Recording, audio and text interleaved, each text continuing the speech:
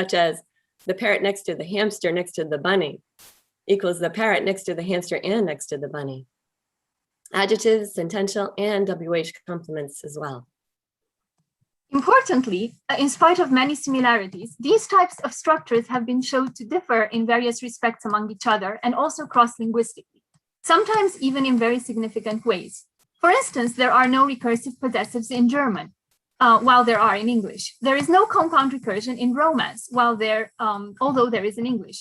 There are languages where prepositional phrase recursion is marked by specific cues, such as Romanian, making PP easier to handle than in English. There are recursive serial verbs in Bantu, but non-recursive verbal sequences in English, and others. This makes recursion a particularly interesting topic from a cross-linguistic point of view. When we put out a call for abstracts in March, we hoped for at least a moderate response from people.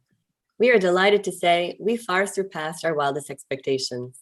We received submissions from a variety of linguistic domains, such as biolinguistics, psycholinguistics, language acquisition, investigations into the theoretical nature of recursion, as well as the more concrete, palpable aspects in which recursion manifests in comprehension and production, both with adult speakers and children.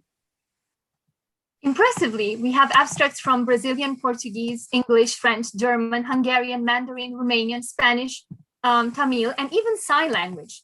And the topics with are quite varied as well. Some deal with recursion with prepositional phrases, others with recursion with relative clauses, adjectives, possessives, and even verbs and sentences. These fascinating abstracts cover a wide domain where recursion manifests. We therefore hope this workshop will be a source of intellectual insight and it will inspire you to delve even more into this topic of much intrigue. Just a couple of things before we start. At the beginning of your presentation, if you do not want your talk recorded for any reason, please let us know. Also, we want to ensure that your name is pronounced correctly. So please tell us who you are and where you hail from before diving into presenting. We intend for talks or long talks to be 20 minutes of presenting and 10 minutes of question and answers for 30 minutes total. And for short talks, 5-minute presentations and 5-minute question and answers for a total of 10 minutes. Though you are free to use your time slot as you wish. For example, you may want to use 25-minute talks or have 25-minute talks with 5 minutes of Q&A. Moderators will warn you when you have used 3/4 of your time. We will have a hard stop at 30 minutes for long talks and 10 minutes for short talks out of respect for our global community where it may be very late. Additionally, we want to ensure that people who have prepared for a particular time slot will not be adversely affected. We ask that while others are presented, please stay muted and use the raise hand function or chat to ask questions at the end of the presentation, unless the presenter has specified that it is okay to ask questions during the talk. And please message a host immediately if you are being bothered covertly by an attendee, and we will see that they are removed from the group. If you have any questions, please do not hesitate to reach out to any of us at any time. And most importantly, have a great time, everyone. Sper să vă simțiți bine la acest workshop. Bine ați venit. So, welcome everyone. Okay. Great.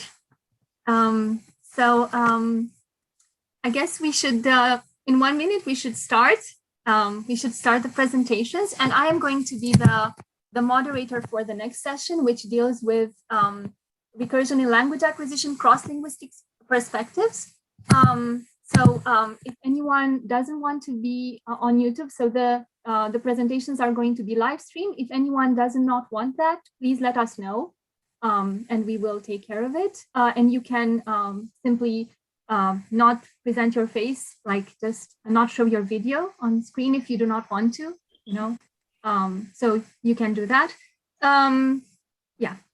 So that is it. So it is my pleasure, therefore, to start the conference by introducing the section Recursion in Language Acquisition, Cross-Linguistics Perspectives, Part 1. And we will start with a presentation by Ana Maria Disciulo from the University of Quebec, who will be talking to us about coordinate NPs, recursion, and the acquisition path. The floor is yours. Thank you everyone for organizing this workshop, every one of you. Thank you, Tom, to have pushed forward research in this field, which is still open always for further inquiries. And I will share my screen right now, okay?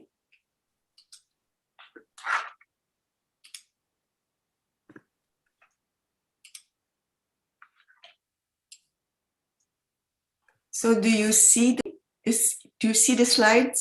Yes. Yes. Thank you. Okay.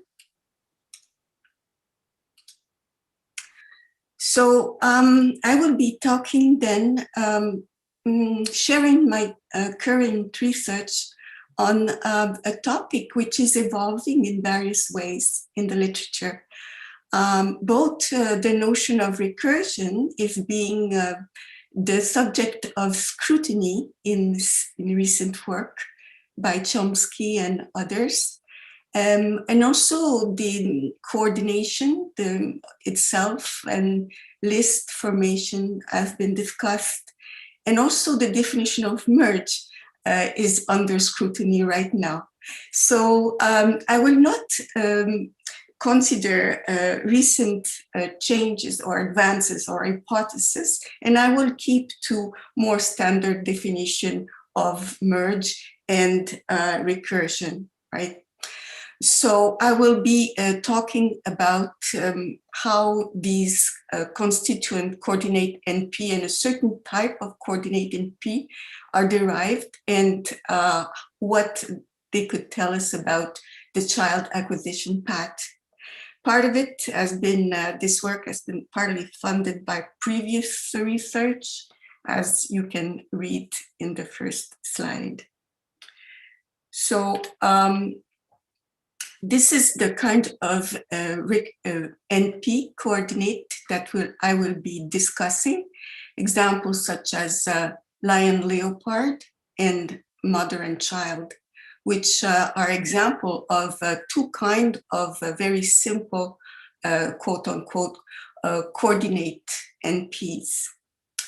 So what I will propose is that the conjunction has an extended projection as other functional element. And then I will identify some consequences of this hypothesis for language acquisition and, if time permits, more broadly, the biology of language. Okay.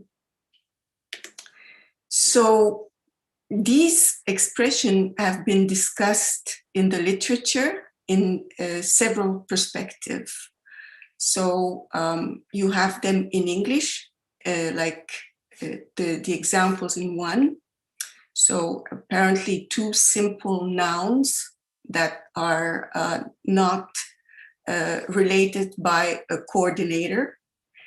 And there's in 1A, there's no derivational affix associated with them. And I will be mostly focusing on those. And there are also the other kinds which are a little bit more complex with a derivational affix like the ER affix. So the second 1B is very, very productive in English, as well as 1A, if we could see evidence from that from Olsen's paper. The other kind of coordinate NP, you have an overt conjunction, like mother and child, salt and pepper, bows and arrows, needle and thread. So both kinds are found in several language families, and they show differences that I will not go through one by one, but I just mentioned some differences. And have been studied from different approaches, both typological, statistical, descriptive, and generative. And it's just a few of the studies. So the descriptive analysis are, of course, interesting and important, as well as the statistical, the typological. But the generative approach to human language and expression in human language tries to approach them in an explicit way, tries to provide the formal properties of their underlying structure and how each linguistic expression relates to interpretation and externalization. That's what I will try to discuss, very not very in depth, but I'm going to try to present some elements of my thinking about these things. So we start by the assumption, then we go to the derivation and the acquisition path and the consequences for biology. So Chomsky has been for very long years now talking about language, the language internal to the mind. And the minimalist program in recent years has been pushed forward to try to formulate the simplest theory of language for evolutionary reasons. So the emergence of language and recent emergence in time. So I will assume that merge is dyadic, recursive, applies freely, and generate infinite array of hierarchically structured expressions. So also that there's external merge, and that creates structure, and internal merge that displace elements that are already generated in a higher position in the hierarchy. So in addition to merge, in which, as I said before, formulation is still evolving, as well as recursion, there are principles of efficient computation that has to be taken into consideration in this simplest theory of language. And recently I proposed that the different principles that have been proposed in the literature could be subsumed onto two general cases, the ones that maximize asymmetry and the one that minimize externalization. Perhaps because this kind of subgrouping could be justified by the property of the architecture of the grammar with the two interfaces. So, for example, for minimize externalization, Chomsky have the pronounce the minimum where the trace, the copy of a displaced constituent is not generally pronounced. And Collins has a condition on spell out, which I have here because we will be using it in the talk. So the edge of a phrase must be phonetically overt, and this condition applies in a minimal way such that either the head or the speck of the face, but not both, are spelled out overtly. So that condition will play at spell out in the derivation to the externalization system, while maximize asymmetry will enforce the derivation because it's a principle of efficient computation, and merge is free, so it will enforce the derivation to generate a structural asymmetry as soon as possible in the derivation, possibly at first merge.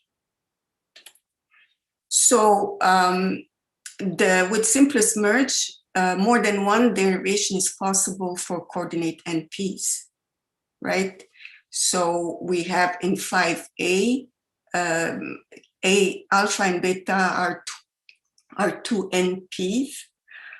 We could first generate the NPs, like in A, then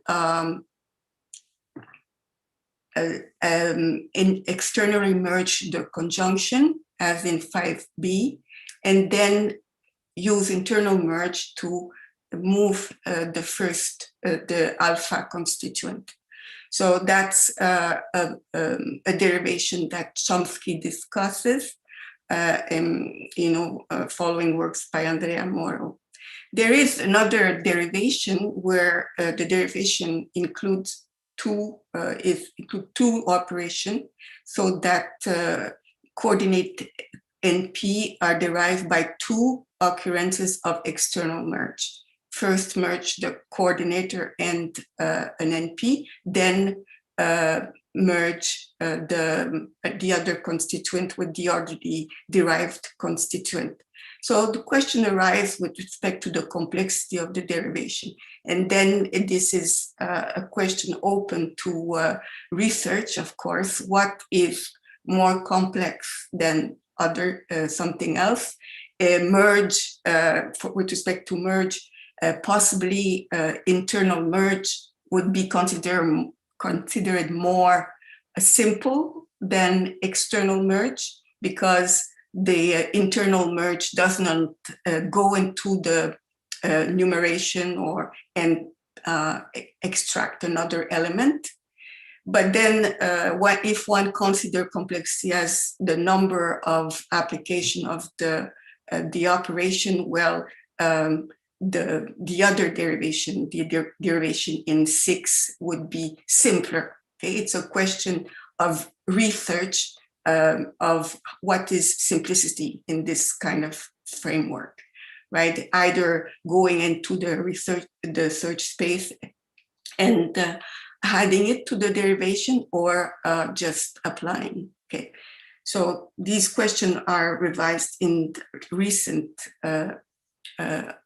work on merge and recursion. So coordinated structure, there's a literature indicating that these structures are structurally asymmetrical, like in 9. So a lot of work by Mann, Tersch, Kane, Schwartz, and recently Kane suggests that based on observation that of Schwartz, that cross-linguistically, the conjunction is between the two NP, like in N8A, but does not precede or follow two consecutive NP. So this suggests that and could occupy the position as it has in 9, in the structure in 9. Okay.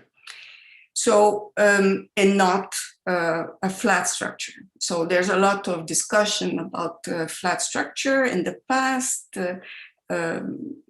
mentioning Ken Hale and other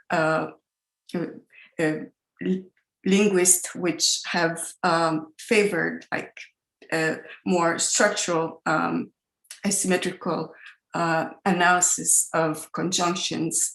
So Ross, for example, shows that they're subject to the coordinate structure constraint. You cannot extract out of the constituent structure.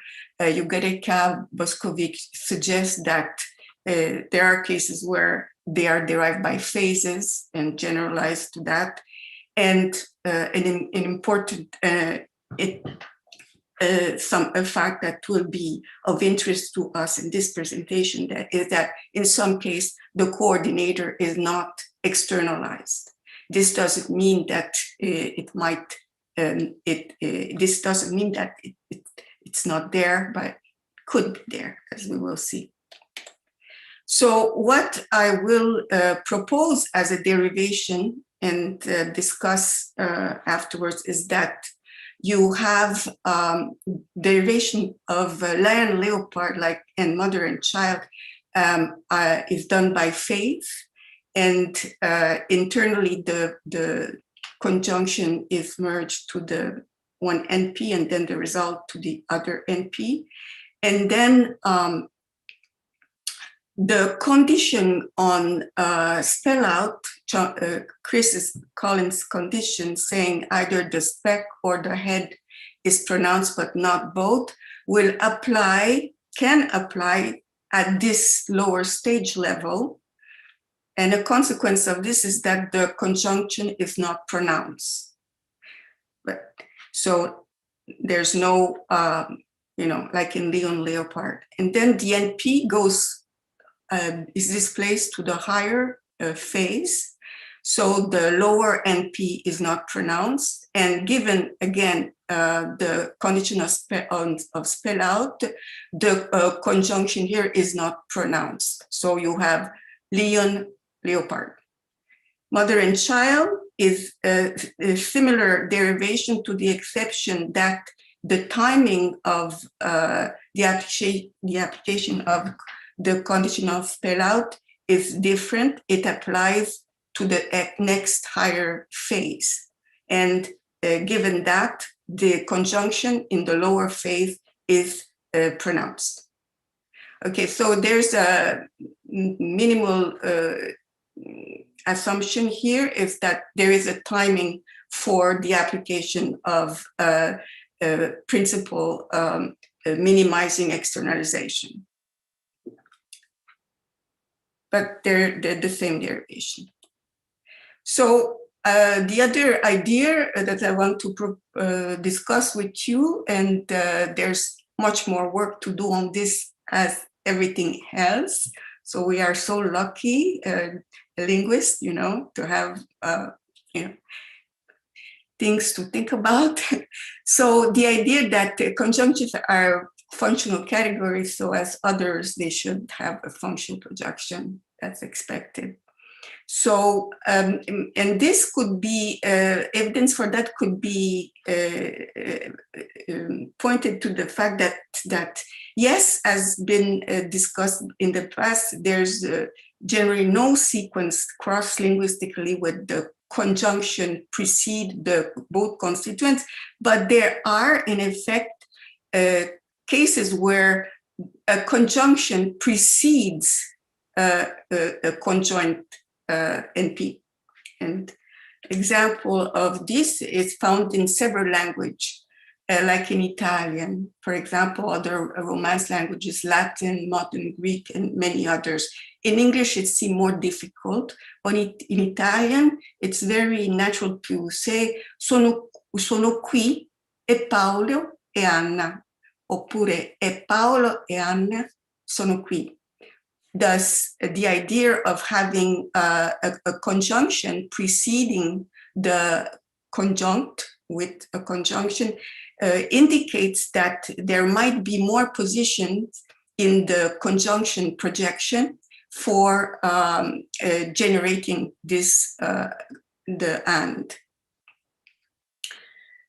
Okay, so if this is in the right track, we expect, as in the, for example, the cartography framework, that we could see conjunction head in different positions, expressed, pronounced.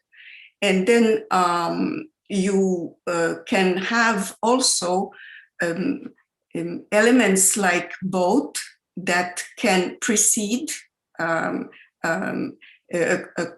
coordinate conjunct, and this interpretation is available in 16a, Anna studia e sintassi e semantica.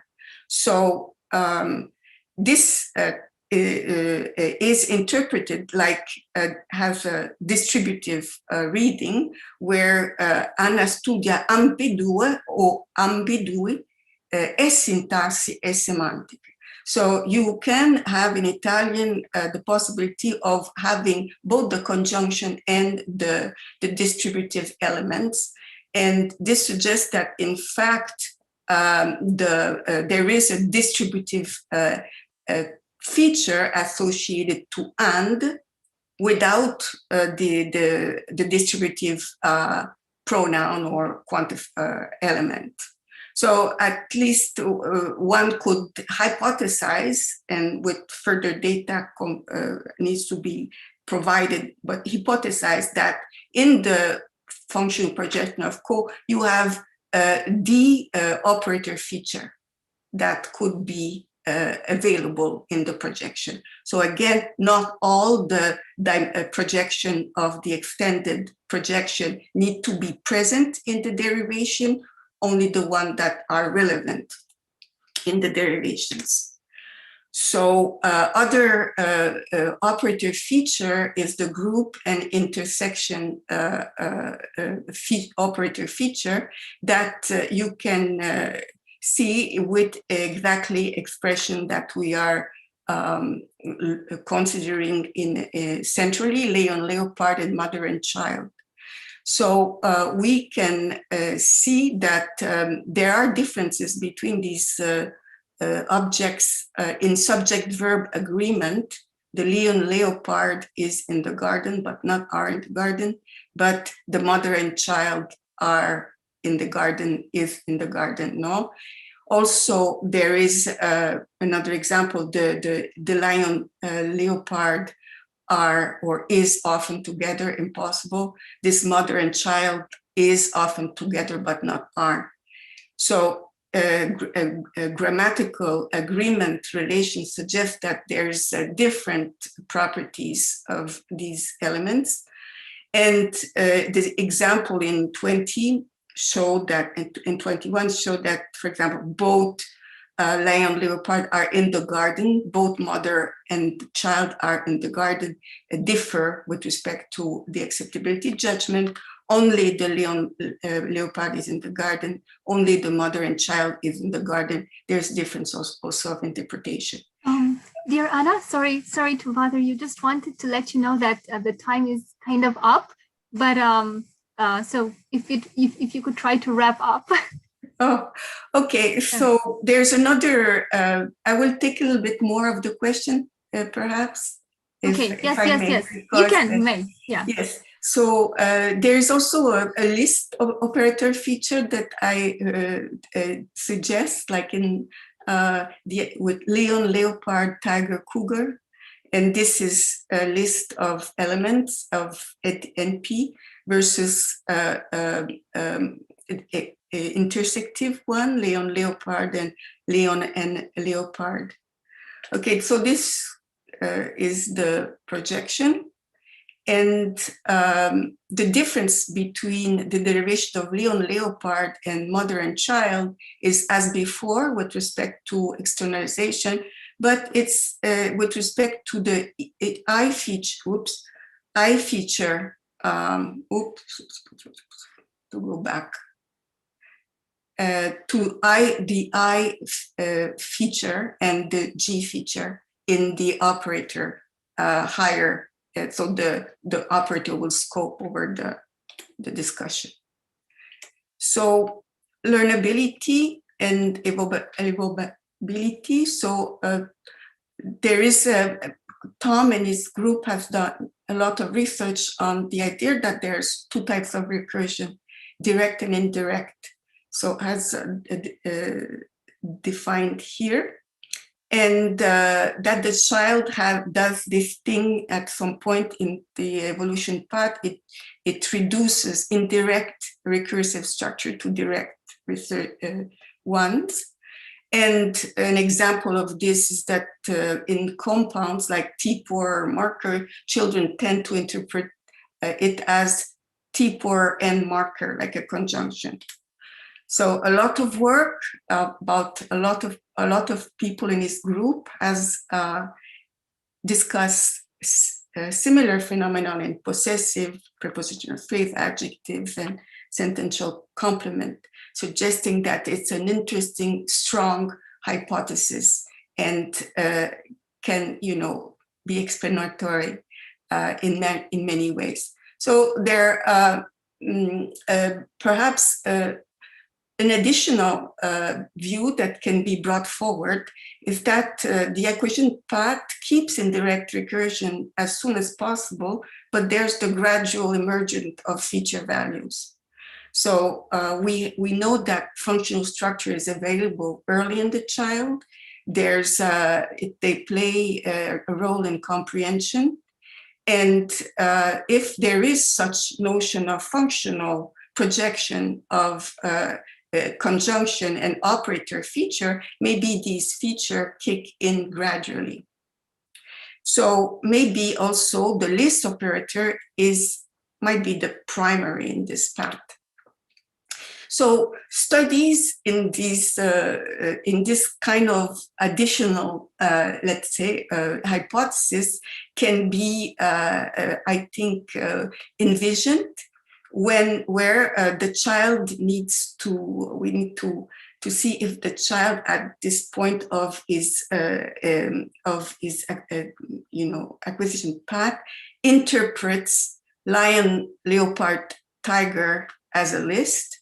So adding an element without anything else, or as an intersection of a single object, lion, leopard, and even more, lion, leopard, a tiger, and hybrid, right, which would have all property, and or a list. So is there, quote unquote, errors that children may do in interpreting these things? Likewise for mother and child, more mother, child, and father versus, which would be a group interpretation versus list. So again, there's a famous game, rock, paper, scissors, which children learn how to play very young. The simpler one, not the more complex one with Spock inside, right? And it would be interesting to also see whether this is interpreted as a list versus a group. And also considering that there's no overt conjunction, but this kind of relation, the list relation, allows maybe for more content to be put in the structure, like the game rules, right? How do you get to the different parts? So that's possible. So the consequences for biology of language, difference between logical operator and natural language connective, the different parts of the brain where these things are processed, suggesting that language is not mathematic and vice versa, but they are related. A lot of discussion about whether yes or no the successive function is and so evolvability as well. The fact here with conjunction and NP conjunction suggests that from the start, linguistic expression are complex hierarchical structure. And that's it. Thank you so much. Thank you so much for your lovely presentation. So I would like to ask everyone if you have any questions. So are there any questions for Anna? We currently have 2 minutes. So one question, I guess. We could take one question. I have one, if I may. Yes, of course. Well, let me see. I can put on my camera. Don't know I can, but I'm very interested in your list cases, and as a matter of fact, Tom and me have found those in a study applying a game in Amsterdam Science Museum. I think we found evidence for it, but my question is more a technical question. So you are proposing a list operator, but I'm wondering whether that is needed or what the list operator is doing. I myself actually think more that it's just unstructured material. It might not be in the structure at all, but it's somehow that would be new. You allow unordered, unmerged material in a structure, and that would do the job without a list operator. And additional to that, I'm wondering what the list operator does as an operator. Wow. Yes, so I mean, that's what Chomsky does, right? He makes merge more complex, and he had a list operation which derives lists, right? So possibly, and interestingly, if so, it would be like a complexifying merge, but perhaps a necessary complication, given the differences with respect to maybe extraction from list or extraction from coordinate structure, and also kind of interpretation maybe. But I tried to stick with this idea that there is a symmetry to start with, and go with Mann's analysis of list, which is basically adding a new element in a list, in an already list, and he does that in a normal derivational syntax way with a hierarchical structure. So what is the list? I mean, that's, things that we still need to understand, and your question is very legitimate, and is it only just adding another expression without looking into the content of that expression? There's no more interface like in current thinking, so you can interpret at any time. So what does it mean? Order counts when you have conjunction, because there's difference in interpretation. Does order does anything in list? Maybe not. It's an open question. Yeah, it's really interesting though. I think so too. I mean, on the other hand, you could say, well, if you do it as an unordered, unstructured material in a structure, that would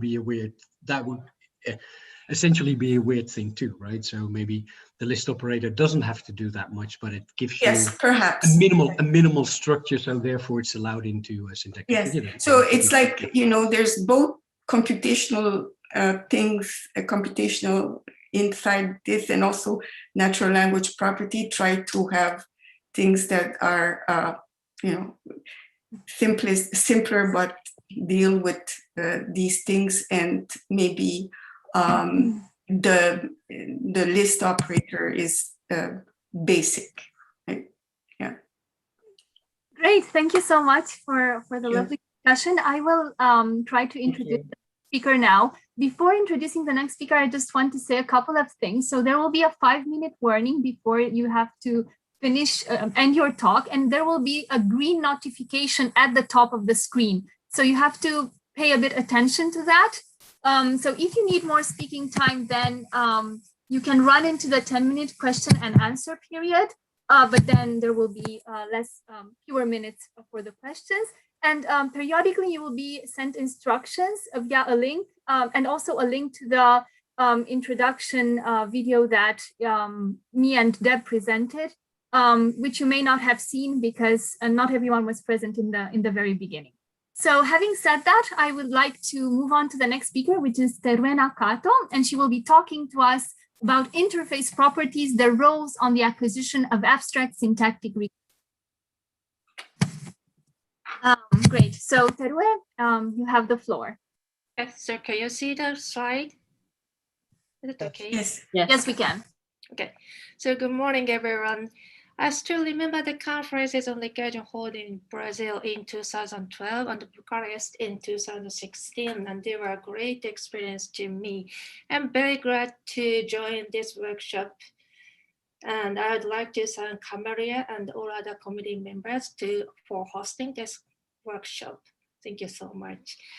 Today, I would like to briefly review 3 experiments and new findings I had after 2012, yes. Based on the data, I will propose a possible acquisition path on recursion. Oops, sorry.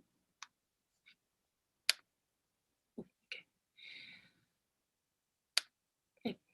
So as you know, the strong minimalist thesis assumes that the ability to generate recursive structure is a core property of language, human language, and that all other properties of language result from the requirement imposed by 2 interfaces with other internal systems.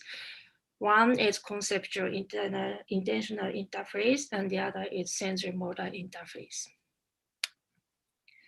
According to this view, language is defined as a recursive computational system satisfying the requirements of the interfaces. So we can say that interfaces plus recursion equal language. Nevertheless, languages vary in which forms of recursion they allow, and therefore it must be triggered. Making the distinction between 2 types of recursion, direct recursion and indirect recursion, previous studies on language acquisition have argued that children initially go through a stage where they assign a direct recursive structure we'll call DR structure instead of an indirect recursive structure, IR structure. For example, Limbach and Adon 2010 observed that some English-speaking children interpreted recursive possessives as conjunctive possessives. In the first two experiments we had on recursive possessives in Japanese, we did not observe a stage where they assign a DR structure instead of IR structure. We showed that Japanese children acquire recursive possessives relatively earlier than English children. For example, Terenuma and Terenuma et al. 2017 shows that children get two-level possessives even around the age of 4. We attribute this early acquisition to the presence of morphological marker no, which is repeatedly used in recursive possessives and recursive locatives. For example, in this example, possessive marker no is used 3 times, and it also used in locative examples. It's like, I mean, maybe Romanian also has the same property. I think this marker contributes the early acquisition of possessives in Japanese. In this presentation, we will provide some pieces of evidence where Japanese children use DR structures as a default. Although the tendency is not so strong as observed in English children, it is observed when a sentence has a structural ambiguity, even in adult grammar, or no semantic or morphological cues are available. Based on previous and new experimental results on Japanese, I will argue that final form of recursion is purely categorical, and that the triggers are specifically linked to the semantic and morphological interfaces.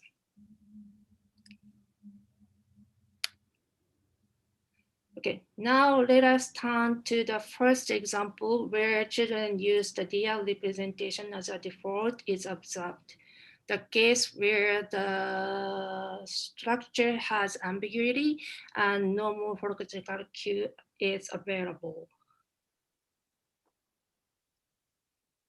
The sentence which include multiple relative clauses in one, リボンがついているコップに入っている歯ブラシ。That means that toothbrush that is in a cup that has a ribbon. In this sentence, this sentence is ambiguously assigned a direct recursive structure like in B or indirect recursive structure like in A. Unlike recursive possessives or locatives, relative clauses do not have marker no. So as you can see, oops.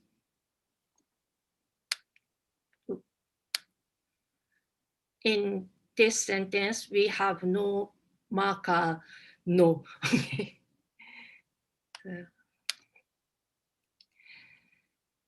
In this experiment, we investigated, using the picture which visually represents potential interpretations. E for direct recursive structure, D for indirect recursive structure. Nakajima et al. 2017 have shown that children seem to have an ability to create a recursive relative group structure, but it is not perfectly adult-like even at the age of 5. When they fail to assign an IR structure, they tend to assign a DR structure, and this tendency is most strongly observed in the oldest age group. In this experiment, we investigated if children correctly rejected the F-type referent which corresponds to the interpretation where the first relative clause is dropped. So in F corresponds to the interpretation where the relative clause that is in the cap is dropped. This shows the toothbrush that has a ribbon. Okay. When they children correctly reject this type of referent, we further ask the children to point to the reference they thought were correct. Almost all children correctly rejected F-type referent, and the graph on the right shows the breakdown of their behaviors. The rate of D-type reference chosen and that of F-type reference chosen are exactly the same. So E-type reference are exactly the same. This table provides individual behaviors. The leftmost column shows how many times each child chose D-type reference after rejecting F-type reference.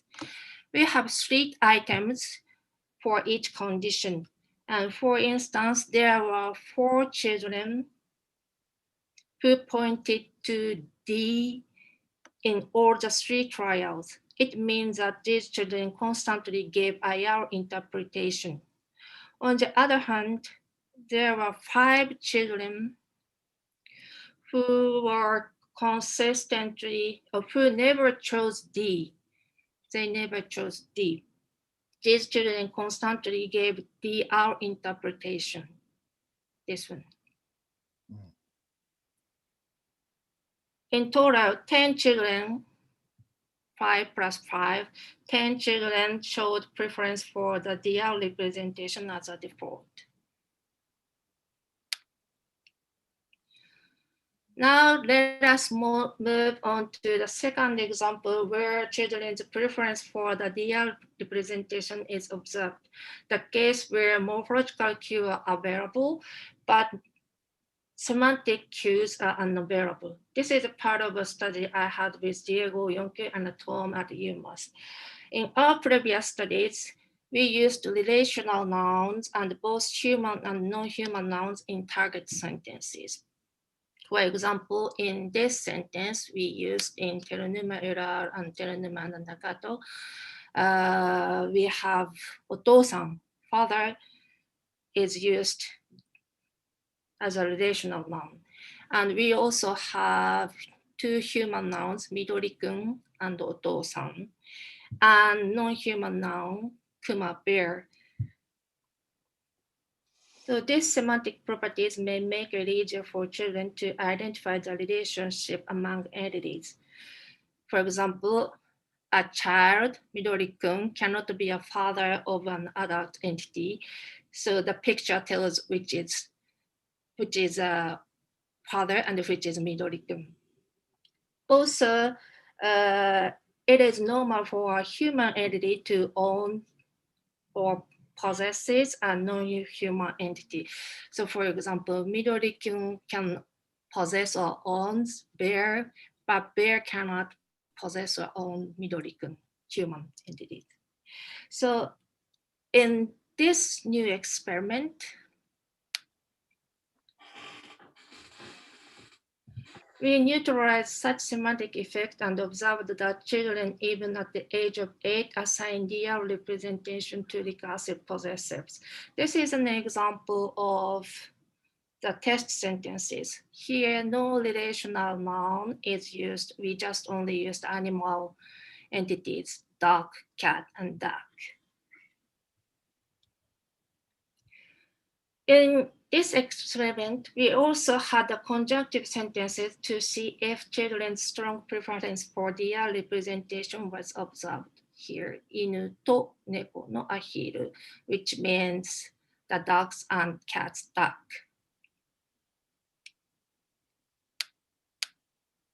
This is the picture we used in this experiment.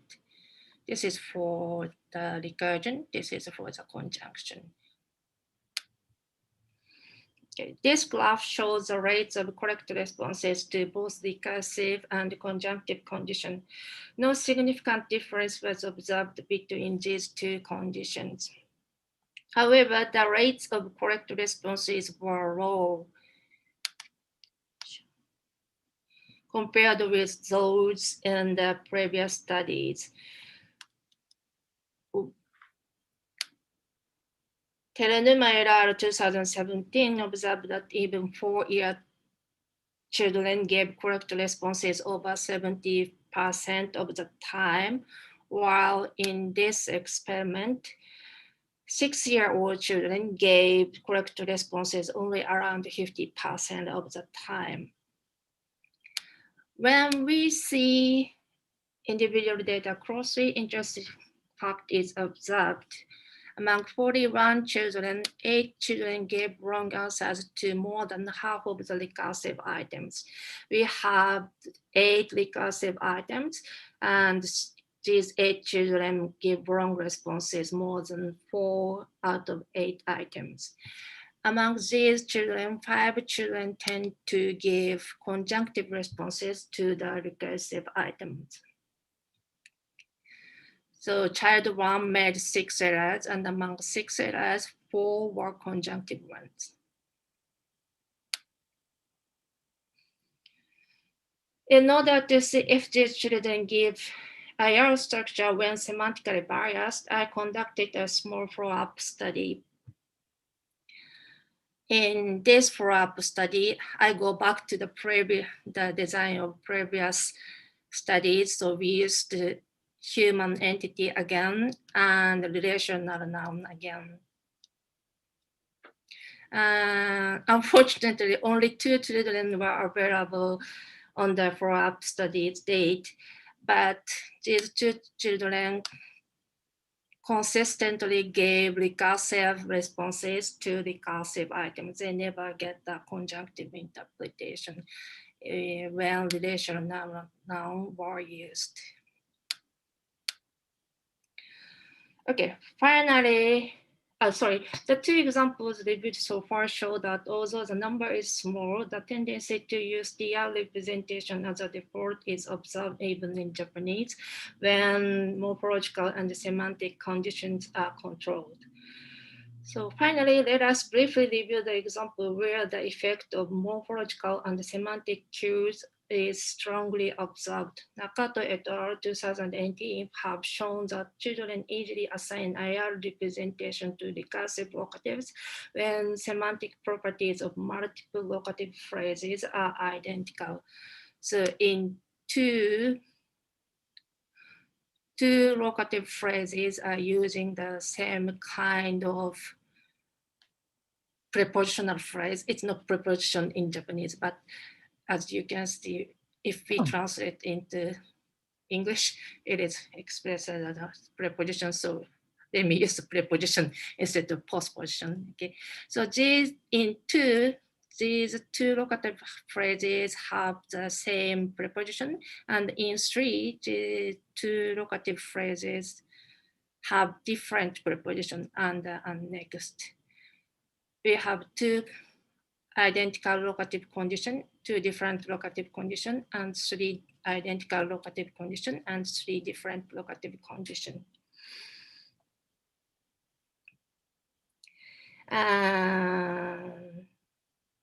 In addition to morphological marker no, the morphological and semantic identity of locative expression also works as a cue.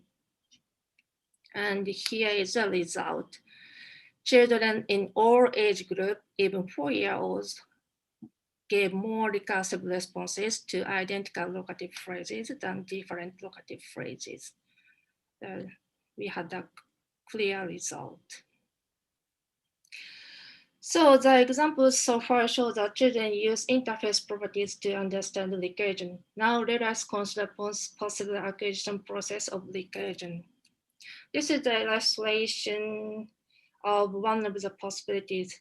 The acquisition path is defined both by the recognized recognizable critical features at CI and SM interfaces. And the stepwise abstraction toward categorical recursion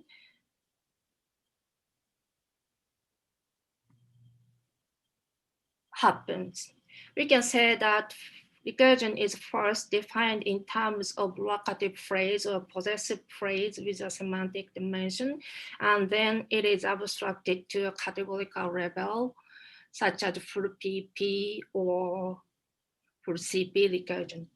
This process naturally fits into the strong minimalist thesis, but more evidence is required to verify this hypothesis. Thank you. Thank you for listening. Great, thank you so much, Teruya. And now, looking forward to some questions from everyone. So let's see who has a question for Teruya.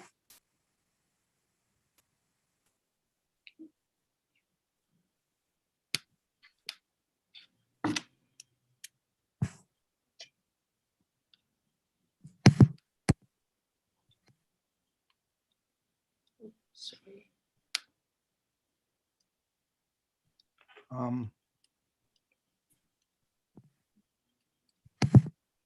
Yes, Tom, do you want to ask something?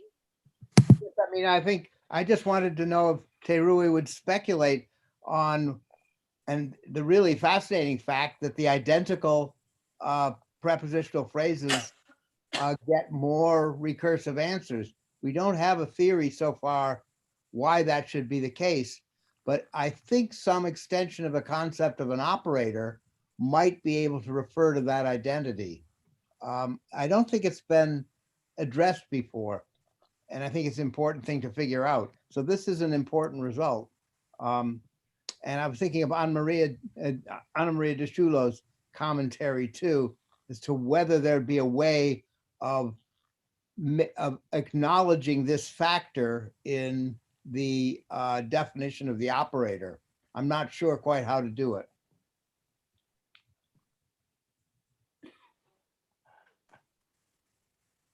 Can I ask? Oh, sorry. Go ahead. Anna, do you have any idea about the... Yeah, I mean, this is interesting, you know, because hypothesis idea, you know, new ideas need investigation. I think that this idea of an operator over replication of the same is a, you know, kind of element, is like part of recursion, right? So recursion as a part which is replicate of a kind of a syntactic category of the same kind in certain positions, right? Mm-hmm. And I think that it's worth investigating how these particles are linked together by such an operator, maybe. Also, can I ask you a question about conjunction? You know, in Japanese, you have also, when you have multiple conjunction, the particle, because the head final, the particle the and must be there before the last conjunct, John, Paul, and Mary. It's the same in Japanese. But you also have an and in it that can be part of each conjunct, John and Paul and Mary, right? Am I right? That's what I read in papers. I tend to believe what I read in papers, right? But maybe that's not. It's not. So anyway, I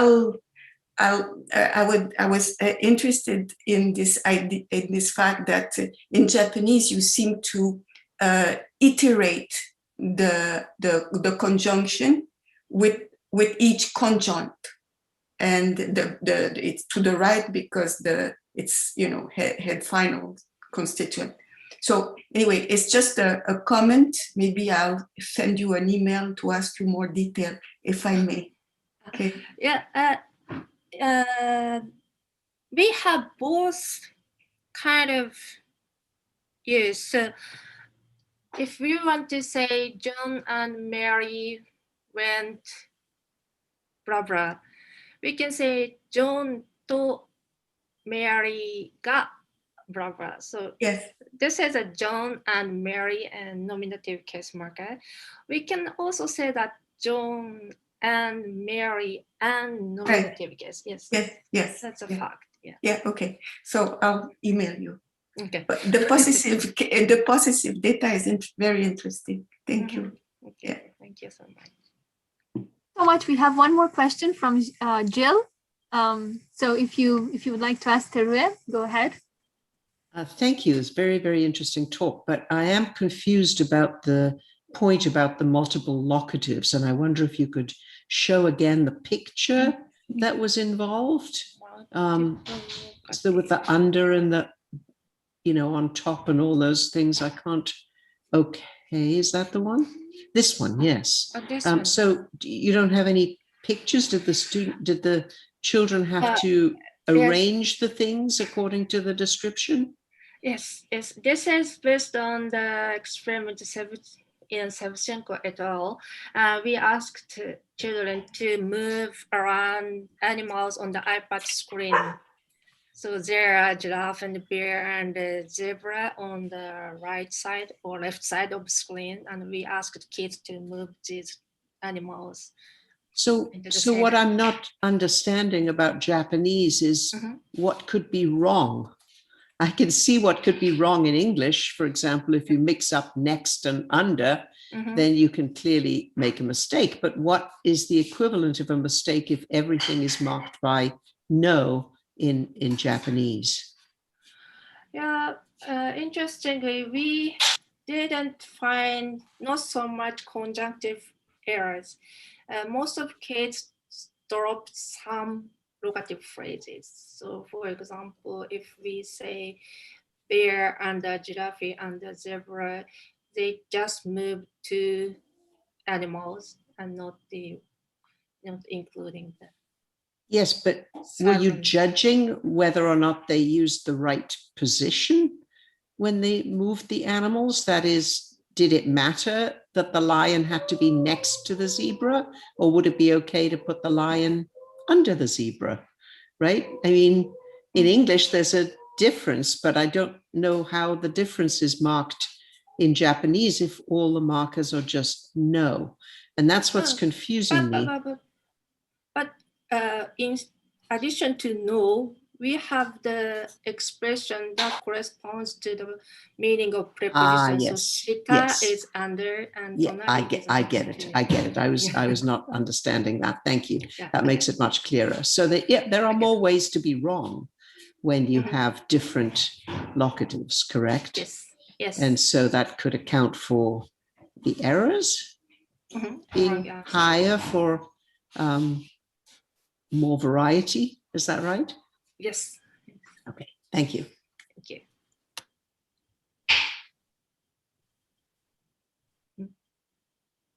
Great. Thank you so much for the questions. So there are only 2 more minutes left. Is there anyone who wants to ask another question, or maybe we should, I don't know, head to the next speaker, unless there is someone with a very short question? Yeah. So I guess then we will thank Terue for the lovely talk. Thank you so much. And move on to the next speaker. So I'm now going to introduce Ana Perez-Leroux, Yves Roberge, Erin Pettibone, and Annie Castilla-Earls, who are going to talk to us about what can recursion tell us about bilingualism and vice versa. So great. So thank you. I need access to the share screen. Okay. Yeah. Great. So. Okay. PowerPoint recursion share. Can you see it? Yes. Yes, we can. All right. Great. All right. Thank you very much, everyone. It's very exciting to be here. I am to express Yves regrets. He had a previous commitment. He's in the middle of a transition to the West Coast and has a lot of business to attend. So, and neither Annie nor Erin could be here either. So the structure of this talk, I'm going to tell you a little bit about bilingualism, a little bit about recursion, and then present some results on a bilingual data set and draw some conclusions. So bilingual development is a normal state of affairs. More than half the children in the world are multilingual. And it's only rendered special or peculiar because we're looking for making distinctions between people. So you would see that most of the research on bilingualism, it's either about how bilingual children are late, and that's a problem, or bilingual children have this magic cognitive advantage, and we should all be looking for it. But in a sense, it's not that. The questions of delay, however, deserve attention, not because of the reason people look for it, but for another reason I will tell you in a second. What we know is that if you compare monolingual and a bilingual developmental path, bilingual is often slightly delayed compared to monolingual age norms. They are not evenly delayed, and there is a sense in which this should not be surprising. I mean, children are learning 2 languages instead of 1, so why should it be a big deal? And it's also not surprising given that for a monolingual child, time in this planet is a direct linear factor onto language experience. But for a bilingual child, levels of language experience in a given single language fluctuate greatly. Let's say if you are an immigrant and the children's grandmother is visiting the family for 6 months, that changes the whole input picture. So bilingual is typical, and typical bilingualism affects the timetable of child language development, therefore rendering the course of language acquisition more variable in both the process of acquisition and in the eventual outcomes, and gives us, therefore, an opportunity for linguists to conduct sophisticated inquiry in natural laboratory onto the effect of experience in the course of linguistic development. So the traditional factors that everybody is familiar with has to do with age of onset of experience to dual language learning. And we classify children roughly in simultaneous, early sequential, and later sequential. I will say that I'm familiar with most of this literature, and I'm still not sure I understand the partition, except that after 5, we start seeing neuropsychological evidence of changes in language representation. We also, another classic factor is input or experience, and we know it's characterized by reduction and fluctuation. And the more recent topic of interest, and it's a topic that interests me greatly, is the question of domain vulnerability. Why are some aspects of grammatical development just completely stable, immune to the fact of the change in the learning conditions, and others are called vulnerable, prone to delay or to cross-language influence? And that's truly a structural question. The other 2 questions are really questions for psychologists and neuropsychologists, but the main one is ours. There's a new variable, and it's very interesting, and it was suggested first by Simply 2014 paper on early, late, and very late. And she points out that bilingualism raises questions of both outcomes and processes, and that we should distinguish both.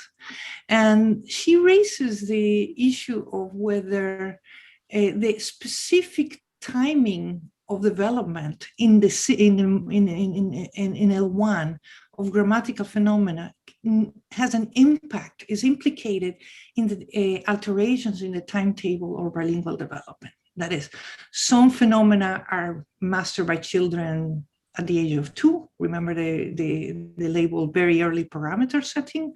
And she thinks, well, this is parametric, broad parameters or microparametric. She also points out that timing is epiphenomenal. The different timings are derived from the differences between the micro and microparameters and narrow syntax versus interface conditions. And she points out that late phenomena, that is phenomena that is late in the monolingual child, will show a lag for simultaneous bilinguals, whereas very early learned phenomena is mastered by simultaneous bilinguals with no difference from monolinguals. So this leads us to a three-way distinction between grammatical phenomena. Early acquired are core, parametric, and narrow syntax. They reflect microparameters, which I will translate into something more learning theoretic, in the broad distribution of phenomena, word order, and no subjects. A very robust morphology, robust in the sense of predictable, such as gender in Greek, or lexical telicity. Late acquired, that is, things that children achieve mastery between the ages of 4 and 5, might involve components outside narrow syntax, things that involve interface between syntax and semantics, or demand contextual integration. And I will call this, again, from a learning theoretic point of view, fine distributional mapping, as opposed to just the pure distributional learning. And increased computational, or might require increased computational complexity and increased use of language external resources. And examples of these are passives, RC comprehension, relative question comprehension, etc. Very late phenomena, 6 and plus, involves complex semantics, exhaustivity, or things that involve very opaque, inconsistent morphology, such as Dutch gender or case marking in German. So you might see that these groupings are inducted. They are not a natural class from a formal sense of view. So that's why I think it's more important than rely on a distinction between macro and microparametric. It's more important to study the learning conditions of all of these domains. But it's a first step. Schulz and Grimm argue that age of onsets are modulated. Age of onset effects, so how early or late is a child into getting to the dual language learning situation, are modulated by the effects of timing, of L1 timing.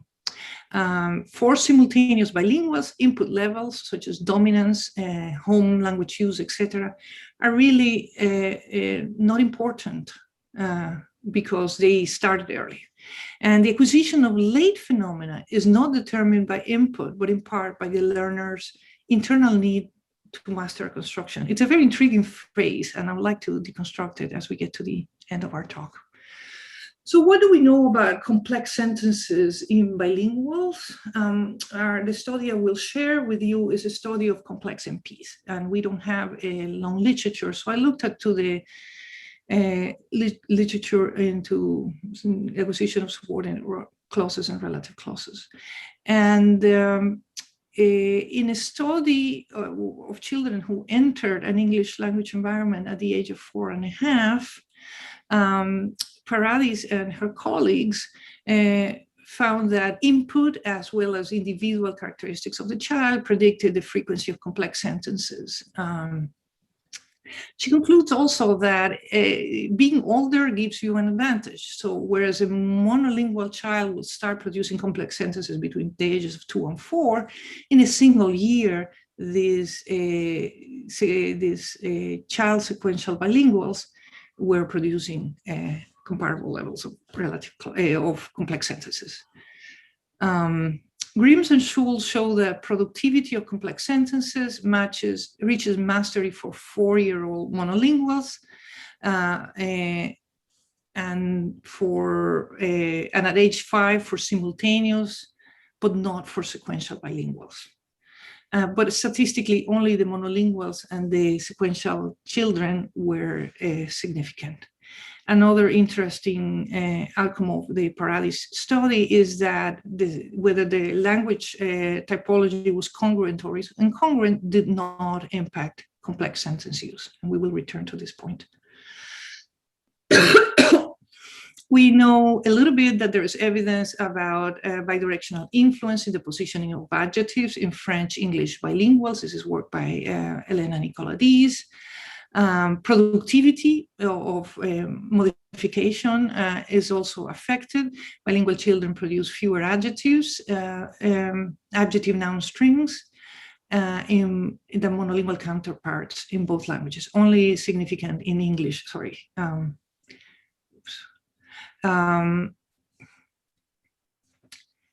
For possession, we see no differences in productivity, but evidence of cross-language ordering in both of the language of the bilinguals. I mean, the children use proper nouns postnominally in English or prenominal possession in French, which would not be part of the target, which would be an innovation.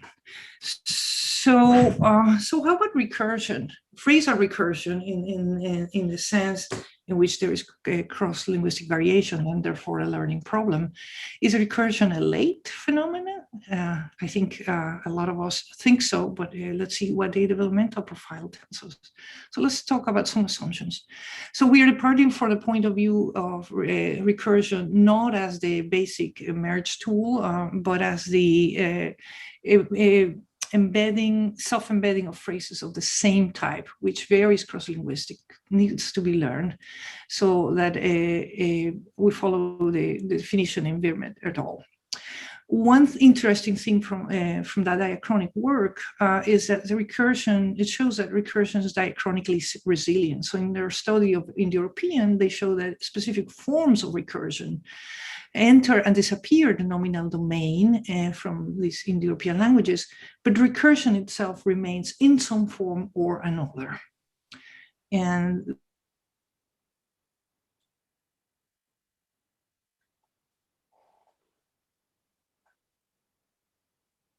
children do. So we have conducted a basic data collection on 5 languages. And for 3 of the languages, we have 4, 5, and 6 years old. We see that I didn't magnify this graph on the right because it is kind of boring. It's basically, we see the same path across all languages. We see that children have some form of recursive NP embedding around the age of 4, and it increases drastically over 6, not quite reaching the adult baselines. We also see that notional domain, and this relates a little bit to the discussion between Terue and Jill a little bit earlier. Notional domain, possessives and commutatives are very early, but locatives and relational MPs are very late. Much later, and you see those differences are stable across languages and age groups. And this is true independent of whether these different constructions are encoded with different formal means or the same, all right, like in Japanese. And we saw that the differences in the structural inventories across languages, and that was the whole purpose of this project, had no impact on how children across languages behaved. Okay. So we found that speakers tended to avoid recursive structures when responding to a referential task. We take this evidence, as evidence that it's challenging and complex, and it possibly present fairly intense demands for language internal resources. But recursive locatives and relationals appear more challenging than recursive possessives and commutatives, but they are not more grammatically complex. So our suggestion is that complexity is not in the core syntax, but in the external domain, in the external systems. In multilinguals, there's just a little bit of data. There is evidence that it is very difficult for adult L2ers, even less so, but even when the 2 languages differ. There is some evidence for transfer in a pilot study I conducted with my students. So we saw that in English, Spanish speakers overuse the off by analogy to Spanish de, and there's a general trend for less target in conditions that were not congruent for word order. Leandro and Moral studied simultaneous bilingual children in Wapichana, English. I think they were simultaneous, and it was a fairly decent sample. And the bilinguals match or surpass monolinguals controls in Wapichana, but not in English.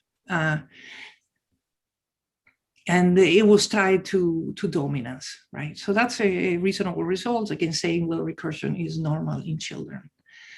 But what is the timing for recursion.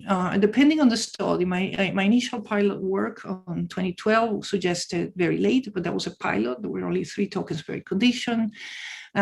Subsequent work, both from our own team as a research associate of Stephen Crane, Ian Giblin, suggests that it's not as dire as it seemed. And what I put on the right of this table is how many children out of the total children produce at least one instance. So you see why this would be sensitive to the size of the sampling.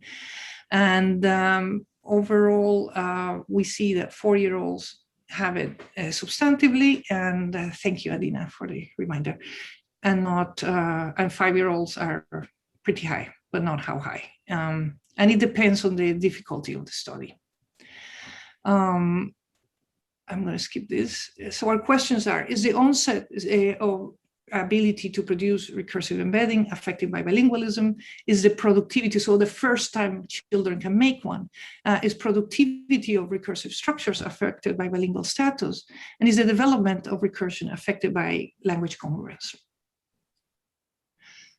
We tested 35 English-Spanish bilingual living in Toronto. Toronto is a very low density of Spanish, so we predicted these children are going to be English dominant, and they were. And most children had 2 Spanish-speaking parents and were simultaneous, like born in Canada. And they were assessed by parental reports, a battery of standardized measures in both languages. But not all children completed all measures. As you see, the monolingual in blue on the left side panel and the bilinguals in, the monolinguals in orange and the bilinguals in blue are very comparable in age, a little bit younger for the bilinguals in the younger age group and a little bit older for the middle group, but overall no significance. And as you see, there is a slight trend on the right-hand panel showing that Spanish dominance tends to decrease the older they are, and that's typical of a North American heritage language speaker. We conducted an elicitation task with double set of referential contrast. This is a familiar design, so the target here is that which dog is barking, the dog next to the tree, next to the house, and this elicitation is achieved by a dual set of referential contrast, 2 dogs, one next to a house, one next to a tree. And there were 4 different grammatical conditions. So what we find when we look at onset, so how many children in a given group produce the most complex structure, we see that there is a big difference in between the groups, particularly because proportionally more children bilingual are still at the simple MP level. This suggests that the difficulty is learning the construction, not so much deploying it into the recursive stance. And as you see on the right-hand side panel, the 2 age curves are getting closer. This is mastery on the horizontal and age in the vertical. So what we see when we compare the 2 groups is a significant effect of age. So 4-year-olds and 5-year-olds are similar, but 6-year-olds are quite different and getting close to adults. For language group by condition, we see that, again, a difference between conditions, but no interaction between being bilingual. So there's not a structure that is more difficult than others relative to its normal degree of difficulty. Finally, none of the classic measures of standardized development haven't had an impact on whether children produce more recursive structures. So dominance was, so Spanish dominance was slightly negatively correlated, but none of these factors, vocabulary in English, etc., sentence repetition, etc., were correlated with recursive ability. Or contributed significantly to the statistic. Qualitatively, the bilingual children look exactly at the monolingual. One mostly Spanish dominant child just switched languages when she didn't have the resources. This one está haciendo gritando, oh, it's big. So she didn't get herself into trouble, created different structures. She just used Spanish, right? To conclude, our observations are bilingual and monolingual children have comparable onsets of recursion, so that's level 2 embedding, but not comparable onsets of rule acquisition, level 1 embedding. There are different timing of deployment, there are developmental differences between groups in the ability to deploy these complex structures, and no difference across conditions. The incongruent possessive structures, which are right branching in Spanish, were not impacted in English, in the bilingual English. There was no great difficulty for other language measures or dominance, although I will admit we don't have a great range of dominance to get significant differences. And there was no qualitative differences, no selection of alternative inventories, nothing out there. In conclusion, we conclude that bilingual recursion is resilient. So we have comparable onsets despite great differences in the levels of experience, as well as immune to transfer, at least in the stronger majority language. Our data are compatible with the proposal that very late acquired phenomena show a lag for simultaneous bilinguals. And this might be due to the children's own need for internal time, but also as something that Juan Paredes puts on the table, which is cognitive readiness. The child might reach certain milestones at a later age faster than monolinguals. To wrap up, our study supports the notion that monolingual timing can answer the question of why some grammatical domains are more vulnerable or invulnerable in bilingualism.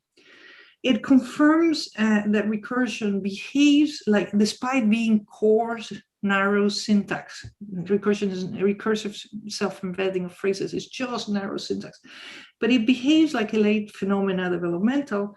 This suggests that the developmental path of recursion implicates a role for language external considerations in the development. Thank you. Thank you so much for your wonderful talk. Are there any questions for Anna?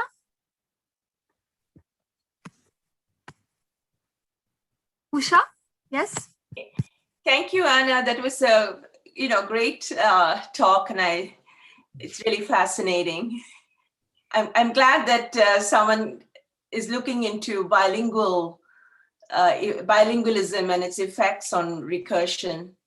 I was kind of curious. It was interesting that you talked about this one child who did code switch, but that didn't impact the way they handle recursion in English, right? Okay. So remember, not all children produce recursion in English. This was a 4-year-old, flat 4-year-old, and she might have been one. I didn't check. That's a good question. Yeah. But she was not very fluent in English, right? As you can see from that sample. Yeah. So the next step for this is that this is a bidirectional study. We have the Spanish data. So now we're going to look at whether children produce recursion in the same time, whether in one language or the other.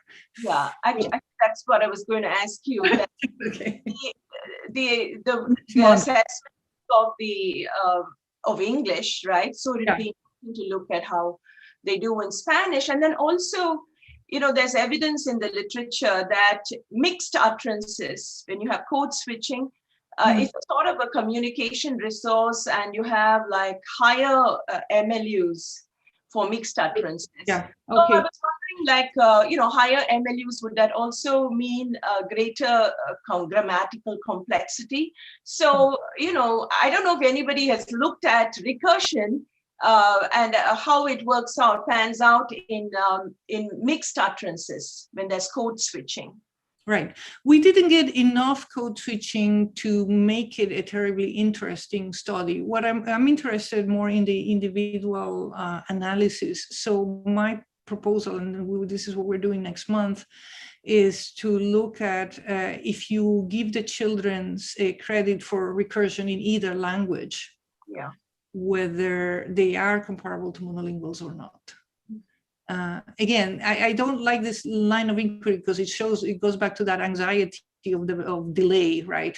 Which so much characterizes the field. But it's useful from the point of view of studying timing under different input conditions. And it's useful to my idea that the development of recursion is really a generalization from the acquisition of the rule at level 1. So if we follow a natural consequence of Charles Young's work is that if you learn the rule at level 1, all you need to know is certain properties of that rule at level 1. So that you can decide whether it should be extended down to recursive self-embedding of phrases, right? Thanks. Great. We have one more question from Ana Maria Disciulo. Would you like to ask your question? Yes. Hi, Anna. Nice to see you. Eve says hello and so I was wondering, about what you said, that the idea that recursion is not part of the genetic endowment for language at the beginning, or there's not. I mean, it's like you didn't say that exactly like that, but I did not say that. Okay, so I was wondering whether, there's a lot of work on what is the kind of recursion that is part of natural language and what is not. So center embedded seem to be the one that you find in natural language and you don't find in songbirds or whatever, right? Mm-hmm. So I was wondering whether you found a recursion within NP, like John's Brothers of Paul's book. So John's book, and John is a brother of Paul's. So did you find structures like probably I would have to go look for it. The way I have the coded data, I can go searching for it. So if you look at it, please see if in some bilingual pair, there would be some word order change or whatever other structural difference that would, and what would be the reaction? Would it be that the center embedded would be in another language? Would it be code switched or the center embedded and not? All right. So and Mary, my children were simultaneous, and simultaneous children kind of look like monolingual children with some small differences. Yeah. So anyway, it's difficult to test, right? So recursion, of course, there's many kinds, and your data shows interesting things like more resilience and things. So resilience is a code word for innate. Yes, right? Yes. So resilient is innate, but immune to transfer. So I was wondering how you, I'm interested in this center embedded structure, and maybe you have in the corpus, and what happened to those, right? Okay. Yeah. Thank you. Email me. Thank you so much. I have a very small question also. Do you think left or right adjunction may matter for the acquisition of recursion? Like, I know that, for instance, prepositional phrases are the same both in English and in Spanish, but other structures are not, for instance. Could that matter for bilingualism? Do you think? Not for simultaneous. We have some preliminary evidence that it matters a lot for adult, but it was just a pilot study for adult learners. But simultaneous bilingual children tend to be very like monolingual, and they only differ from monolingual for late or very late acquired phenomena. So early phenomena is bilingual and monolingual children tend to be not distinguishable. Simultaneous bilinguals, but then it changes if you are a sequential child or a later sequential child, and so on and so forth. So at first view, I would say, well, recursion shouldn't be different at all, right? But under the L1 timing story, then it should be different. Yeah. That's what's new. All right. And by the way, we don't think, but the official answer is this: from the cross-linguistic work in our grant, we don't think it makes any difference.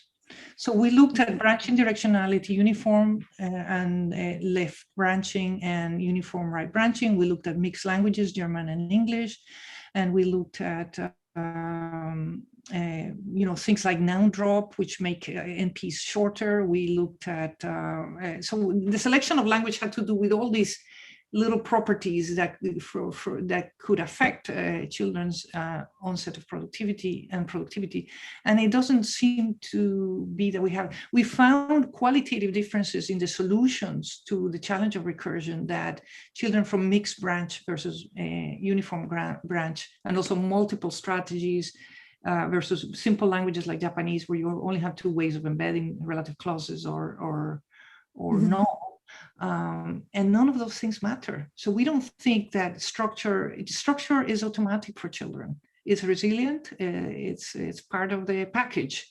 Whereas, anyways. Let me then ask you a question along that line. Yes, Tom.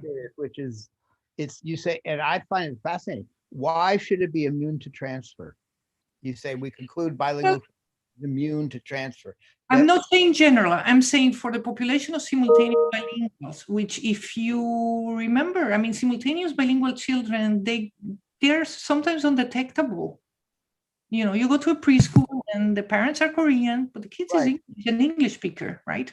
So to get at the differences, you have to probe farther. So why should it be immune to transfer? Just theoretically, there's no reason for that. Yeah. Well, we don't know what makes things immune or not immune to transfer. We know, however, that it's not the case that everything goes. So this is something that people have known since the 70s. Not everything that could transfer. So not every language difference. So this is recursion in one language. I'm posing the question to everyone. I think it's a fascinating question that emerges from what's going on. But the expectation should be that transfer would not be difficult, just by your own arguments. Once you have that structure, if transfer is possible, for what reason in the world would it be immune? Okay, so Tom, transfer means 2 things, and I think you and I are using it in a different sense. On one sense, transfer means I use a skill in language A, so I can use it in language B. Yeah. The other form of transfer is to say I use in language B a structure from language A, or I change the proportion of use of 2 structures by influence from language A, right? So that's the second meaning of transfer. That's the one I'm using. I think that in recursion, there is one thing to be learned, and that is learned as part of the properties of the first level of embedding. And the other thing is a capacity to deploy. Once you determine that a structure is productive, in the sense of Charles Yang's work, then you're able to deploy it. Right? No, well, the deploy word is now is very confusing. So do you mean essentially they comprehend it but don't use it? So when you say they No. I have not studied comprehension, Tom. I'm only working. So then what does deploy mean? Means that okay, so if you can say Elmo's sisters, right. What do you need to know to say Elmo's sisters doll, right? Right. So technically, everything you knew by saying Elmo's sister, you should be able to put it together. So I think that children know at the early age that Elmo's sister is a productive rule. No, wait. Your argument goes the opposite direction. What's really saying there is that they don't have recursion. They have the single form of it. 2-year-olds don't have recursion, don't have recursive self-embedding, but it is not because of grammatical competence. It's because their sentences are short. And the kind of effort in producing, in sentence production, in formulating a sentence with double embedding is high demand. So you need to be a little taller to get to say that kind of mouthful. It's not that they don't know something about grammar, and it's not that they don't have the computational apparatus, but they don't have the external resources that are involved. So why do 2-year-olds have embedded clauses, but they don't use it all the time? 4-year-olds use it much more often. So that's the kind of difference I am referring to. Thank you so much. It's very interesting, and it could lead to many discussions, but unfortunately we have to move on to the next speaker. So it was wonderful. Thank you so much once again. And now we are moving to in another direction, namely we are moving towards sign language, which is something interesting. We are going to look at recursion in sign language. And the next presenters are Amanda Rocha, Gabriel Davila Otero, Ingrid Finger, talking to us about recursion in Brazilian Sign Language. So, Good morning. yeah, so I'm waiting. Okay, Ingrid. Okay, thank you so much. So, yeah. And Amanda, great. Okay, so the floor is yours. Okay, So Amanda is going to be presenting our slides, okay? Okay. Good morning. Thank you for the opportunity to share our research with you. This is my research, my master's research with Ingrid, my professor, and Gabriel, also my professor. And it's about recursion in Brazilian Sign Language, Libras. So we understand recursion as infinite use of finite researches of the language, or as Roper states, an operation which takes its own output as an input. So the research main goal is investigate the use of recursive structures in narrative signed in Libras. So we want to know if Libras shows recursion and how it happened, the manifestation, the sign.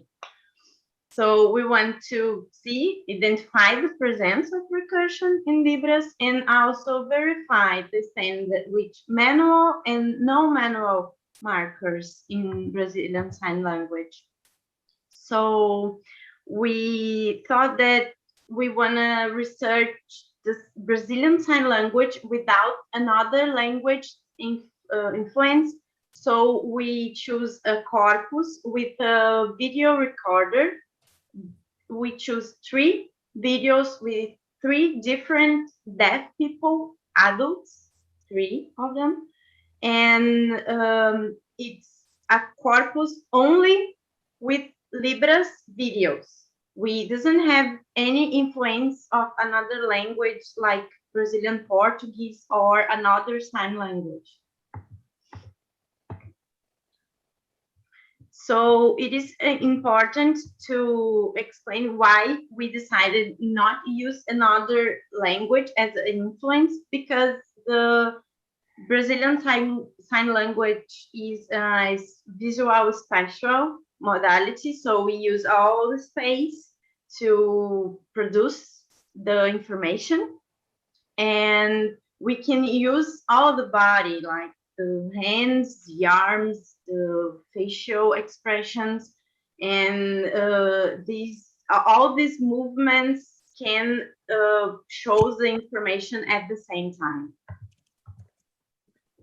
So we have 2 kinds of information, like the manual markers at the hands, is what you can see, like this, and the non-manual markers like facial and body expressions and movements, okay? And according to Liddell, it is possible that subordinate structures show only non-manual markers. And that's why we didn't want another language like Brazilian Portuguese, because maybe the production can be influenced, the data can be influenced.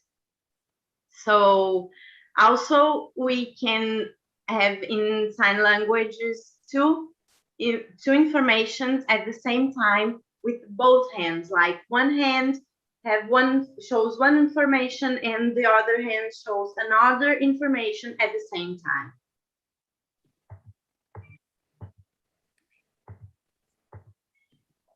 So as you can see we found another researchers about recursion in another sign language, but it doesn't have many researchers yet about recursion. But in Deutsch Sign Language, we can see German Sign Language, we can see that it is possible incorporating structures at the same time with the movement body. As you can see in English, we have Laura thinks that, Fabian thinks that, Otto is sick. In sign language, we just said Laura thinks and the body is the left. Fabian thinks and the body comes to the right, and Otto is sick at the middle. So this shows an incorporation, an embedding. Okay. We found one previous study about Nicaraguan Sign Language that suggests that signers have strategies to fulfill the discourse function of relative clauses, but this research doesn't describe how recursion manifested in sign language. So we want to know how this happened in Libras, Brazilian Sign Language. So we had one, because the corpus, we didn't participate of the collecting of the data, we just took the videos to analyze it, okay? And the corpus was, the data was collected at Federal University of Santa Catarina, UFSC, here in Brazil. And they had a stimulus video, the kid of Charlie Chaplin, and the participants did not have any limit to produce the narrative. So they watched the short movie, and after they just produced their narratives, we choose 3. The first one was 1 minute and 13 seconds long. The second was 2 minutes and 15 seconds long. And the third was 2 minutes and 42 seconds long. So the UFSC had a special studio to collect the data. They had the blue walls. The chairs was fixed on the floor. And they had 4 record cameras at the left, right, and the middle, and above the head to see all the movements and expressions. And the participants had laptops to watch the stimulus video many times as they wanted. As you can see in the picture, the position of the cameras and where the black one is the chairs and the position of the cameras. So for our participants were born deaf, 3 of them were from the south or southeast regions of Brazil to control the linguistic variation. Acquired Libras, Brazilian Sign Language before the age of 15, complete higher education, and produce the narrative from the same stimulus video, because the corpus had also another stimulus for another narrative. For the analysis, we choose the Elan software because this software allows us to organize the information in trails, bit to bit, and we could watch the video at the same time, could organize the information. So we first create the first trial was the syntactic unit, and we just watch the video and translate what we understood. But we realized that our Brazilian Portuguese like swing the data. So we decided I did a new trio named glossa. And here we realized that we need one criteria to separate the clauses. So we use the eye blink, like Tangenlau, Hauser, Ross, in another some languages already use this criteria. So we use it too. And after we ended all the process with the clauses, we realized the most of them was coordinate clauses. So what was missing, and we realized that we just ignored the non-manual markers. So we added a third trio named recursion analysis, and we also put the manual signs and the non-manual markers to see if the recursion is manual or non-manual. As you can see, it's just an example of the software.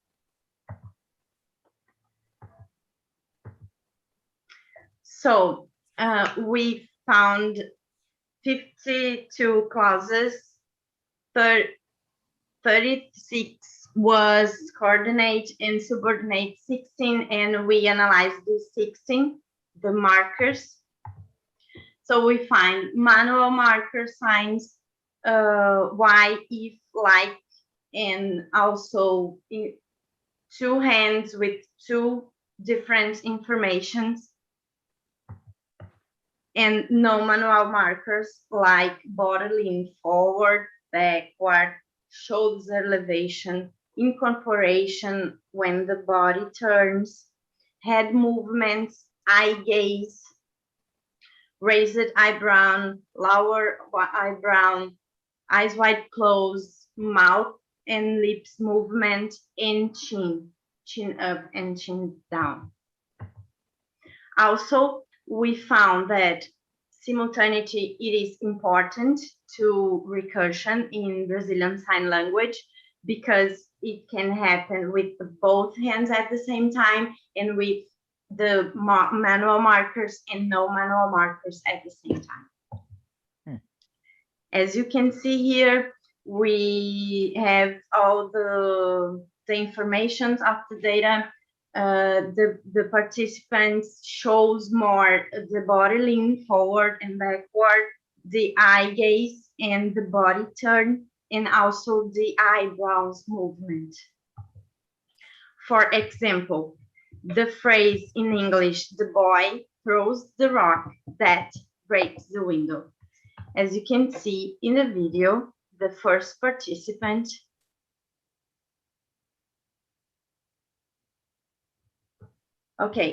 when she throws the rock, she produces a movement, the body lean forward and back forward, and a little bit shoulders elevation with, at the same time, the eye gaze to the window and the movement of mouth and lips.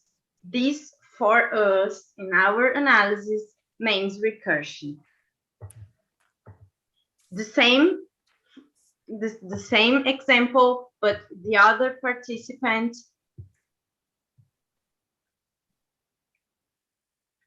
you can see he just have a head movement to the side with the eye gaze for the window, and he has lowers eyebrows and also mouth and lips movement. And the third one,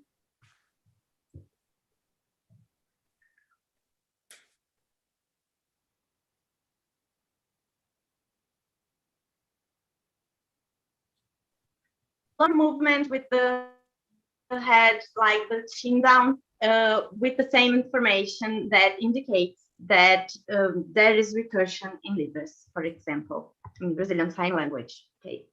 Also, we find manual recursion markers. We thought that if manual recursion markers like why, the different informations with both hands, like and if, as you can see in the pictures. here both hands shows different information, like I go to the left, you go to the right, or the chaplain and the police officer was close and had with the body lean backward and forward, we can see the information. Also, another manual markers like if and like, for example, and why. So our conclusion is possible to claim that there is recursion in Libras and that its manifestation is related to the visual spatial modality of language. So we can say now it is different from the Brazilian Portuguese because these modality, differences of modality, which involves the use of elements such as manual and non-manual markers in the sonalization. So we realized that the higher occurrence of non-manual markers we found it in the corpus. And our research is just the beginning, I hope. And further investigations on the use of pragmatical is necessary. It's also important to investigate other textual genera in Brazilian Sign Language because we just choose the narrative genera and maybe recursion can be different in another genre. This is the references. That's it. Great, thank you so much for this very interesting talk. Okay, so let's see if there are any questions. Is there anyone who would like to ask anything? Carlo Cecchetto, you like to ask a question? Yes. Hello. Great. So I have two questions. One is you mentioned that, if I understood correctly, there were 3 signers. You mentioned that exclusion criteria was that they, or at least you mentioned that they had been exposed to sign language by the age of 15. So at least some of them. So some of them, at least one of them was a very late signer. So my first question is, did you see a difference between them? And the other is not really a question, is a comment. So if I understood correctly, what you were looking for is subordination, not exactly recursion, right? So, and there can be, well, recursion is a complex thing. So in a sense, any application of the operation merge is already recursion, and it doesn't need to be subordination, but there are forms of subordination that are not recursive in another sense of recursion. So the sense of recursion that was, for example, mentioned in the previous talk, namely a category with label X, which is embedded within another category with the same label. So here, what sense of recursion do you have in mind, or maybe you meant subordination? That's my comment. I think if it's okay, I can answer the second question, then Amanda can answer the first question about the participants. Is that okay, Ingrid, Amanda? Okay. Okay. Actually, when we watched all the 3 videos, we didn't know which participant had acquired the language later, because they all now have the native way of Brazilian Sign Language. So this specific acquisition, it doesn't shows problem to the analysis. Okay. Yeah, Carlos, thanks for the question. We started investigating, actually. The first thing that called our attention was that the difference between direct speech and indirect speech, something like John said, I'm full, or John said that he was full. And then we started talking about different manifestations of recursion, but in the end, we finished just analyzing subordinative structures, in specifically relative clauses, and this difference between direct and indirect speech. Yeah, so the analysis focused on this kind of construction, just subordinative. Great, so much. Oh. So did you have any cases where you had, say, two relative clauses? This is the cat that saw the rat that ate the cheese. That would be the case where I think in Carlos' sense, we would be really sure we had recursion. So those would be things to try. I think that, that's the message, is see what happens in those cases. Do you have an intuitive prediction about what would happen? Do you think they'd be confused by it? Would they turn it into direct recursion and make the two relative clauses or would they really recursively subordinate them? Well, we started thinking maybe we could make experiments or ask people to translate sentence from Portuguese, like this sentence with double recursion, into Brazilian Sign Language. But then we decided to investigate a corpus. So we couldn't find everything we wanted in the corpus, but we did find some of the sentence we wanted to. And it's so fast, they sign so fast, it's difficult to break down and analyze. Amanda has a great eye for that because she's such a great user, but me and Ingrid, we are not fluent in Libras. We can't use Libras very well. And for us, for the lay eye, when we analyze Libras, it seems it doesn't have any kind of recursion at all. It seems like only coordinated sentence, clauses, and etc. So because we cannot easily find manual signs that represent conjunctions or possessives that show any kind of recursion. But Amanda could identify what we may say supersegmental, what we may say like prosody or something to mark recursion, like eye movement or eyebrow movement or shoulder movement or setting reference in the space, in the three-dimensional space. So yeah, I think probably the prediction will be okay, will be fine if we can have the eye to check this supersegmental elements that can allow this kind of double recursion, for example. Yeah. Great. Thank you so much. There was a question in the chat from Bart. I think it's the same. It turns out to be the same question, I think. Oh, but from okay. but from a completely different point of view. So I did work a little bit on Dutch Sign Language, and you presented the body turn as an embedder, as like, let's say, the spoken variant of a complementizer. However, the most common thing of body turns is that it indicates an indexing. It indicates something that is parallel to a pronoun.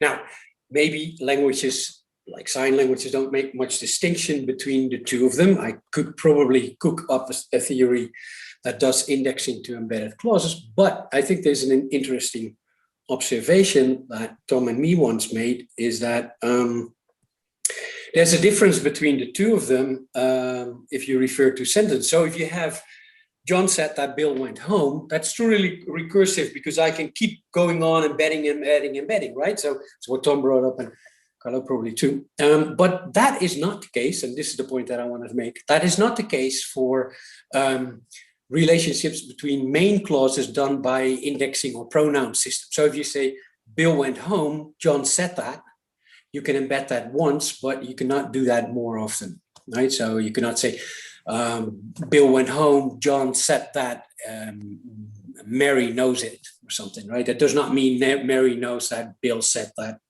See? So I don't know, I would just want to put it on the table. It seems to be a very important difference between a pronominal system and a truly embedded system.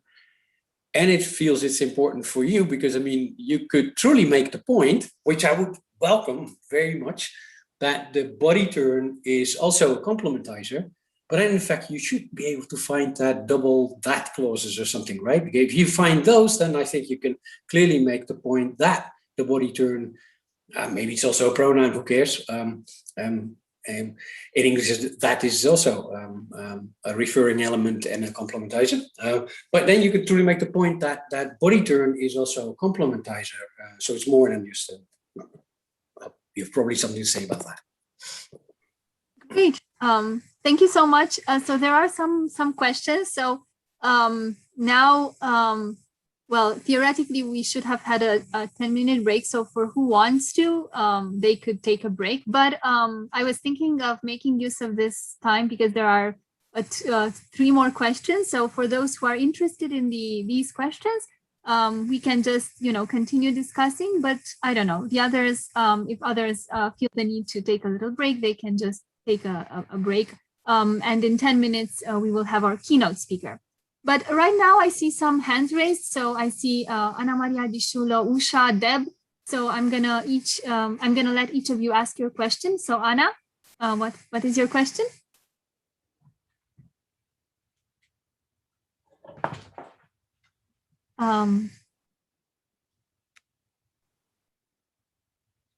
So interesting presentation. Many years ago, Tom Bever made experiments and discussed the difference between subordinating many clauses and the presence or the absence of the complementizer. He was suggesting that it's easier for humans to interpret embeddings, several embedding with overt complementizer than covert one. Did you test that with signers, and did you see difference in body movement or in anything that would suggest, yes, the identification of whether they sign that or not? No, we didn't have. We decided to take a corpus explorer, so we could only analyze what we really found in the corpus. So yeah, we should test this. We spent some time thinking about how we could make them produce some of the structures we wanted to investigate. But that would take some time. We didn't have at the time. And besides, we have this reference corpus in Brazilian Sign Language just next door to us, with a professor that's a very good friend of ours. So we decided to use the corpus, and it's good, it's great, because it's a reference corpus. But the bad thing about using corpus that, well, you can only go so far finding structures you want to. So yeah, unfortunately, we didn't find any signs of this, Anna. But thanks for the question. Yes, we do have to keep on investigating that and trying to make some experimental studies, not only the corpus investigation. Thank you. Thank you so much. There's one more question from Usha. Usha?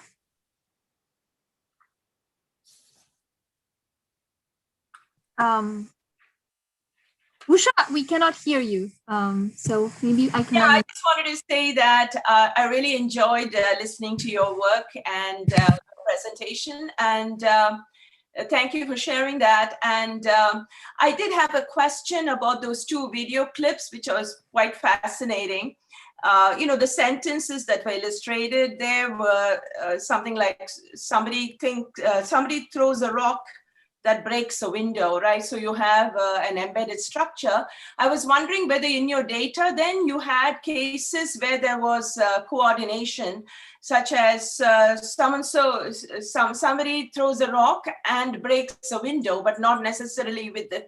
Did you have those cases? And then what happened then to those markers that you said that you observed for the complementizer reading? Yeah.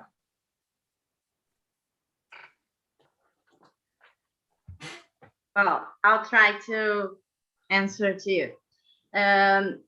We can see the difference on the non-manual markers, okay? Because the manual markers the sign is like frozen. It's the same sign to the rock and to the throw. It's the same sign, okay? But we can see when we have the coordinate, and we had at the corpus one example with the same closet, but coordinate. The participant just throw the rock, and the eye gaze back to the person who interviewed him, and also he said the glass, the window break. Like he doesn't show the movement or facial markers like expression. It's just the sign like throw and break, just this. And after we had the example, the video, we show we had the eye gaze for the window, and the eyebrows movement, and the body forward and backward. And so it was difficult because it quickly the sign, it's difficult to identify, but we could with the Elan software control the quickly and realize that there is a lower difference between coordinate and subordinate at this point. Thank you. Thank you so much. There's one more question from Deb. So Deb. Hi, thank you very much, everyone. This is wonderful. So I guess my one wonder here is I'm just curious if you've looked at all or were considering supersemantics at all, or thinking about this when you do your research, and maybe like Philip Schlenker's work or Priti Patel, because I think there maybe there are some benefits or you could offer to them in the research in that arena. So I'm just wondering if you thought of that. I'm sorry, did you say supersemantic? Yes, I don't know if you are familiar or not, but I'm not, no. Okay, so yeah, with the gestures and the larger structural meaning, I thought maybe perhaps it was an interesting connection between the two. And so for me, your discussion led me in that arena. So now I'm wondering a little bit more about that. So thank you for that. Yeah, thank you. We'll check on that, right, girls? Yeah, but thanks. Great. So thank you so much for the wonderful talk. And now it is our pleasure, mine and Deb's, to move to the next speaker, who is going to be our keynote speaker, namely Professor Tom Roper. And I am going to start introducing him. So introducing Tom Roper is very hard because he is such a well-known figure in linguistics, having been one of the pioneers of language acquisition. Tom has dedicated his life to wedding theory and experimental work so as to better understand child language, and has worked on an amazing number of topics such as WH movement, quantifier spreading, questions, the Delft tests, and last but not least, recursion. It is an understatement to say that his many articles have influenced the course of recursion. Well, the course of linguistics. Sorry. Deb. Thank you. In recursion research, perhaps one of his most important papers is The Acquisition of Recursion, How Formalism Articulates the Acquisition Path, where Tom distinguishes between direct recursion as coordination and indirect recursion as embedding. This contrast has proven to be extremely explanatory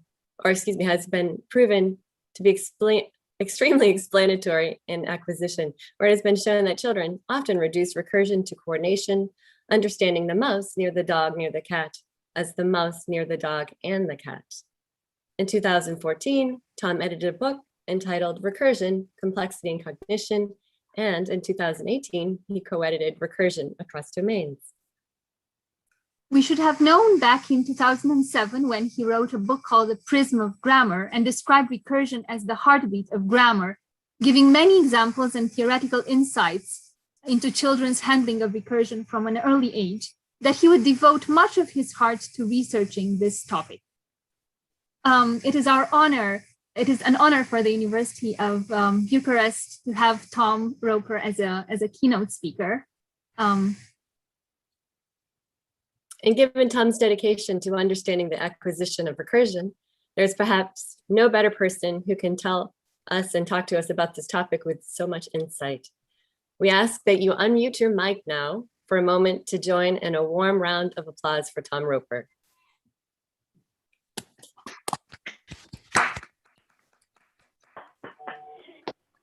Okay, great. Thank you, Tom. The floor is yours. Okay, thank you so much for your kind and generous introduction. It's a thrill for me to be here with so many of you whom I know and to watch the evolution of the cooperation and collaboration among people. And I hope that this conference will just lead to a lot more of it. There is fascinating issues and questions, and I think we're just at the very beginning of trying to answer them. I'll talk about a few of them and make reference to a lot of the papers that have been presented and some that will be presented. But to really flesh out the empirical basis of what I'm saying is really all the work that's being presented here. And I look forward to seeing more unique collaborations among all of you. I think it's what is distinctive about our work in language acquisition that we promote these collaborations. And it's very gratifying to me to see so many of you working together. Okay, let's jump into it. But first I have to share a screen and see where we're at on that. Let me get this PowerPoint going. And wait, I have to share the screen. And somebody has to let me share the screen. Let me see if I can share it now. Yep. I think I've got it.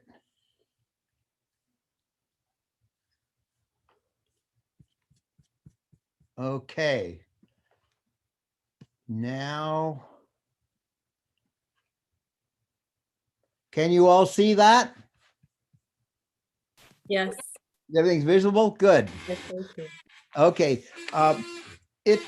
What I want to do, I really have a single abstract point to make here, which is going to come out in a lot of different places. And the abstract point is that the formalism that we choose has real implications, not only for every aspect of linguistics, but particularly for the acquisition path. And we have to have our eyes open to where we can see it. Sometimes it's subtle, and we still have to keep looking for it very carefully. Now, one idea here is that the way in which our formalism works, it should invite further steps. So in the acquisition path and in generalization altogether. So we should see the formalism as an invitation the child takes to take further steps. Now that question then turns into the question of how abstract is the formalism of linguistics and how does it relate to other mental phenomena? So I'm going to lay out larger questions and options and then argue for indirect recursion, as many of you have already seen, is the primary acquisition engine. Let's start with cognitive science in general. What are cognitive representations? How abstract are they? What's the right notation? We need cognitive representations for vision, grammar, mathematics, physical motion. Are they the same across modules? This is perhaps the deepest cognitive science question that there is, and it's not posed very pointedly in many papers. We just keep alluding to it, but we don't quite say it. We have to make commitments to particular abstract claims in order to evaluate them. The problem is that every time we do that, it turns out that the formalism that we've chosen is wrong. And that's the main thing I ever learned from Chomsky. He kept making proposals that he knew were wrong just so that he could fix them a little bit. And we need to have that approach in acquisition as well. Notice, for instance, stereoscopy exists in hearing and in seeing, but they're separately represented. Your eyes don't learn how to coordinate with each other from your ears, but both your eyes and ears take two different kinds of information and integrate them. You get a different image in one eye than you do in the other. You get a different sound in one ear than you get in the other, but the mind has to integrate them. So it's stereoscopy at both levels, but they aren't connected. One deals with a sound dimension, one deals with a visual dimension. So now recursion is in general an algorithm that allows an operation on its own output, but can these things extend from one place to another? Somebody just wrote me, well, there's recursion in running and in hearing. And then they say, so that's recursion. But are they the same thing? What kind of operations do further things allow? Now, one thing that's absolutely impossible is that the idea of recursion can transfer from one domain to another. So then the question then becomes more particular. Can some form of recursion transfer from one syntactic structure to another? That's the core question. And in order to answer it, we have to have an abstract formalism that could conceivably allow that transfer. Now, a lot of this work has derived from computer science, but it's expressed in linguistic terms of tree structure, properties of binding, maximal projections, labeling algorithms, and agreement phenomena, probe goal relationships, feature sharing, recognizable discontinuities. There are all kinds of ideas out there. What level of abstraction for them is hard to figure out. I think a really important domain now is L2, which has come up in the discussion just now from Anna Perez, and it's recently pushed by Marit Vestergaard and many other people. And there's a whole literature on transfer, but they aren't quite precise enough about what the exact abstraction is that transfers.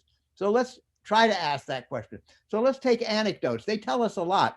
People who learn an SOV language say it's easy to learn if you know another SOV language. If you learn an SVO language, likewise. So SOV and SVO seem to point a challenge for second language learners. Although in principle, if you had an order-free transfer connection between languages, then you would just have an abstract VP, subject VP, where VP is either verb object or object verb, and the system would not make any distinction there at all. In fact, Chomsky's recent proposal of a order-free representation would make that prediction. I'm not sure it's quite right. We still have to figure it out. I basically think it is right, and there's evidence for it. The alternative approach has been to say this is a head parameter. You choose OV or VO, and you have to make that decision. That would be different from saying there's a single abstract structure that can cover both of these things. So that's the kind of question we need to ask. So let's now ask about other questions that look that way. So Korean, Chinese, and Japanese are all have left branching possessives. And there are whole experiments by many people here on exactly this topic. We have more yet to hear. But what stands out to me in one way are just observations that people have said. For instance, Koreans say, oh, John's friend's father's hat is easy because it's the same in Korean. You have left branching possessives. Well, for it to be the same means there's some abstract representation on which that sameness can be recognized. And it's got to be more abstract than either English or Korean or Japanese or Chinese. That's the main point here. And we need to formulate it. So let's and one of the implications is that the branching direction would be relevant for transfer. And let's take a look at it a little more closely. So in one language, we have a day marker in Chinese, for instance, and in English, we have an S marker. Looks like the same story, and basically it must be, but notice that you have to then, in order to transfer from one to the other, it must be that there's a representation that is one level more abstract. It must be noun, affix, noun, affix, noun, affix, noun, such that it could cover two languages at once. And that's, to me, the only way a coherent notion of transfer can be expressed. And I encourage you all to pursue that. Now notice we can ask about other grammar abstraction. Let's take movement. Is movement the same for WH movement and LF movement? Are they somehow the same move alpha notion? We have discontinuous relations like agreement, polarity marking, vowel harmony. Do they involve the same notation? If so, we might express some transfer across languages. And of course, as you can imagine what I'm going to argue, that same relationship of transfer across languages could exist within a language that allows recursive forms of one kind, let's say PP recursion, to trigger sentence recursion or even possessive recursion. In order for that to happen, we need a more abstract template that represents the mental representation at a level that's more abstract than any particular form of grammar. That has been the direction that Chomsky's been moving when he defines the formulation of merge without referring to any category labels. So that abstraction is present in the idea of recursive merge without category labels. As soon as you add the category labels, you have another challenge. And of course, the original phrase structure rules put the category labels, the hierarchical structure, and the order effects all into one formalism. The suggestion with greater abstraction is that they need to be different formalisms. Now let's take meaning. Let's take disjoint reference. We have it in pronouns. John helped him. We have it in able. They are a lovable couple is not the same thing as a loving couple. And passive. John was helped means generally not by himself, but you could add in by himself. So one question is for principle B and the notion of disjoint reference, are they all referring to one notion of meaning or are they not? That's a question to be asked, and many people ask it. They say, is principle B really a coherent object? Does it map into the same meaning? It feels a little unlikely, but it could.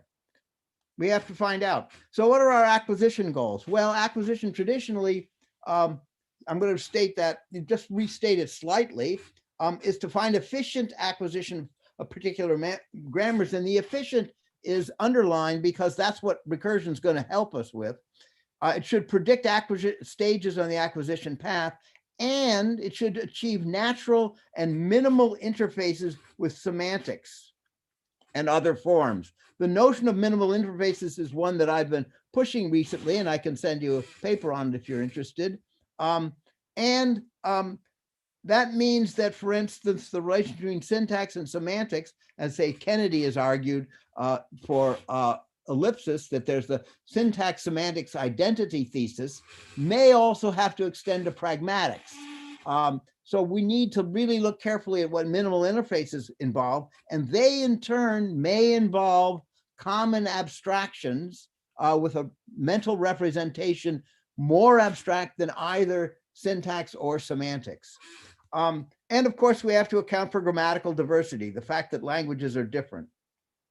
So what I'm going to do in this talk is show spots where particular formal concepts are evident. They're just hints, really. And the formal notation, as I said before, should invite extension. So what are some possible theories that could exist for instance, recursion? One is that all forms just appear at once. Another is that there's a single trigger, relative clauses trigger any other form acquired based on the personal frequency experience that a kid has. Another could be all right or all left branching nodes are linked. Another could be links through particular labeling, that all DP-centric or NP-centric nodes are linked. It could be that all morphologically marked nodes enable recursion to be recognized more quickly. That's what Terui's just been arguing very nicely. I'll skip over some things that have been there. It could also be that only syntactic, not lexical or morphological recursion occurs at once. So for instance, not coffee maker inventor, because that would be a lexical derivation that does not use the same categorical information as the syntax. These are all possible hypotheses. And you can see that several of the talks are inching into considering all these possibilities. And we already have evidence that some are good or bad, or Anna Perez evidence just now that the branching direction does not make any difference, a really important result if it can be upheld. And evidence that morphologically marked nodes do make things earlier. So we're creeping in. I just gave this as a list of actual acquisition possibilities. Now, I'm going to talk about 4 kinds of recursion. One is a list in the workspace, which Anne-Marie de Schule has brought up very nicely. Then there's the direct and indirect recursion types we've been talking about. And finally, feature sharing, which Chomsky introduced in 2013, has not been discussed much, but there's a paper coming up on that by Marcus Maya and Sabrina Lopez. And we'll talk about that some more. But the general claim is the indirect recursion case is the first one. So Chomsky's recently introduced this notion of a mental workspace. It's a little bit of a tricky idea.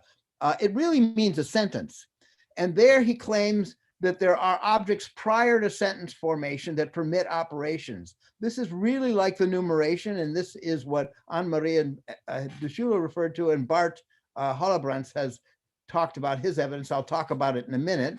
So what you get is a list of objects, but they are not yet combined into some hierarchy. Then you have a recursive merge, A merges with B, and then that in turn can merge with C, and you get a hierarchical structure. So that means we can take a list of elements from the lexicon, and then like John, lawn, mower, mow, and build a hierarchy. John mows the lawn with a mower. Chomsky in a recent paper, Some Puzzling Foundations Issues in the Reading lecture, gave a broad definition. He said, so what we'll say is that a syntactic object is accessible, that's a technical term, to further operations if it's been generated, period. So that's general recursion without further stipulations. It's interesting. It's a step towards greater abstraction, as I've been suggesting. And it's buried in this paper of Chomsky's, actually. Now, evidence for the workspace itself, the NEMO experiment that has been referred to was the following. There were 247 children who participated in this experiment, and Bart can give you all the details if you're interested. I'll give you a couple. Basically, what happened is we gave kids sentences like, put the dog next to the elephant next to the giraffe. And one response is the kids would give you elephant, dog, giraffe. That one's interesting. We got the order different now, but it's equivalent to this default conjunction, put the dog next to the elephant and next to the giraffe. So the dog is now naturally to appear between the elephant and the giraffe. And that would be the default interpretation. A lot of kids do that. Another response is dog, elephant, giraffe. They just gave you the 3 major noun phrases in the sentence, put them in a row, and that was their answer. So let me take a look at this. Now, what we had here was 247 kids, group 1 is kids 3 to 4. There are 12 of those. Group 2 is 5, 19. And then you can see all these up to much greater ages. And here are the results of what they did. Blue are recursive answers. Green is conjunctive answers. And you can see there's a lot of using conjunctive answers. They put the dog in between the elephant and the giraffe rather than the recursive answer. And then suddenly we get, if we go at the youngest level, the 3 and 4-year-olds, 90% of them are giving recursive answers. That seems a little bit improbable, that it's the youngest kids who are getting recursive answers and they stop doing it and start doing conjunctive answers. Well, that's, as I say, implausible. Could they be doing something else? Well, maybe what they are doing is giving you a hint of that list of elements that is in the workspace before the sentence is really being constructed. They see that as an element within this system. So we take the hypothesis that it was really the response reflects the more elementary workspace available to children at that point. Now let's look at feature sharing. It's interesting. If you say, John put the jar in the box on the table, That's a typical sentence with a prepositional phrase and a recursive prepositional phrase in it. So the box is on the table. But interestingly enough, as Chomsky points out, you can say, John put the jar on the table in the box. Now this violates that structure, but it's a perfectly good sentence. So the table is not in the box. Somehow these two elements are equivalent, almost like a conjunction, but notice that you can actually extract from it. What did John put the jar on the table in the box in? And you could say a bag. And this is discussed in the Roper and Oseki paper. And since you can extract from it, somehow it must have a C command construction. If it were simply and questions, you couldn't do that. You can't extract from it from put the jar on the table and in the box and in the bag. That's a typical conjunction structure, so it's not exactly that case. And he says, well, what you're doing is you're allowing the feature, the locative feature carried by the verb put, to be recursively marked on a series of locative phrases, satisfying altogether the one locative argument of the verb put. Now, interestingly enough, it seems in a way that this is the children's first use of recursion. You get kids saying, I will go right on the street in a car. He left his bear alone in the park on the bench. The park is not on the bench. The street is not in a car. But 2.3-year-old kids are saying that. You get other things, put some milk in, put them in there in the water, on there in the tower. I'd like somebody to do a much better study of this. I haven't figured out how to do the searches properly to figure this out, but it should be done. Indications are that children start with this notion of feature sharing. Could be the first kind. Marcus Mayans and Brita Lopez in a talk coming up will show processing results with adults that show that adults have a feature sharing recursion as well, but less preferred than conjunction and harder than recursive self-embedding. So that's something to take a look at again. Now, back to indirect recursion. This gives us an infinite loop. XP goes to XYP, YP goes to YXP. Notice this is more abstract than any particular rule, like the one down here. NP goes to NPP, PP goes to PNP. That's the old-fashioned typical loop we had. If the rule is more abstract, if this is psychologically real, then it should allow recursion across prepositional phrases and potentially be a trigger to other forms of recursion. That's part of what our research task is, to figure this out. Where are there connections? And there are indications of some things being connected, but it's not absolutely clear yet that there's a real recursion acquisition path across all the structures in, say, English or any other language. So the theoretical claims we want to make about indirect recursion, it's abstract, like I just said. It's linked to a recursive node. Now, if there are recursive nodes, as Henri de Schule is suggesting, that would mean that recursion itself involves an operator marking recursive nodes with that recursion marker. And it would predict that recursive, morphologically remarked recursion is easier, just the kind of things that Terue just discussed. And that overt or covert operators like de or apostrophe s or no carry the recursion feature. Now notice, and this is really important, we need to discuss it right. Recursion typically, it does have cyclic evidence elsewhere, and typically is found with intonational factors. This is the cat that chased the rat that ate the cheese that did such and such.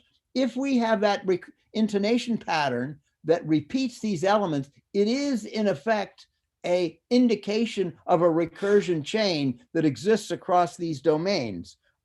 It's hard to believe that there isn't such a recursion chain when the intonation patterns are so distinctive. Now, does it operate only on maximal projections? Well, not if we include lexical compounds like New York bake sale proceeds or anteater chaser. Is it only a mathematical, or is it psychologically real too? It could be a mathematical object which is not psychologically real. We have to keep that distinction in mind. But the interesting claim would be is that it is psychologically real, and I think it is too. All of the current research on minimalism is aimed at that level of abstraction, which is not evidence explicitly anywhere. We never get the XP goes to XYP form explicitly in language. It's only an abstraction. But if it's one that's motivating things, that will make the difference. I mentioned before the possibility that linking could be, recursive elements could be linked through particular categories. Notice that adjective phrases, adjective NP, second green ball, possessive phrases, NP, relative clauses, NP, prepositional phrases, NP. Maybe it's the NP which is a pivot for increasing domains of recursion. That's a possibility. We don't know the answer. I'm looking forward to hearing the answer from all of you and doing further research. Notice that it's local. We don't really talk about XP goes to XP, X goes to YP, YP goes to Y, ZP, ZP goes to Z, XP, so that there's a 3-level indirect recursion. This has not been reported and none of our examples involve that. So we might tentatively say that it's logically excluded. It still can happen, but the idea it would not be part of a recursion chain. So now what kind of empirical evidence can be brought to bear?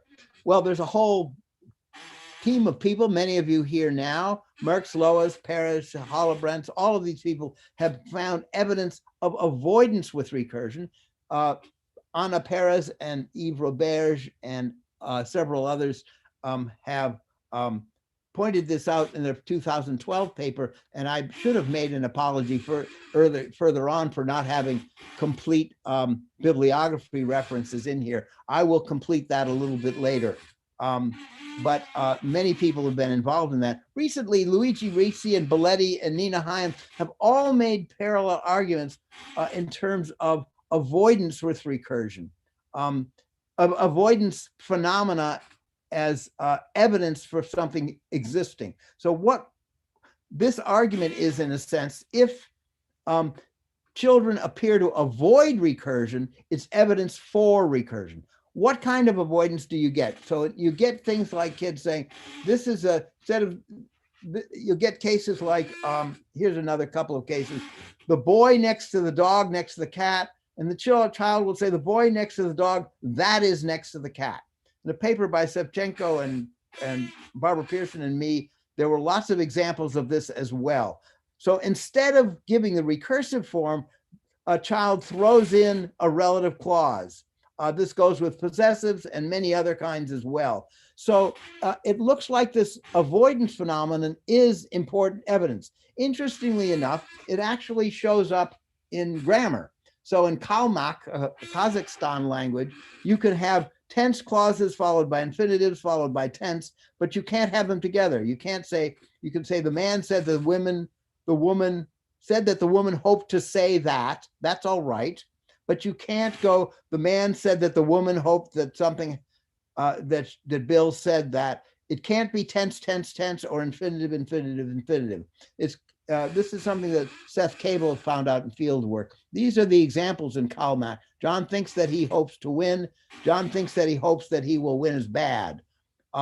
Exactly the finite sequence. Therefore, with an alternating structure lacking recursion, we have another phenomenon of that kind. Wait a second, there we go. So it lacks the recursive feature on an extra recursive node. It's simpler than self-embedding, which marks recursion, to have an alternating structure. Now, there are other notational choices with acquisition consequences. One is unordered mental representations that's been brought up, and I'll discuss it and evidence for it in a moment. Another is visibility. That's the question of whether the recursive marker is available. And the third is interface effects, which are open. Anna brought them up, and others, and Terue as well. They remain an open question about factors that complicate the acquisition of recursion. So Chomsky's third unordered option basically made the claim that you could go XP goes to XYP in an unordered relationship. That means that XP could go to XYP or XP could go to YPX. Either one is equivalent. If that's true, you could expect triggering across from right branching to left branching. And I asked him about that. Is that what his prediction would be? And he said, yes.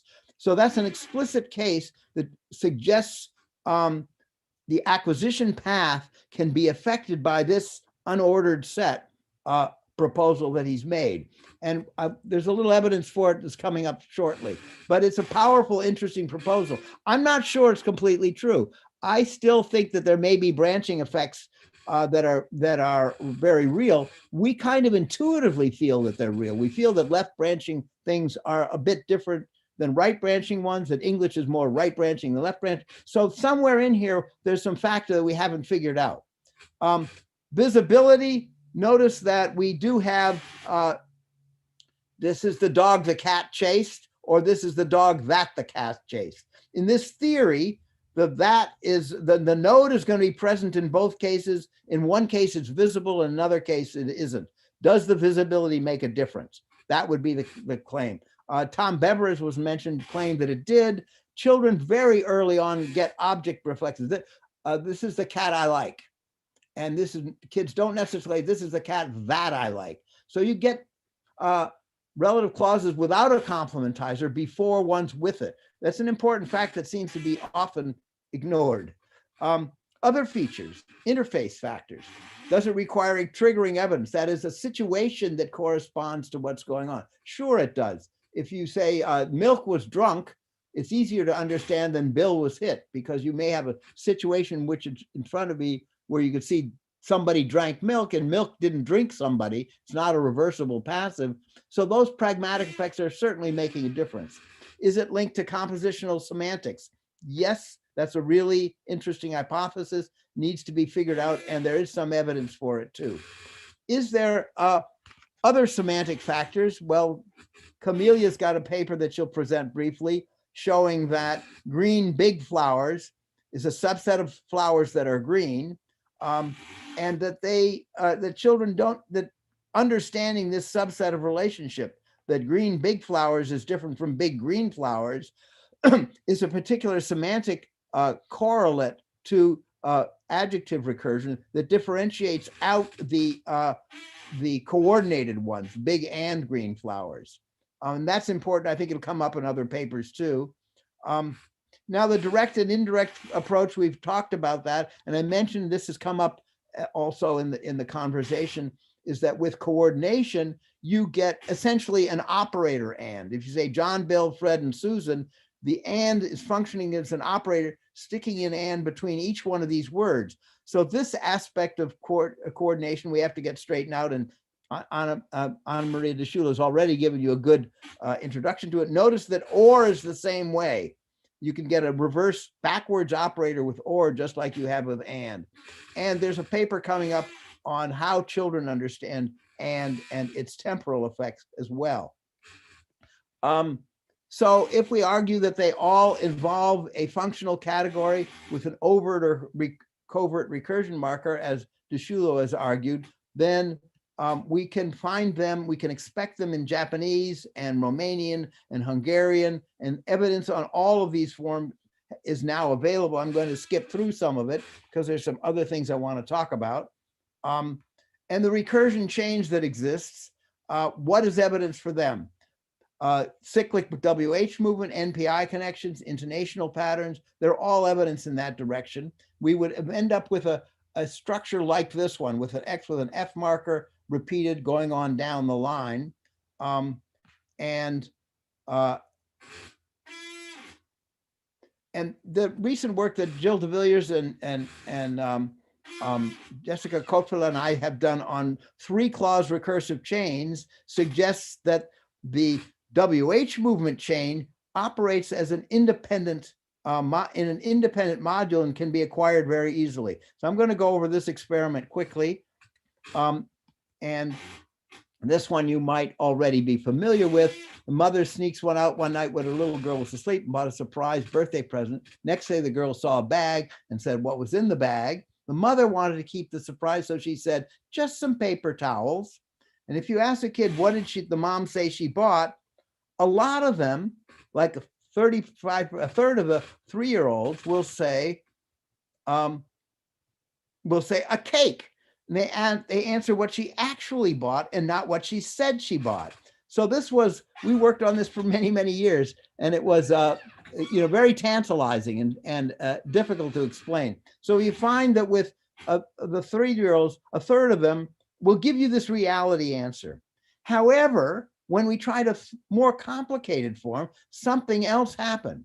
What could they have, notice what could they have, how could they have misanalyzed it? They could have treated it as an and clause. What did she say? And she bought. That's a different case. They could treat it as a parenthetical. Basically, there's no long distance movement under these analyses. Suppose we now try it one sentence longer, and Jill came up with this complex story, which is a challenge, but it's really impressive that children can understand it. Billy got a train set when he went to see his grandma in the summer. One night, Dad said to Mom, "I really like that train Billy got on his first birthday." Mom was a bit sleepy, so she didn't listen very well. The next morning when she was taking a shower, she laughed about it. She thought Dad was talking in his sleep and said that Billy got the train when he was first born. When did Mom think Dad said Billy got his train? Now, there's a lot of possible answers to this, and here they are. The first verb, when she thought it in the shower. When did he say it? In bed at night.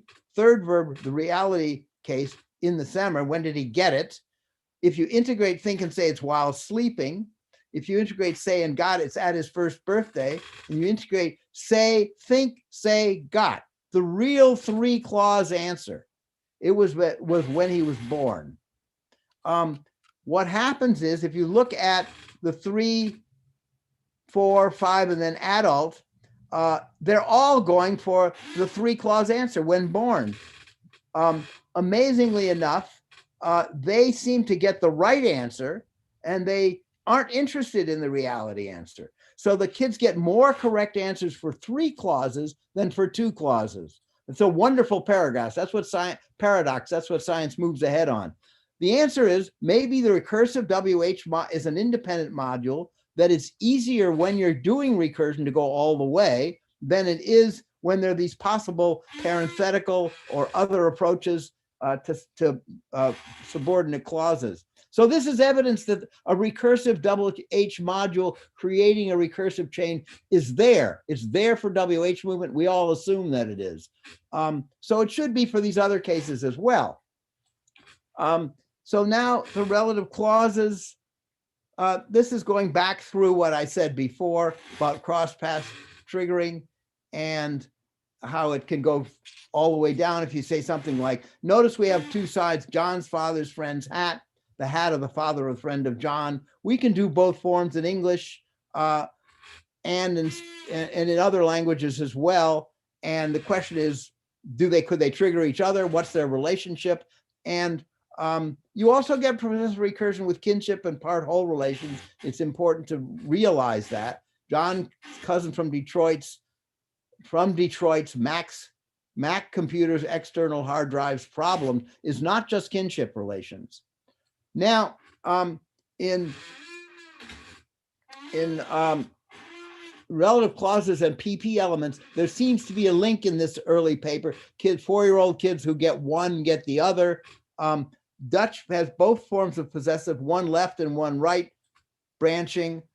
And in English, we have the hat of the father of John's. We can put the 2 of them together instead of John's father's hat. And the additional complication of the book of Job is like the book of Job's. There's some complicated stuff going on there. Marshall and Merckx with Bart Hollebrands did a nice experiment on this with results I want to highlight, where they looked at these sentences. This is Donald's nephew, Puppy's nephew, Bolivar's nephew, Pluto's, all of these different, and these guys are different friends, or all of these different connections.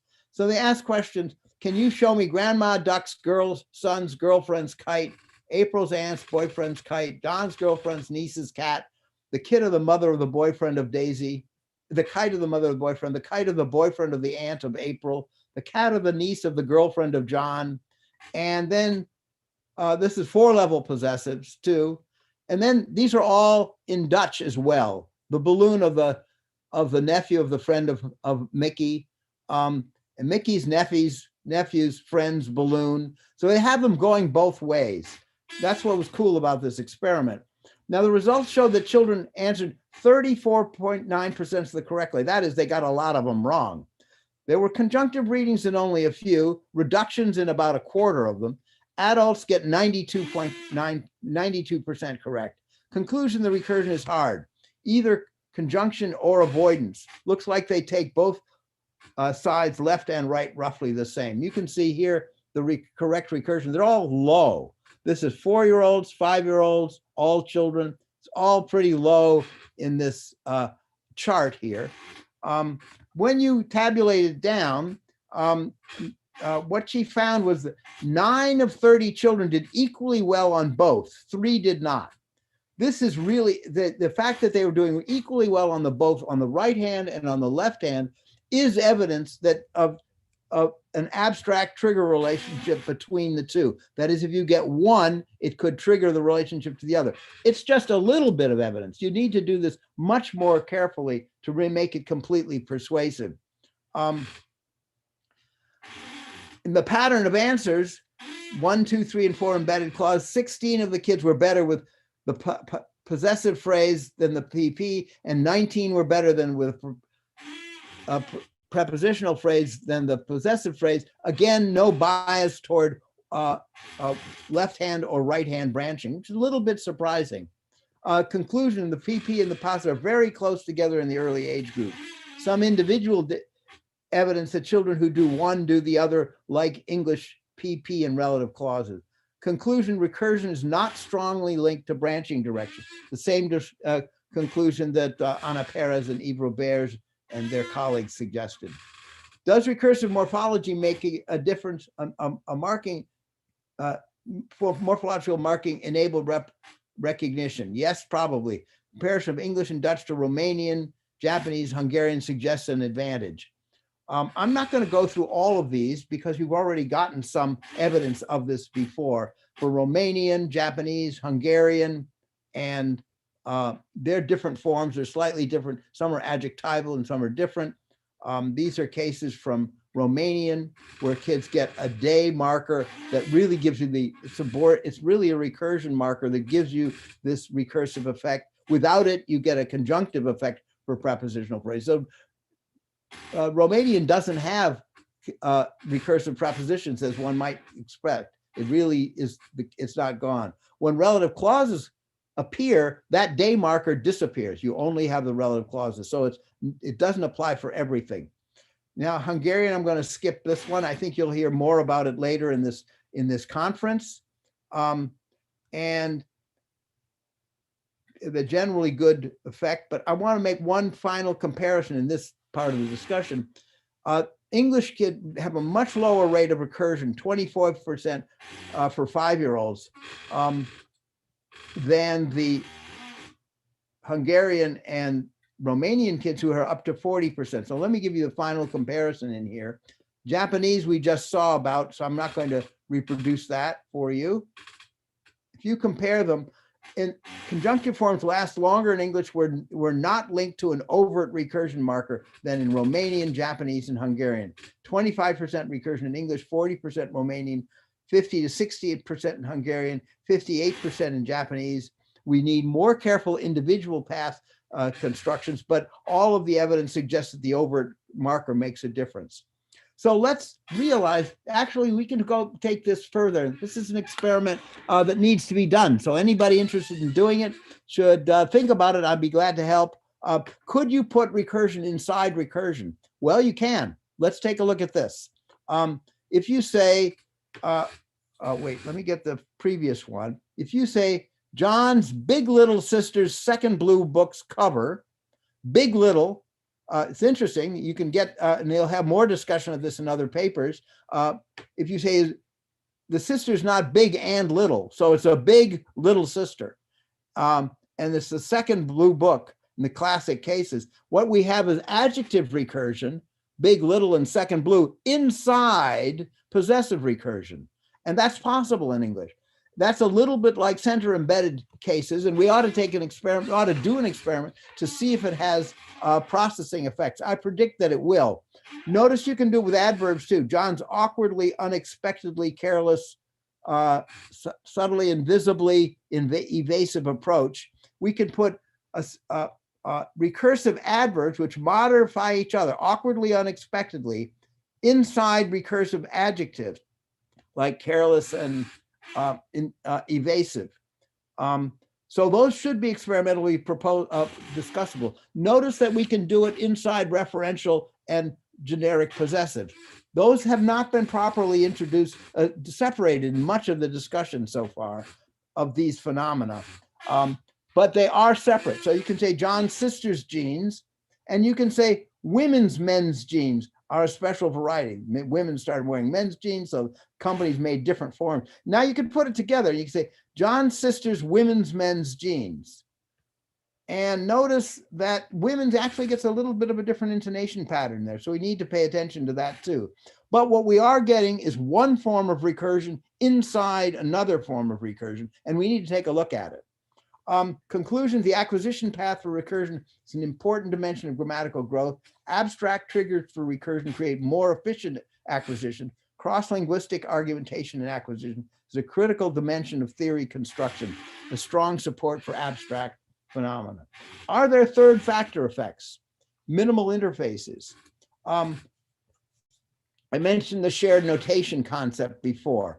An interesting case is Charles Yang's tolerance principle, and he's going to discuss that more in the next talk. I'm going to offer some ways of integrating the tolerance principle into universal grammar. What I believe is that the tolerance principle is extremely important and very valuable, but we have to articulate constraints on it such that it doesn't apply in inappropriate places. And that needs to be made articulate.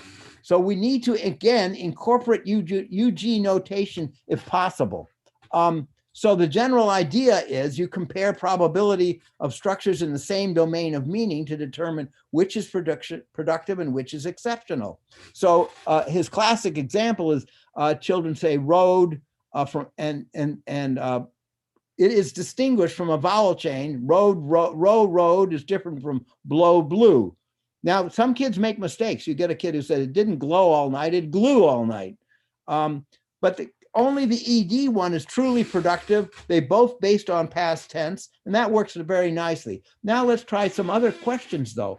The avoidance phenomena that we suggested, for instance, take this example from Perez et al., the worm in an apple on the plate. The response is, by some kids, the worm is inside the apple and the apple is on the plate and the worm is green. 5-year-old. You get, as we mentioned before, the dog next to the cat next to the house. What did you show me? The dog next to the cat. That is next to the horse. So here we have this avoidance phenomenon. Why wouldn't the child then say, I don't want to do recursion, I'm going to do possessive plus relative clause?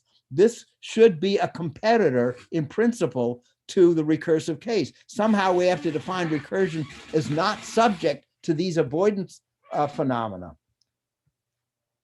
So it does imply a shared semantic space. By the way, older kids can do this recursive structure easily. Put the lion on top of the gorilla next to the crocodile, which the bear is under, which is next to the zebra. Kids do this stuff. Or the zebra that's on the lion, that's on the bear, that's on the crocodile. Then it's the same thing, an overt representation of recursion. 8-year-old kids are doing stuff like this. I mentioned, it went in the wrong direction. So what do we need to do to improve the relationship between the tolerance principle and universal grammar? I think we need to add a couple of constraints. The internal structure of recursive forms lie outside of TP. You're not going to necessarily compare those two things, even though you can do an alternate structure that avoids the recursion. And I think the general claim should be that TP, the tolerance principle, excludes adjuncts. Now notice relative clauses are all adjuncts, and it excludes discourse alternatives. Discourse is essentially, the word and is a discourse alternative. We find it in stories all over the place. So somehow or other, the principle has to be integrated into universal grammar in such a way that it is sensitive to many very subtle properties of universal grammar. Charles doesn't disagree with this, but it hasn't been what he's focused on. Notice if we go back in the history, Janet Randall talked about exactly the same thing. If you can say, give a ball to Bill, give Bill a ball, give a ball to Bill, well, these should be competitors, so one of them should win. But in fact, it used to be called a transformation. You turn one into the other, then people said, no, it's not a transformation. But if they're both in the language, why aren't they competitors?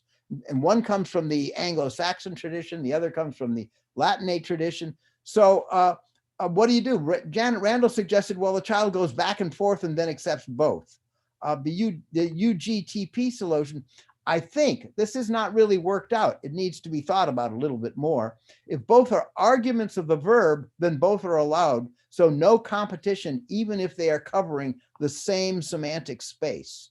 So that's another idea in that line. So further constraints on the TP, once something's a productive rule, then it should not be subject to independent statistical analysis. We just said that. A statistically sensitive generalization may combine with another, but the output must not be subject to independent competitive comparisons. There's a lot of different things that need to be said there. Notice phrasal possessions are rare, but allowed in English. The man on the corner's hat. You could say the hat of the man on the corner. Why don't we have a competition? Notice in German and many other languages, this expression of the possessive on a complex phrase is simply not allowed. Now, however, the rules allowing the expansion where DP goes to NP, NP goes to possessive, and then you have NP goes to PP, the man on the corner's hat, it's unstoppable if you accept this phrase structure rule. So this is not going to be subject, the internal phrase structure is not going to be subject to independent statistical analysis. So this is going to exist in English without a competition between these two things. Let's take Tom? Yes? Just wondering if you could try to wrap up, because Yep, I've got some more to say. Like at the end, and then maybe I was thinking to have some questions for you, you know, so that's all. I do want to get a little further. There's a couple more things I want Okay. to. So notice that the kid from Africa's mother from a farm's books, we can do this phrasal possessive itself recursively, and that's going to be unstoppable too. Here's another challenge that are case. Notice you can say, could John have played? You can say, could have John played? Now you can have competition between the politicized form and the more expansive. You can take it another step. Could have John not played the game? And then you could say, couldn't have John played? So why wouldn't couldn't have John played be in competition with could have John not played? And you decide one is good and the other is bad. And it's amazing. Certainly this couldn't have John played, where you have a double cliticized form, is going to be more challenging than this one and less frequent. So you're going to get a frequency difference for sure. Somehow the intuitive answer is that the inversion operates on subject plus auxiliary. The auxiliary equals a lexical modal and a clitic content, and you never go into this phonological business of how you do cliticization.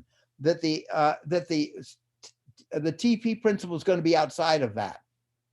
So that's the conclusion in general. Now, I want to add one more thing in effect, and that is the cognitive science question. The formulation of recursion is more abstract than specific categories. It might apply outside the grammar. It could apply to number system. 123,123,123. You can understand as fast as we can say. So there's a real possibility that 3-level syntactic embedding and arithmetic knowledge both entail an operation of self-embedding. And there was an experiment with Dulcie Lee and Professor Yang and Diego Lopez and me did an experiment extending to Chinese Mandarin children.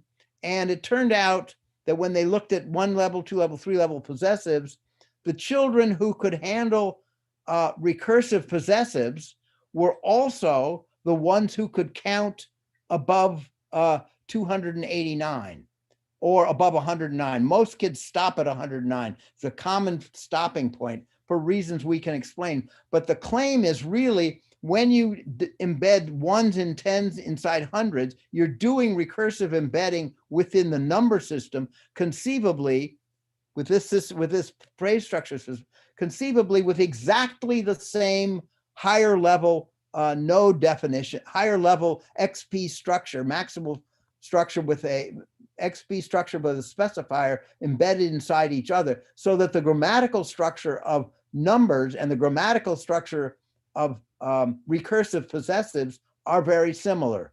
And that's the claim that one can make. Now we're really getting into cognitive science. Whether the abstract representations that I've been talking about all the time are possibly extendable beyond grammar.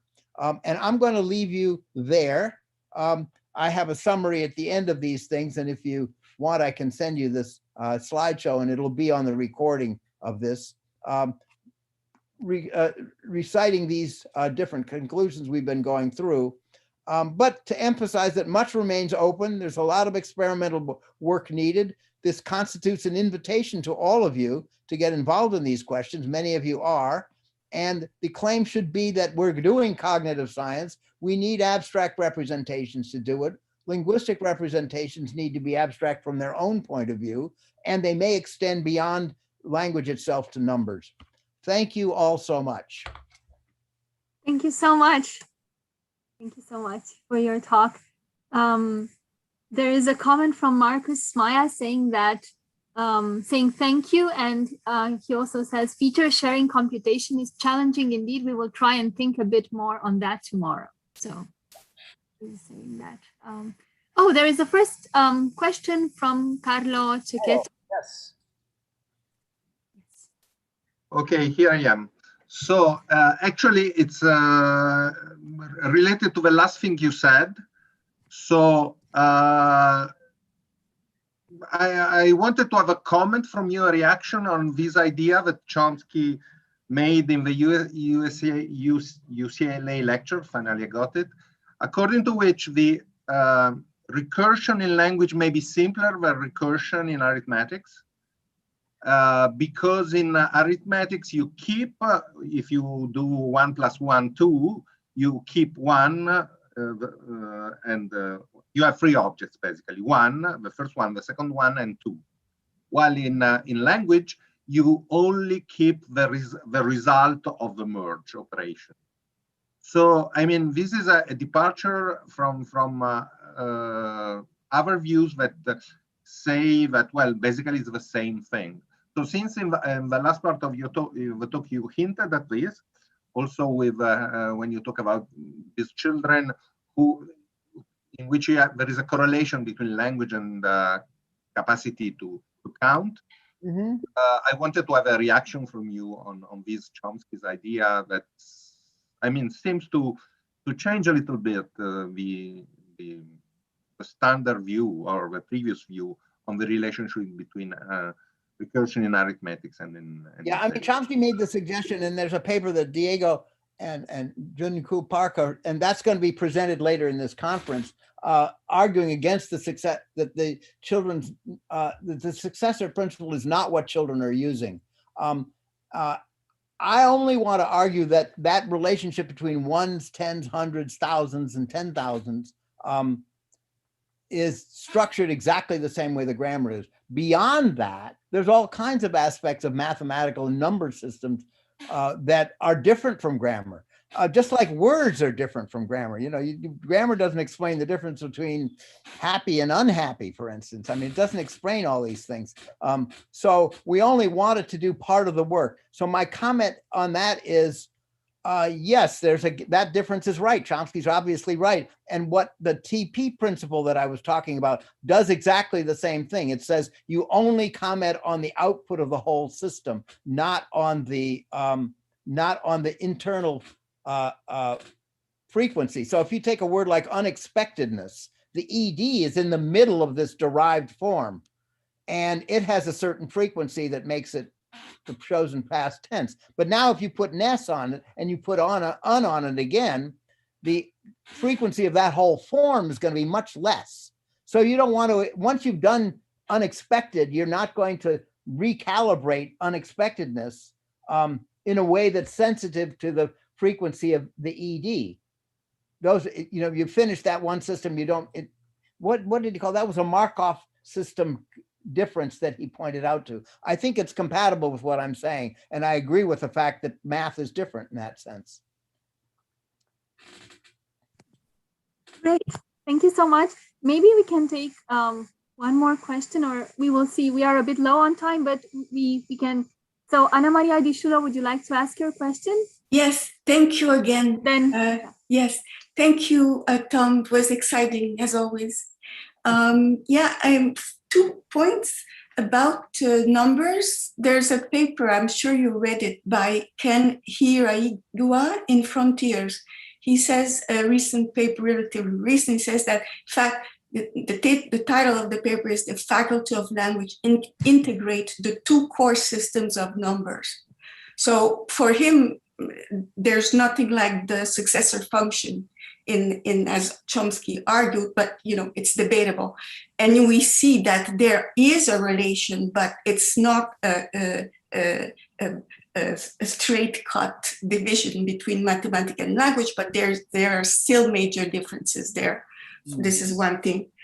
And the other thing is about why children do and instead of embedding, why grown-ups refrain on more than one center embedding, but still can do them, Maybe it's also, it's about and the child needs to develop, in a sense, go from list operator or sequence formation to more structured thing. But there's also maybe a question of locality and memory and short-term memory, right?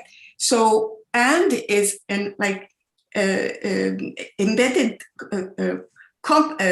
relative clause and things like that are closely related, but and is more closely related than things that are center-embedded relation. So there might be something about the capacity, the limited resources of the brain, of course, in the child are limited, and maybe there's a memory dimension that makes children prefer coordination structure than embedded, right? Well, I mean, I think memory is a really poorly defined notion. It's different for spatial memory, for emotional memory. Sure. It's just not a well-defined notion. And every time you take a look at, say, short-term memory, the definition of short-term memory, it's crazy. It really does make that something. You look at how they actually carry it out, and memory is just used all the time, and there's no coherent meaning for it as far as I know. What we find is that kids with sentences with "and" are much longer than other sentences. So it's not like they can't manage a long sentence. They can. Recursive sentences are very short in many instances. So when you start talking about memory, you really have to do the hard work of saying what you mean. Yes, I was thinking of phase theory, like the idea if a phase is a local, memory space, and you can build the phase and things like that. So maybe there is a question of reducing complexity somehow. It's not memory. It says you ship it off to semantic interpretation. Yes, that's a different claim. It's an important claim, but then if you collapse it with memory, you just get yourself confused. Well, it's not what I meant. In any case, I think that there's a lot of work to be done, and it's still, we don't know, and we have to admit it. We don't know yet. We don't have a correct answer as to why children avoid indirect recursion. And yeah. And so it's a, interesting area. The simple answer is that there's something hard about recursion, and they are exactly the recursion. That is an important, inescapable conclusion. And to sort of pretend that it isn't there seems like a real mistake. Yeah. Thanks. Thank you. Thank you so much. So we are running really low on time. So I'm thinking Anna could maybe, I don't know, write the question in the chat for everyone. And I don't know, is it a long question, or would you ask it? Oh, ask it then. Ask it then. If it's yeah. So Tom, thank you. This was, as usual, intriguing and fascinating. I'm having a hard time wrapping my head around the claim that in recursion, the recursion involves linking between nodes. That's something I could understand in a dependency grammar framework. Wait. You have a linking between nodes and WH movement, don't you? Right. Yes, but in recursion, I'm having a hard time integrating that with the notion of phases. Why do you need linking other than in the more general sense of dependencies? And this, okay, I'll stop there. I don't know what general sense of dependencies is, but if you take it, let's take NPI links. Dependency grammar. Yeah, so I'm not that familiar with it, but I'm sure it's going to translate into something similar. Yeah. But if you look at NPI connections, they stretch out across all kinds of different phrases. You know, John didn't think that the anything happened. I can have the any pretty far away from it. So we have all kinds of things that involve these links, chain links at some distance. It's not unusual in grammar. Yeah.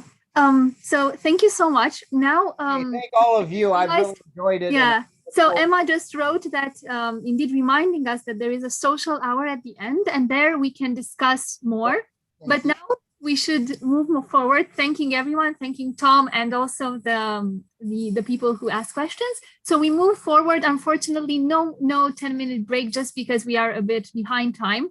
But we will move on to our next session, which is dealing with acquisition, but also a pedagogical perspective upon recursion. So we will start the next session with our presenter, Deb, who will be talking to us about recursive adjectives and recursive possessives in English. So Deb, the floor is yours.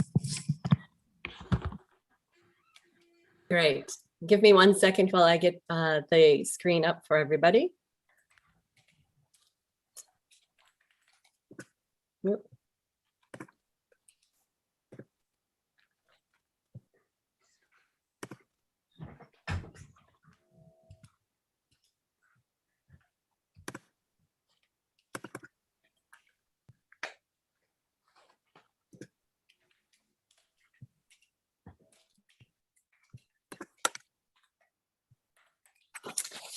Okay, great. Thank you. So good morning and afternoon, everyone. My name is Deb Foucault, and I'm excited to be here to listen to all the wonderful presentations during this 2-day recursion conference. And I'm equally excited to present our team's research findings that the acquisition of relative gradable adjective recursion is more challenging than possessive recursion. I'll try and present our team's findings within 20 minutes and leave 10 minutes at the end for the team to answer questions and engage in discussion. I'd like to take a moment to introduce our recursion acquisition team here. I'll let you read their names, but together we combine linguistic insights from Mandarin, Chinese, Romanian, Japanese, Tamil, German, hints of French, and English. So before diving into the technical details of the research, let's get everyone involved so you can experience firsthand what kind of relative gradable adjective recursion and possessive recursion was used in the study. So everyone, if you could please take a moment now and try using your thumbs up reaction in Zoom, since we'll use this for our next couple of slides to answer questions. So let's see some thumbs up here. Can everyone try using their thumbs reaction?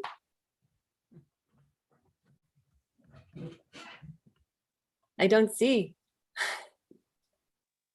Are people trying their, okay, I see Tom's, good. Great, great. Okay. So here are 3 animals from our story that I'd like to introduce to you. Knowing their names isn't important, but knowing how they relate or know each other is very important. So there's the deer. This is the deer's friend, and this is the deer's friend's sister. We'll start with a couple questions approximating those asked in the beginning of our protocol. Okay, so get those thumbs up ready. How many of you think that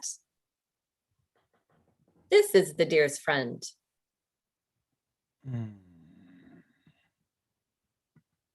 Oops.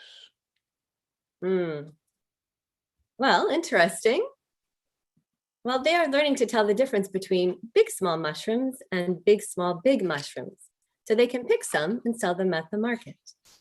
I think, though, that the animals know the difference between big mushrooms and small mushrooms. But just to be sure, will you give the animals a thumbs up if you think that the purple box has the group of small mushrooms?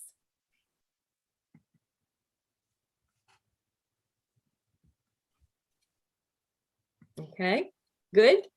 So this red box here, this must be the group of big mushrooms, right? Yeah. Great. You are all great teachers.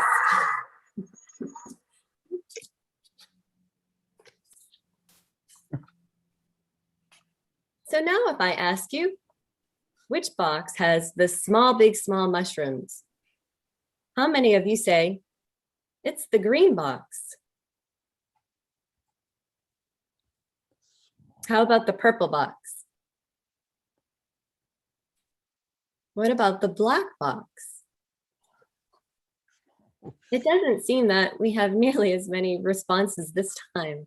So I know that wasn't really a fair question because I went directly from a one-level adjective big to a three-level recursive relative gradable adjective question.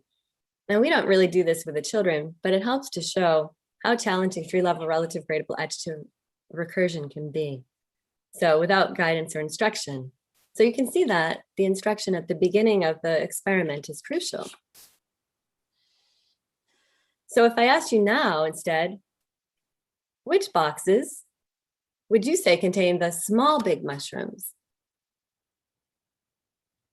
You likely would still find it challenging since we didn't go over the two-level images and constructions, but you would likely be able to say that they were the green and blue boxes. Or are they? Just kidding. Okay, so to give you an overview of the study, our research team's experiment provides evidence that children handle recursive possessives in a more adult-like manner than recursive relative gradable adjectives.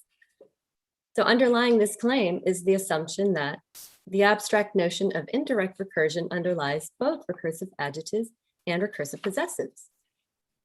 Accordingly, we ask, do individual syntactic semantic properties determine different acquisition paths for recursive possessives and recursive adjectives? The images you see here are the last two slides that children will have worked up to at the end of our protocol. While most children think that it is a fun, albeit challenging story that they help the animals figure out, it is a long, complex protocol in that it combines both the recursive relative gradable adjective structures and the recursive possessive structures that systematically builds in priming or teaching to get to these final assessment slides. We know from previous research that children younger than 6 have difficulty understanding and producing recursive possessives and recursive adjectives. For example, children will misinterpret the recursive possessive structure, Tom's friend's dog, as the coordinated phrase, Tom's dog and his friend's dog. Likewise, recursive adjectives such as the second green ball is given the conjunctive reading, the second and the green ball. Based on these and other previous findings, we wondered, how will children handle recursive relative gradable adjective phrases that embed comparative smaller, bigger sets, and whether recursive relative gradable adjectives and recursive possessives differ in terms of their development? So we expected children to have more difficulty with recursive relative gradable adjectives, such as big, small mushrooms, than recursive possessives, such as the deer's mushroom circle.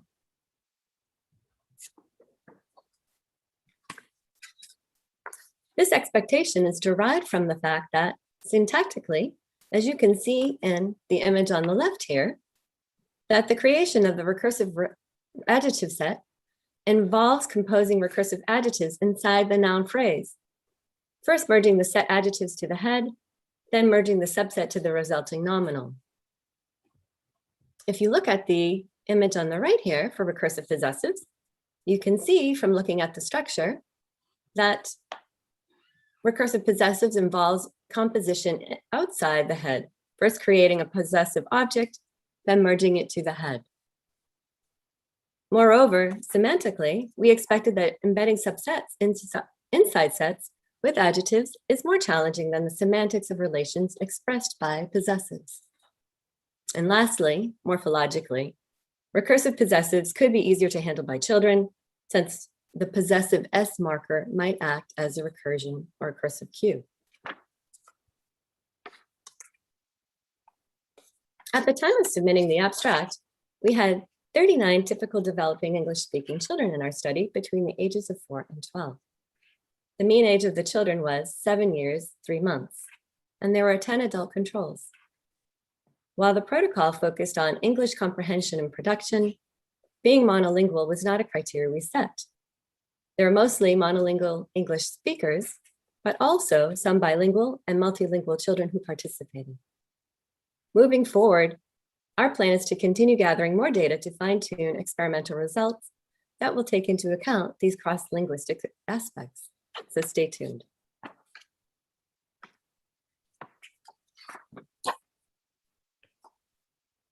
For the study, much like all of you just tried, the children helped the deer's friend, and the deer's friend's sister within a story framework. This image shows the culminating 2-level recursive gradable adjective pre-assessment or quiz that includes all 4 RRGA combinations put together. So this is after the children had worked out all the big mushrooms in the red box here, and versus the small big mushrooms in the yellow box, and then the big small mushrooms in the purple box, and versus the small mushrooms in the next slide leading up to this one.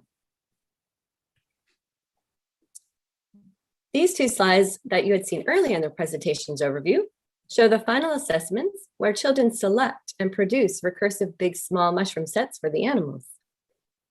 They put the recursive relative gradable mushrooms in recursive big small trucks and then sell them to 3 squirrels. Here, Chippy, Chippy's father, and Chippy's father's friend. The 2- and 3-level phrases for both recursive relative gradable adjectives and recursive possessives were tested alongside coordinated phrases as a control. For comprehension, children identified recursive relative gradable adjective sets by drawing circles, and for recursive possessives by linking arrows from sets to possessors. For production, children had to produce the RRGA set phrases as well as produce recursive possessive relations.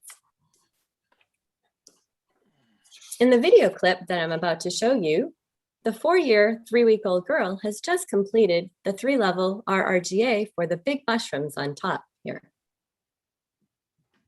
So that means she's just finished working out big mushrooms and small big mushrooms on the top left here. And let's see. And the small big mushrooms here, my pointer's not working, so excuse me for a second. I can't see you because you're blocked by, let me change the view here. Okay. And so then the small, big mushrooms, oh, I'm on the wrong one. And the small, big mushrooms and the small, big mushrooms on the top right here. So now she's attempting 3-level identification and the big small mushroom set that you see on the bottom. You'll hear her mother in the background because she was there to let me know where her daughter pointed when her daughter was having difficulty moving the mouse. This precocious child had decided to skip the supposedly easier identification or comprehension task, and instead she produces the typically much more difficult constructions first, including the noun, which is also not typically the case. So I will play this for you now. Oops. Let's play this. Animals, which color box has the big small mushrooms? Which ones has the big small mushrooms? Big small mushroom. Yes, which one? That's right, you said it perfectly. Which one? These or these? Which ones are the big small? The one on the left. Yeah, you're a great teacher. Good. So we are all on the same page, and now they know. Good. And so tell the animals which color box has the big small mushrooms. Big small mushroom. Wow, you are really in blue. Fantastic. So,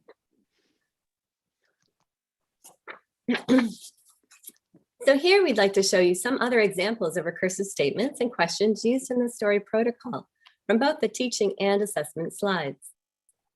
So you can see here that the first two examples are 2 and 3 level relative gradable adjective recursion. The last two are 2 and 3 level recursive possessive examples. So you'll see the big truck is mine because only I can drive it. And are the deer's friends, sisters, mushrooms, big, small, big mushrooms, and why? So if you look at the 3-level adjective example that's taken from the teaching section, you'll see that not only did we ask for true, false, or yes, no comprehension questions, but asked children to explain their answer. We did this a couple times for different reasons.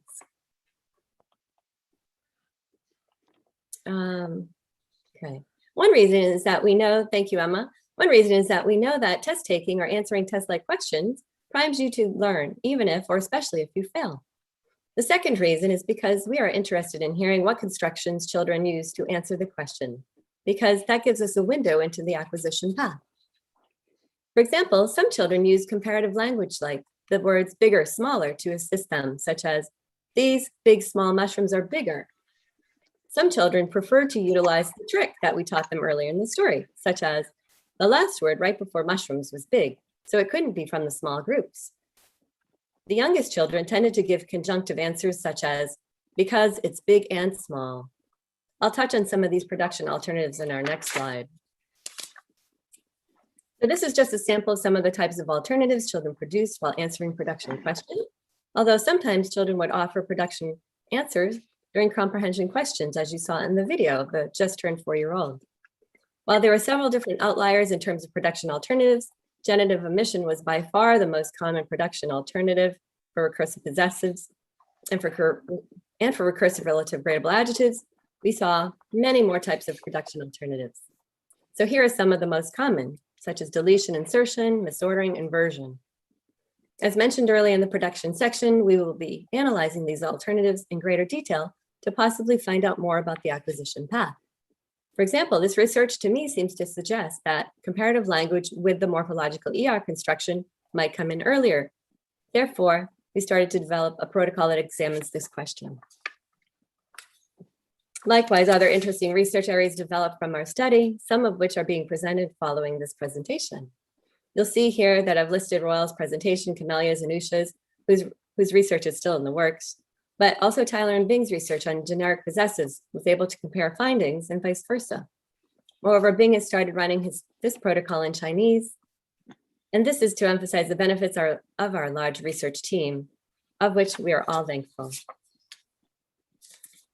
So our findings show that overall, recursion is significantly easier for recursive possessives than recursive relative gradable adjectives, with older children unsurprisingly performing better. So 16 out of 22 children 7 and older, and 3 out of 17 children younger than 7 handled 3-level recursion for both adjectives and possessives. A similar trend was found for 2-level recursion. Since submitting our abstract, we've continued running the protocol to obtain a larger pool to run our analysis. And furthermore, our intent is to run this in multiple languages in order to have cross-linguistic comparisons that will provide depth not only to recursive structures in English, but provide insights into the grammatical variations that we see in different languages. Oops, sorry, went the wrong way. So based on our results, we conclude that recursive relative gradable adjective syntax, where computation is within the noun phrase, is more complex than recursive possessive syntax, where computation was in the possessive. Moreover, set-subset semantics is more difficult than possessive relational semantics, as it may be easier for children to relate to entities than to ascribe properties to subsets. Therefore, syntax semantics mapping is more challenging for recursive relative gradable adjectives than recursive possessives. While ellipsis was prevalent for recursive possessives, fewer types of production alternatives, most often referred to as errors, occurred in recursive possessives, where genitive omission was common, and recursive relative gradable adjectives, where we see deletion, insertion, misordering, inversion, etc. I'll leave you with the future areas of research, where our initial analysis of production alternatives showed that while ellipsis was prevalent for recursive possessives, fewer types of production alternatives occurred in recursive possessive than in recursive relative gradable adjectives. The most prevalent production alternative found in recursive possessives was genitive omission. And most strikingly, production alternatives for recursive relative gradable adjectives were numerous, such as deletion, insertion, misordering, inversion, and may offer a window into the acquisition path of earlier developing structures. Moving forward, we would like to investigate these and other cross-linguistic variations to expand our current understanding of the acquisition of acquisition of recursion. Thank you. Thank you. Thank you, Deb. So we just have about 9 minutes left for questions and answers. Great. So if you'd like to ask a question, raise your hand or type it in the chat.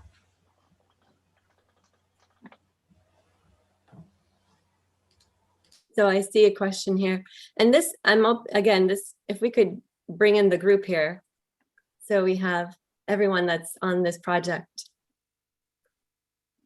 Great. Great. And whoever wants to answer, ask their question, please feel free to ask it out loud now. I think I just saw one in the chat. Emma, can you help us with that? Yep. So Sonia Eisenbeis asks, she quotes, morphologically, recursive possession could be easier to handle by children since the possessive S marker might act as a recursion cue. Did you check this in a study on a language with a recurring concord marker on the adjective? So I was to explain, so this is a quotation from your abstract. So I found this study very intriguing, very interesting. And I was just reminded that if you did this in German, you would have a recurring marker on the adjectives for gender and number concord. So I was wondering whether you have any comparative data for that. Let me respond. How about you? Do you have some? You and I were talking about this, and you had some great had some evidence on it. And yeah, I'm at the moment, I'm just really working on completely different things, but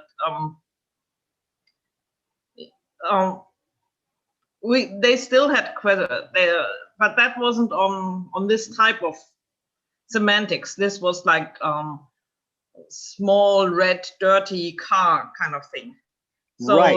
Semantically, that was fun. I mean, that would be another comparison within the same language, because that's semantically, you don't have to scale this depending on what you know right. about the size before. So it's read, whether it's independently, right? So those are real agreement markers on the adjectives, and they come in easily for kids, right? And that's an important point.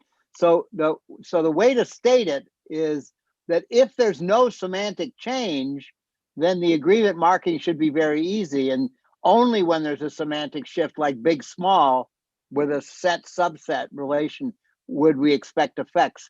So you're right, that's a really important way of narrowing down the effects of the semantics, is to observe that in other cases where the morphology marking is there but has no semantic effect, it's not difficult for children at all, right? So this wasn't about, I mean, I found us about the morphology being complicated. This was a sentence from your abstract that actually said that the morphology could help because it just keeps recurring and points right. you to this recursion. So in a way, if you did this in German, if what you say there is correct, you would find the very same experiment if you ran that in German. It should be easier if morphology helped indicate the recursion. I see. You have that recurring. Yep, it should be done in German. You're convincing me. That's right. It's a nice thing to try to figure out. And the other factor is that if you did your study and compared it, I mean the English study, you compared it with things like the big red dirty car or something like that, there you don't have to do that rescaling, right? So some of the semantics would be easier. So you could add things to your study to address some of the semantics and some of the morphology independently. And that one you could do within English. Mm-hmm. But it would also work for German or other languages with morphology that recurs. Can I ask? Could I ask what your thoughts would be then for the ER construction?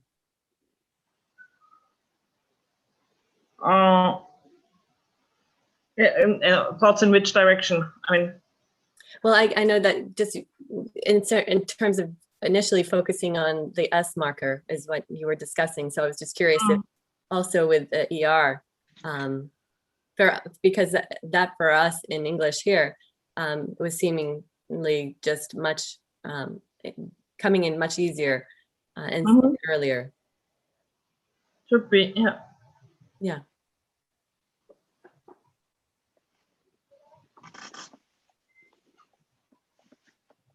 Are there other questions too?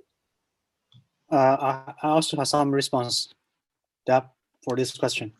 So according to my preliminary results in Mandarin for the gradable adjective, I find that most agent recursive marker will be omitted. So the omission will make it easier for the children to acquire the recursive gradable adjective instead of retain the recursive marker. So that will be a clear division that morphological overt marker will not definitely facilitate the acquisition of recursive gradable adjective. So that's the preliminary results in my Mandarin data.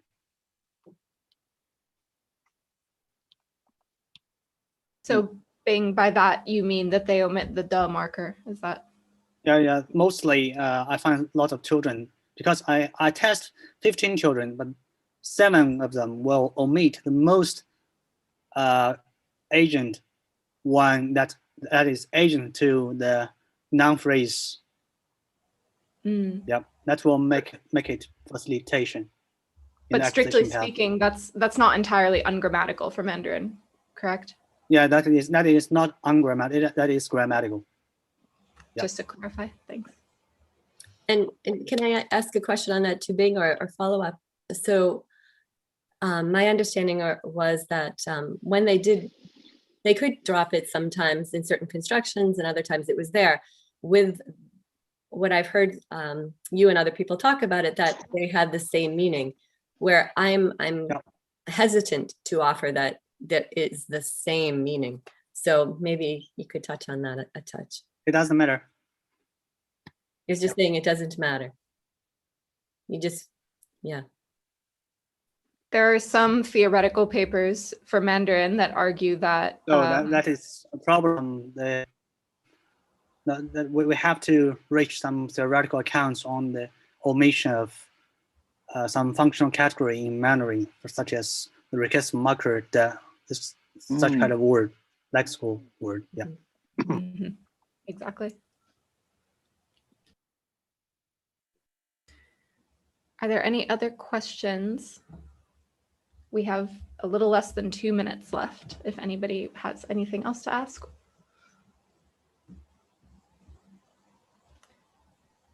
Okay, then thank you very much, Deb, for this very interesting presentation. Next up, the next speaker will be Roel Seibing, presenting on a grounded theory approach to identifying teachable moments in acquisition. This will also be a long presentation, so you have 20 minutes, and I'll remind you when you have 5 minutes remaining for your presentation. And good evening, everybody.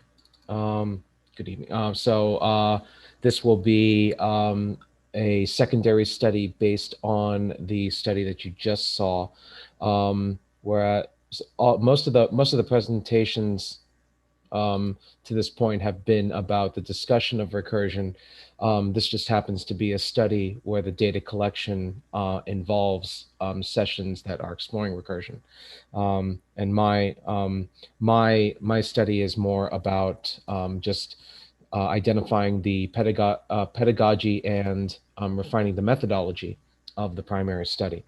All that is to say is that I come from a very, I approach this research from a very different direction as an educator and as someone who is more concerned about the pedagogical aspects of the interaction that is occurring in the study. So, and so at this point, we have been looking at, the primary study has been looking at these sorts of questions regarding the extent to which and the age at which recursion can be understood, and when it can be, and what kinds of recursion, in English at least, is, let's say, easier, more accessible, or less so than others. And all of that results in the previous presentation have been derived from quantitative analysis. I'm more of a sociolinguist who doesn't believe in numbers, or which I joke about, but I am more coming from the qualitative side of things. So as an educator, I'm looking at what interactional strategies are intended to facilitate the understanding of recursion, hence the grounded theory approach, which I will explain in a couple of minutes. Why is this important for my the research in front of me? This comes from the discussions that we have had as a group, refining and designing and refining this study. Excuse me. Basically, the idea of quote interference came up, which really struck a chord with me. The idea that interference really or the interviewer's interference gets in the way of capturing the respondent's knowledge or internalization of structures of recursion, so that such that the interviewer's means of facilitating teaching of recursion has to be mitigated or eliminated entirely, which has kept me up at nights, which I'm, you know, as an educator and as a sociolinguist, I try to argue, well, wait a minute, the learning is potentially social in nature, that the meaning doesn't exist that knowledge does not exist in the individual minds of learners, so much more than it exists in the interaction between two people, and that the understanding of recursion or the understanding of any language or any knowledge happens in the interaction between people. Such as the work of scholars such as Tharp and Gallimore, relying on scholars such as Bakhtin and Vygotsky, that where the fundamental assumption is that the interaction creates that learning experience. So the idea of has given rise to research into this area of dialogic interaction, where respondents are able to produce utterances that align with each other's knowledge just by asking questions and by answering questions with each other. So as the two speakers in this example, D and H, are interacting with each other, they come to a greater understanding of the shared knowledge that they have in front of them. And so that, in my research agenda, I'm much more interested in, rather than what is, you know, what language or what knowledge is internalized, or what is innately present in the minds of learners. I'm sure it is. It's but from the research orientation from where I come from, that is not so easily capturable. Much more interesting to examine the interaction and see what results from that interaction. At least from where I stand. Hence the secondary study, taking a look at the data that we've collected from the mushrooms and animals story to this point.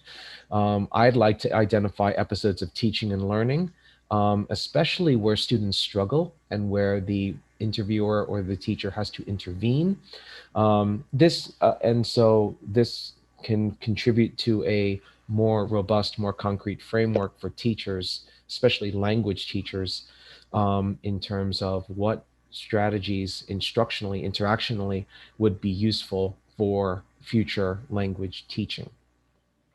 So the data collection, as you have seen in the previous study, these are sessions with children and some adults for control purposes.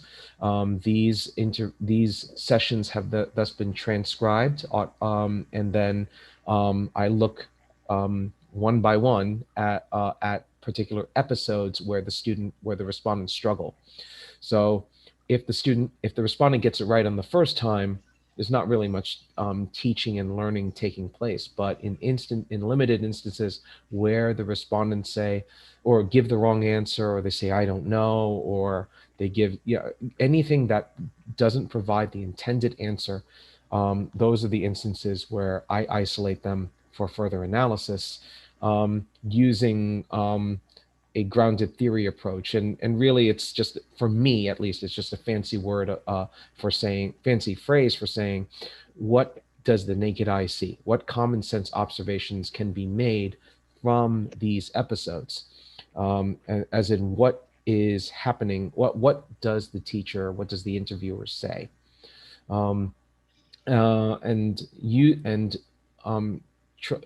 order to generate themes from these instances, we rely on a couple of tenets of qualitative data analysis, such as triangulation, whereas using multiple sources to describe the same concept, the same teaching strategy, and coding them thusly using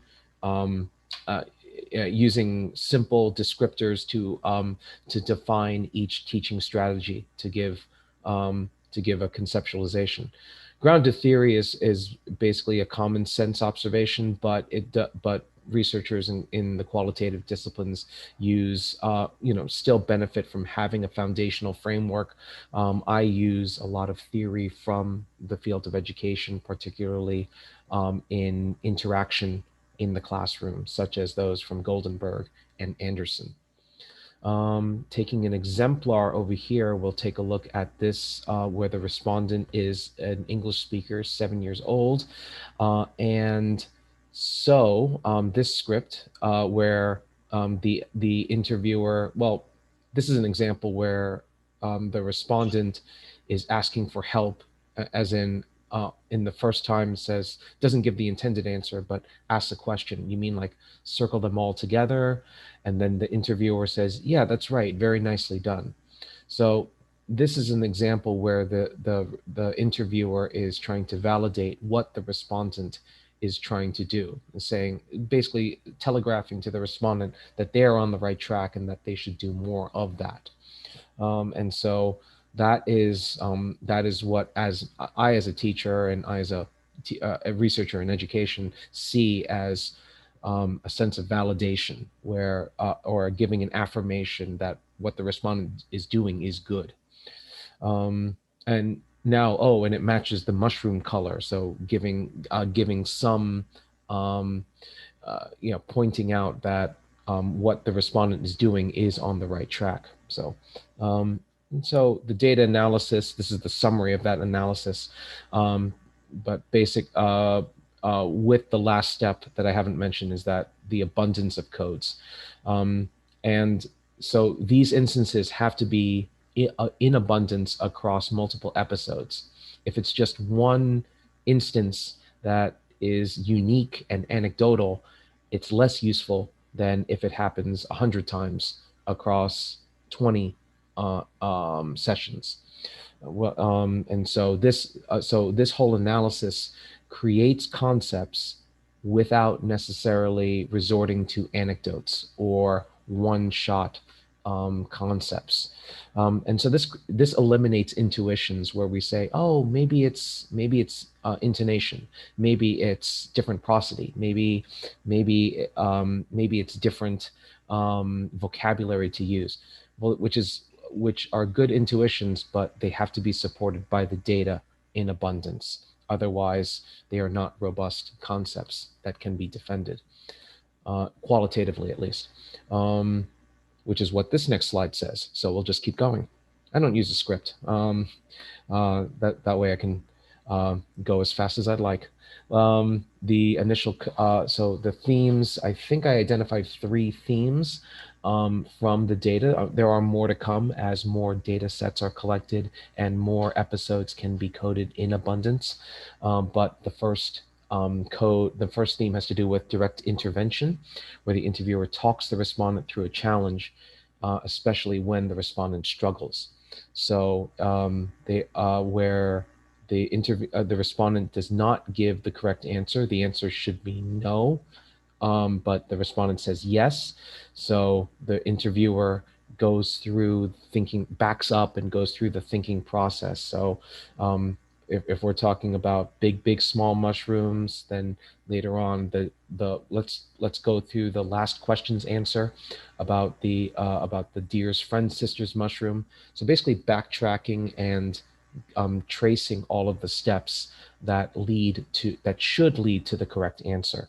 And this is the case with one of the control students, with control respondents, 19 years old, Japanese speaker, where the respondent struggles at first, where does not give the intended answer. So the interviewer has to provide some backtracking questions and direct intervention in order for the respondent to produce the correct answer.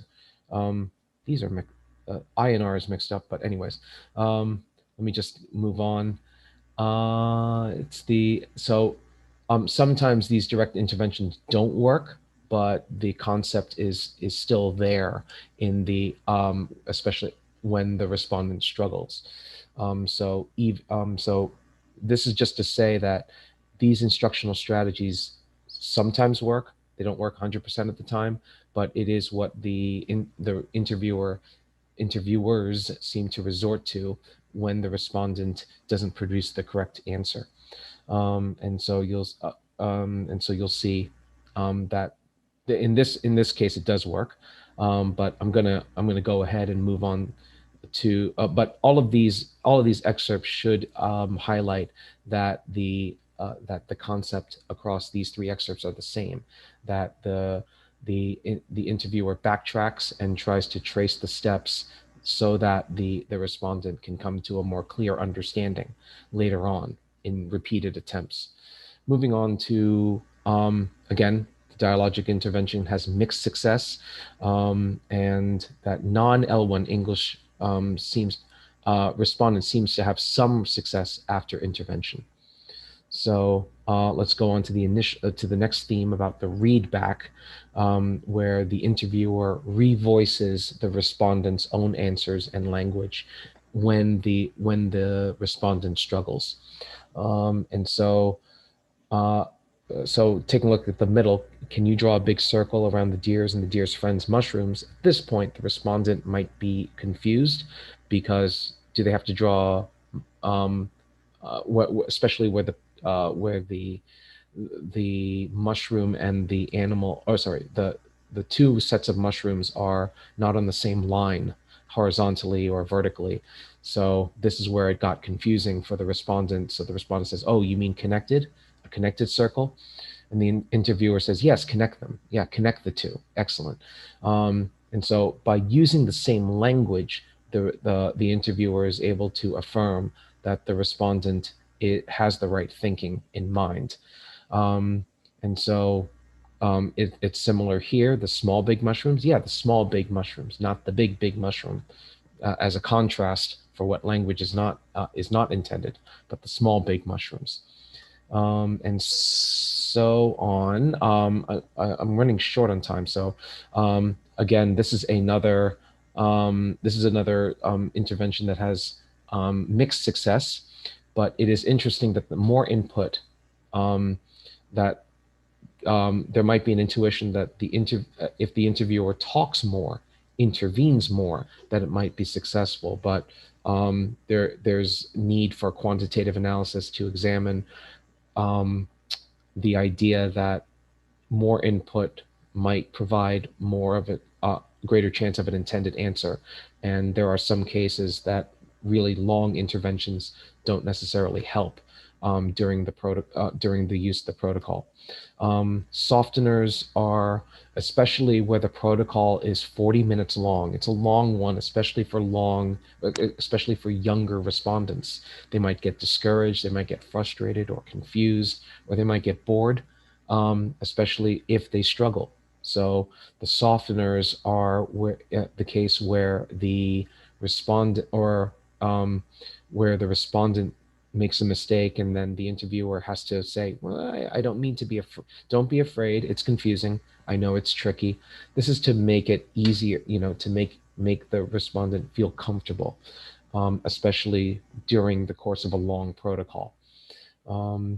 Things like we're still learning how to use that, annotate. Zoom, we're doing it on Zoom. We're all learning it this year, so don't worry.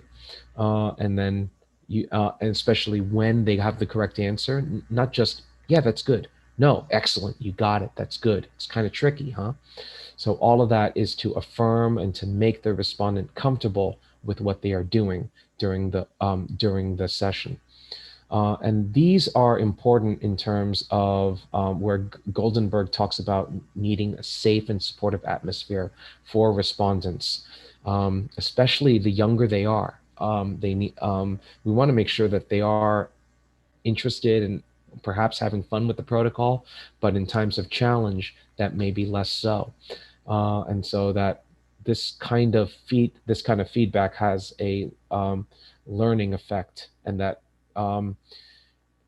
the last point about further analysis being required but hard to conceptualize a control with children, when we are trying to isolate at what age they can easily understand recursion, and when we are observing respondents as young as 4 years old, it's hard to conceptualize where a control that doesn't have any teaching moments or any sort of softeners might be useful to capture data from 4-year-olds. So that might be tricky. So that might necessitate the use of softeners and other intervention to make sure that we capture the data that we need. All of this is to say that it's hard to mitigate all teaching or interference from a study, even on cognitive-based language acquisition. And that it's really important methodologically to identify where the teaching lies and what the teaching looks like, so that in the case of a more strict protocol or a more controlled protocol where we can mitigate teaching moments, or in a protocol where we must mitigate teaching moments, that we can identify what those are and where the interviewer can prevent having to employ them in the session, which is what the implications say. But for more teaching protocols, then this will help contribute to a more concrete framework of what teaching strategies might help to facilitate learning with the respondent. And so it's really important to especially when you're working with human subjects in language acquisition, it's really important to try to figure out in the data where these concepts lie, especially teaching moments or quote interference. And so this is, for me, this is a useful framework to identify where those moments come from and what those moments look like. If they can be found abundantly, then we can have a more meaningful and robust definition of what these concepts are for future iterations of the protocol. Those are my references. Please feel free to email me if you have any questions about them. I think my time is up, but feel free to email me. And if there's any questions, I'm happy to take them. So thank you very much. And we'll stop my share. Thank you, Roel. Sure. So yes, you are right. We have exactly 10 minutes left, or 9 minutes, 50 seconds. Mhm. So if anybody has any questions, again, you can raise your hand or you can type them into the chat. I'll give everybody a few seconds to do that.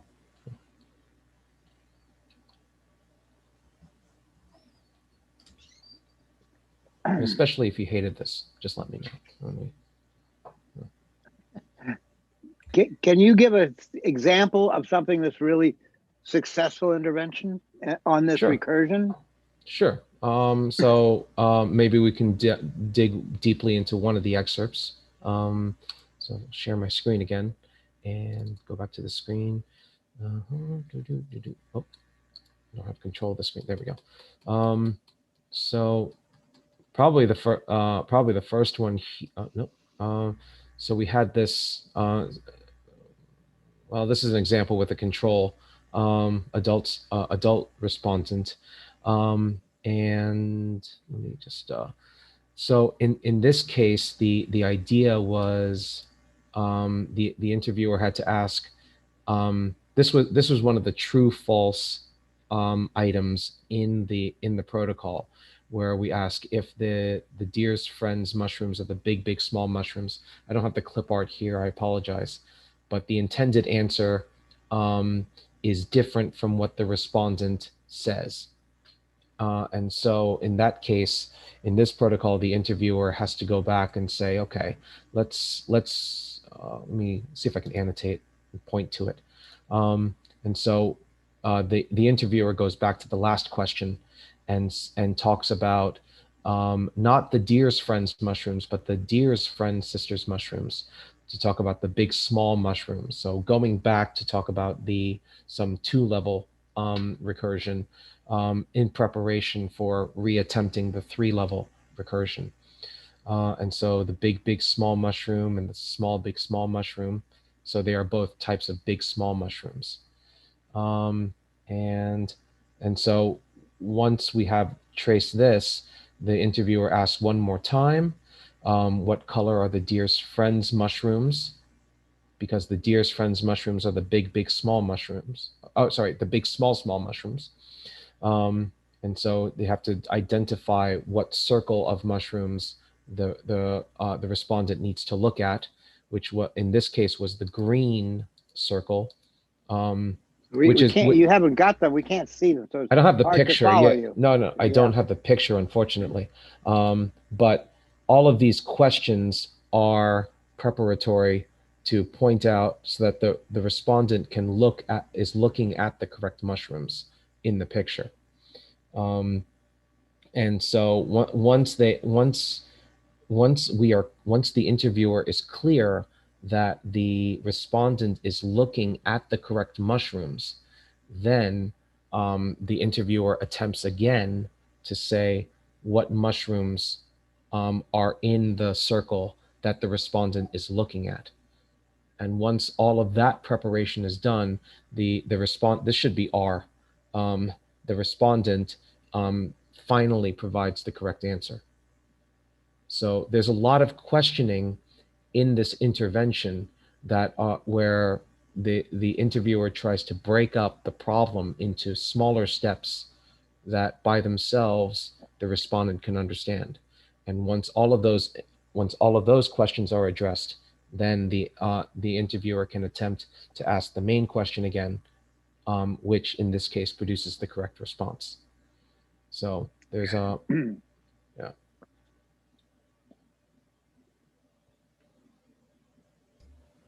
Usha has a question. Usha has a question. Yeah. Mm-hmm. Oh, sorry.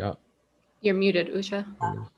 Yeah, it just occurred to me. I was wondering whether you observed across the different ages, like the pedagogical intervention, whether there was a difference. Like even if you had the same researcher who was interviewing across different ages, whether the type of intervention and what type of intervention was successful varied with the difference in age. Yeah. I know you gave us the example of the control, the adult case, but I was just wondering whether there were differences. Yeah.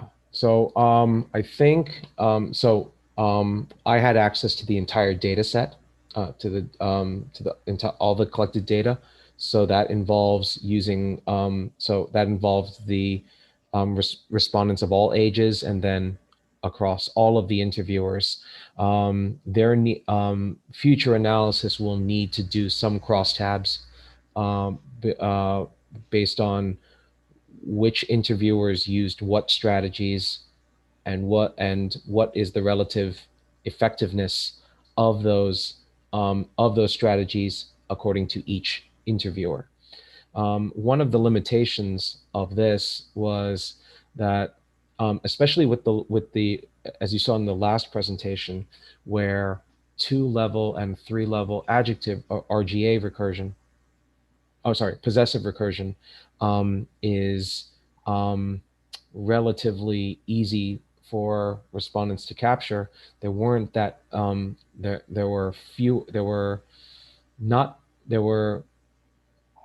let's say the episodes where respondents are challenged are not as abundant in such cases. So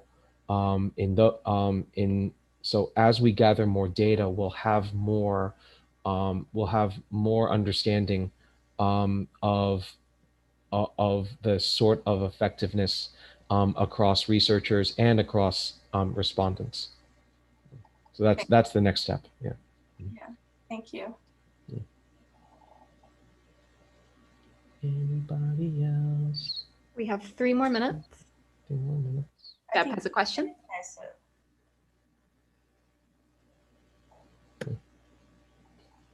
You remuted yourself on accident. Thank you. So I guess my question was thinking about, because I also have, as you know, educational background. And so I think it's wonderful that we have such a wide array from educational research to draw from. And so going forward, I think that it will be very interesting. And I wonder if you've already started to or plan on comparing this with, other research and educational strategies in teaching. That, like, for example, like I mentioned in the last presentation, where we know that test taking, kind of primes you for learning and other things of that nature, which is in a sense what that yes and no question is, and then asking why. Even if they don't get it, then we review it. So there's a couple things embedded within that that point that you're bringing up. It's like you are test taking, you are doing comparisons there. So anyway, I thought maybe you could speak to that a bit. Yeah. So and so when I look at when I look at the first exemplar about where the intervention is really breaking down the problem into smaller questions, what you will this data has implications for theory across a lot of aspects of classroom interaction. So what I'm looking at lately, or what comes to mind at least, is that there are different types of questions to ask, and I don't mean grammatically, but this goes into the old debate about display questions and display and reference questions. Display question is something like 2 + 2 is 4, right? Or what is 3 × 4? Who's the first president of the U.S.? Those are questions that are meant to just, do you know this or not? And then referential questions are more about, so what, what's your favorite color? Why do you think that way? What's your favorite subject? Why do you like this classmate? And so on, where it's really just about getting into the thinking of the respondent. And this protocol so far focuses a lot on the display questions for good reason, in terms of, do they know this recursion or not? Or can they produce this recursion or not? What it does need more of, there's a limited number of prompts that are referential in nature, as in is this the small, big, small mushrooms? Yes or no? Why? Why do you think so? So getting into those, I'd like to see more of those prompts in a more involved protocol. I know time is limited, but having those would allow us to really capture what's inside the minds of the respondents. I have a comment. I mean, I think one of the big challenges in education quite broadly is to match the rhetoric to the details of the problem. So what my hunch is that just looking at that set subset relationship, small hats and then big small hat, with a kind of seeming contradiction built in, one has to really figure out those steps. I mean, you were talking about it a little bit, saying, okay, let's go back and ask the basic question, simpler questions.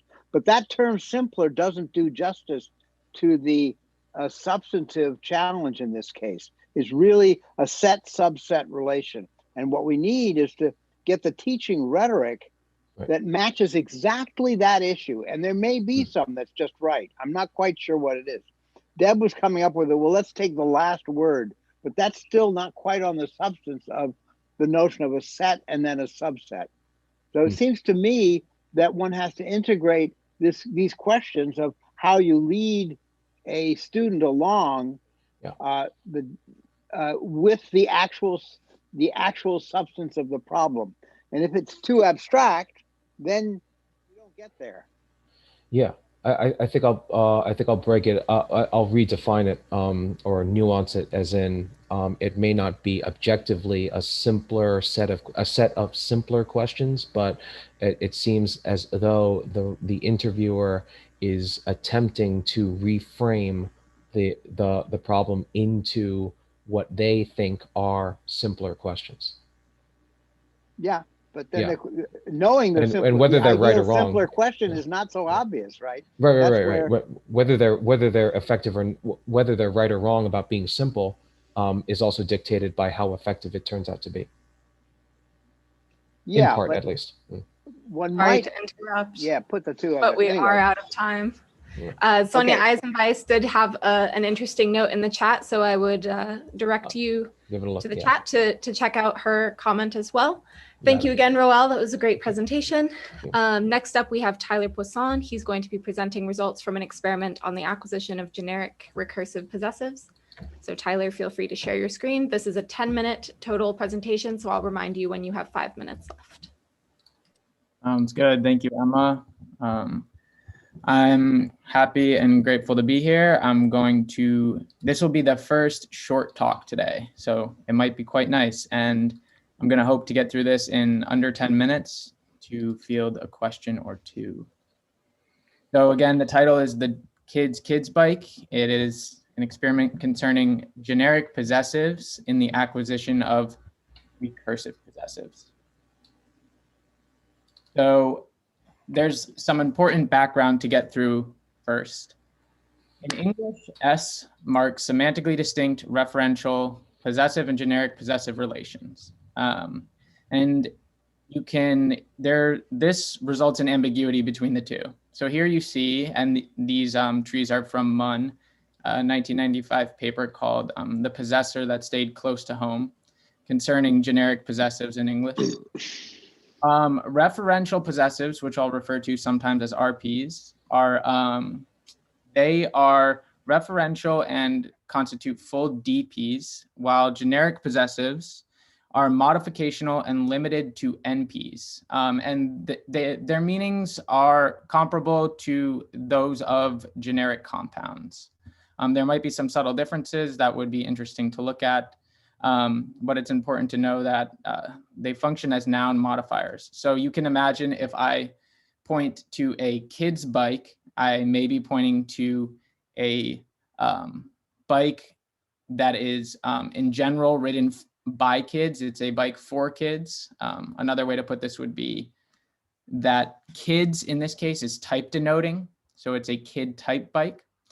Otherwise, I might be referring to some specific kid's bike. Maybe I'm pointing at him and I say, hey, that's that kid's bike. So you see there's ambiguity here. In English, this possessive is recursive. Mandarin has it as well, but not all languages do. So German doesn't.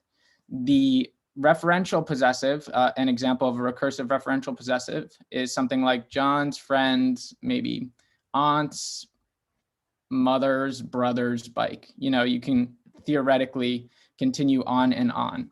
The generic possessive, interestingly, can also be recursive. So in fact, here's a common example. Kid's firefighter's helmet. This is pictured here. It's a firefighter type helmet that is for kids. So it's a kid type firefighter type helmet. Here we have a recursive generic possessive. And again, these might be things that appear. It is a language specific form of indirect recursion. That is recursion with this possessive marker. And here is the phrase structure rules that can generate this. Now, there's a challenge here. It's that children must recognize their language has this recursive form, because again, not all do. Studies of recursive possessives have focused on referential possessive recursion and almost completely ignoring generic possessives, and have shown that 3- and 4-year-olds misinterpret 2-level recursive possessives. So they might opt for conjunctive readings whereby they add an and. So maybe John's friend's bike becomes John's and friend's bike. And 6-year-olds who have 2-level recursion will struggle to comprehend 3-level recursive possessives. So these results, well, here I've actually quoted a recent paper. While these data are very suggestive, evidence and the experiment in this paper, not the one that I'm presenting necessarily, suggest a shift from 2-level to 3-level possessives is more difficult. So the big question is why? Because the 3rd level should be guaranteed by the phrase structure rules here. That is, if you can embed one possessive, and why wouldn't you be able to go on and continue to embed another one? I've heard it be said before that the 3rd, 4th, and 5th possessive should come for free. And there's other constraints, but these results are interesting. Now, the primary purpose of my investigation was this. If children can generate generic possessives that obstruct 2-level recursion and via Munn's syntactic analysis, then recursion wouldn't be guaranteed until the 3rd level. So you might get a structure, something along the lines of this, where you have bills is a functioning as a determiner. So it's just a referential possessive. But then you have kids as a generic possessive. Here, this structure is not syntactically recursive. You have Bill's kid's bike. So that would be a 2-level possessive that is not an instantiation of recursion. Now, some of the cooler things that's come up in this study are the naturalistic data. So you see here, there's very young children, age 2, 7 months, saying something like cowboy like it, cowboy's boots, that a cowboy boot. You can read the others. I noticed that I have a 5-minute warning. This example in particular is great. And then something like this one from a 2-year-old, again, want to get big girls ones goggles. That's an example where there's substitution taking place. So that's perfect evidence for the syntactic analysis proposed for the GP, because girls ones involves NP anaphora for goggles, which could not happen if girls goggles were a lexical compound. So these examples appear. Children may start with a bias for generic semantics, or for example, when a child says want milk, do they mean that specific milk that they've just finished? Likely not. Probably they're referring to an abstract class. This is an open question. Children should get GP syntax first if Munn's analysis is right, as all languages have MP modifiers, and that's what the generic possessive is functioning as, while RPs entail, so that's referential possessives entail DPs, which carry definite reference and project articles that are not available in all languages. The experiment tests 23 English-speaking children's comprehension of recursive regular possessives or referential possessives with GP possessums. So here is an example of some of the items. There were 2 paradigms, one with bikes and one with shoes, but they mirrored each other. So what would happen was these bikes were introduced on their own with just by using generic language, and there were at no point was possessive S used in the introduction of these bikes. So the generic possessive was only used in the questions, and the characters were also introduced. So here we have Bill, and this is Bill's kid down here. And then these bikes are numbered just for the purposes of this presentation. They were not in the actual experiment. So an example of a truth value judgment item, which was the meat of the test, was, is this Bill's kid's bike, pointing to bike 1? This was an ambiguous case. So you can say either yes, and you would be understanding it generically as it's Bill's kid type bike, or you might say no, and you would be understanding it as a referential possessive, in which case this would be Bill's kid's bike, as would this one. The hypotheses were that even though children 4 to 6 years old struggle with 2 and 3 level possessive recursion, respectively, in this experiment, they will comprehend 2 and 3 plus constructions with GP possessums, as the former are non-recursive and the latter involve only 2 level recursion, and that the younger children will have generic interpretations of ambiguous 2 plus items, such as this one here, item 1. More often than the 7 to 10-year-olds. That is, they would be relying on that generic interpretation either to avoid recursion or because they didn't yet have that recursive syntax. And the results confirm the hypothesis. So here are the numbers charted, and then the next slide I will skip right along to. As predicted, children young enough, and I'm skipping right along to the next slide because it's just a repeat of those numbers. Children young enough to misinterpret recursive possessives demonstrate comprehension of 2 and 3 plus structures with GP possessums. So children young, this should be young, less than and equal to 6 years old, had truth value judgments that were 79.33% accurate on average. Children greater than 7 years old, their truth value judgments were a bit more accurate, 94.38%. A majority of the errors came from one question type, and those errors, they extended possessive relation to source possessors. So Bill bought his kid a bike. Joe, the yellow character, bought his kid this bike. So there was a bit of a misunderstanding in the paradigm, and they weren't suggestive of misinterpretation on the children's part in terms of the structure of the possessive. And then children less than 6 and equal to 6 as well had generic interpretation of the ambiguous cases 69.23% of the time, while children greater than 7 only read them as non-recursive generics 30% of the time.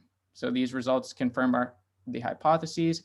And this work and an extension of it in Mandarin implicate generic possessives in the acquisition of recursion. The availability of generic possessives may function as a challenge or as an aid to any one account of the acquisition path of recursive possessives. Thank you. Thank you, Tyler. So unfortunately, we don't have any time for questions, but again, I'll remind everybody that we have a social hour happening at the end of our session today. So if you do have some questions for Tyler, message him or contact him during that time. Our final talk before a quick break, if we have time, will be by Adina Camelia Bleotu and Tom Roper, and they'll be presenting some evidence from a Romanian experiment. So Camelia, feel free to share your slides and start whenever you're ready.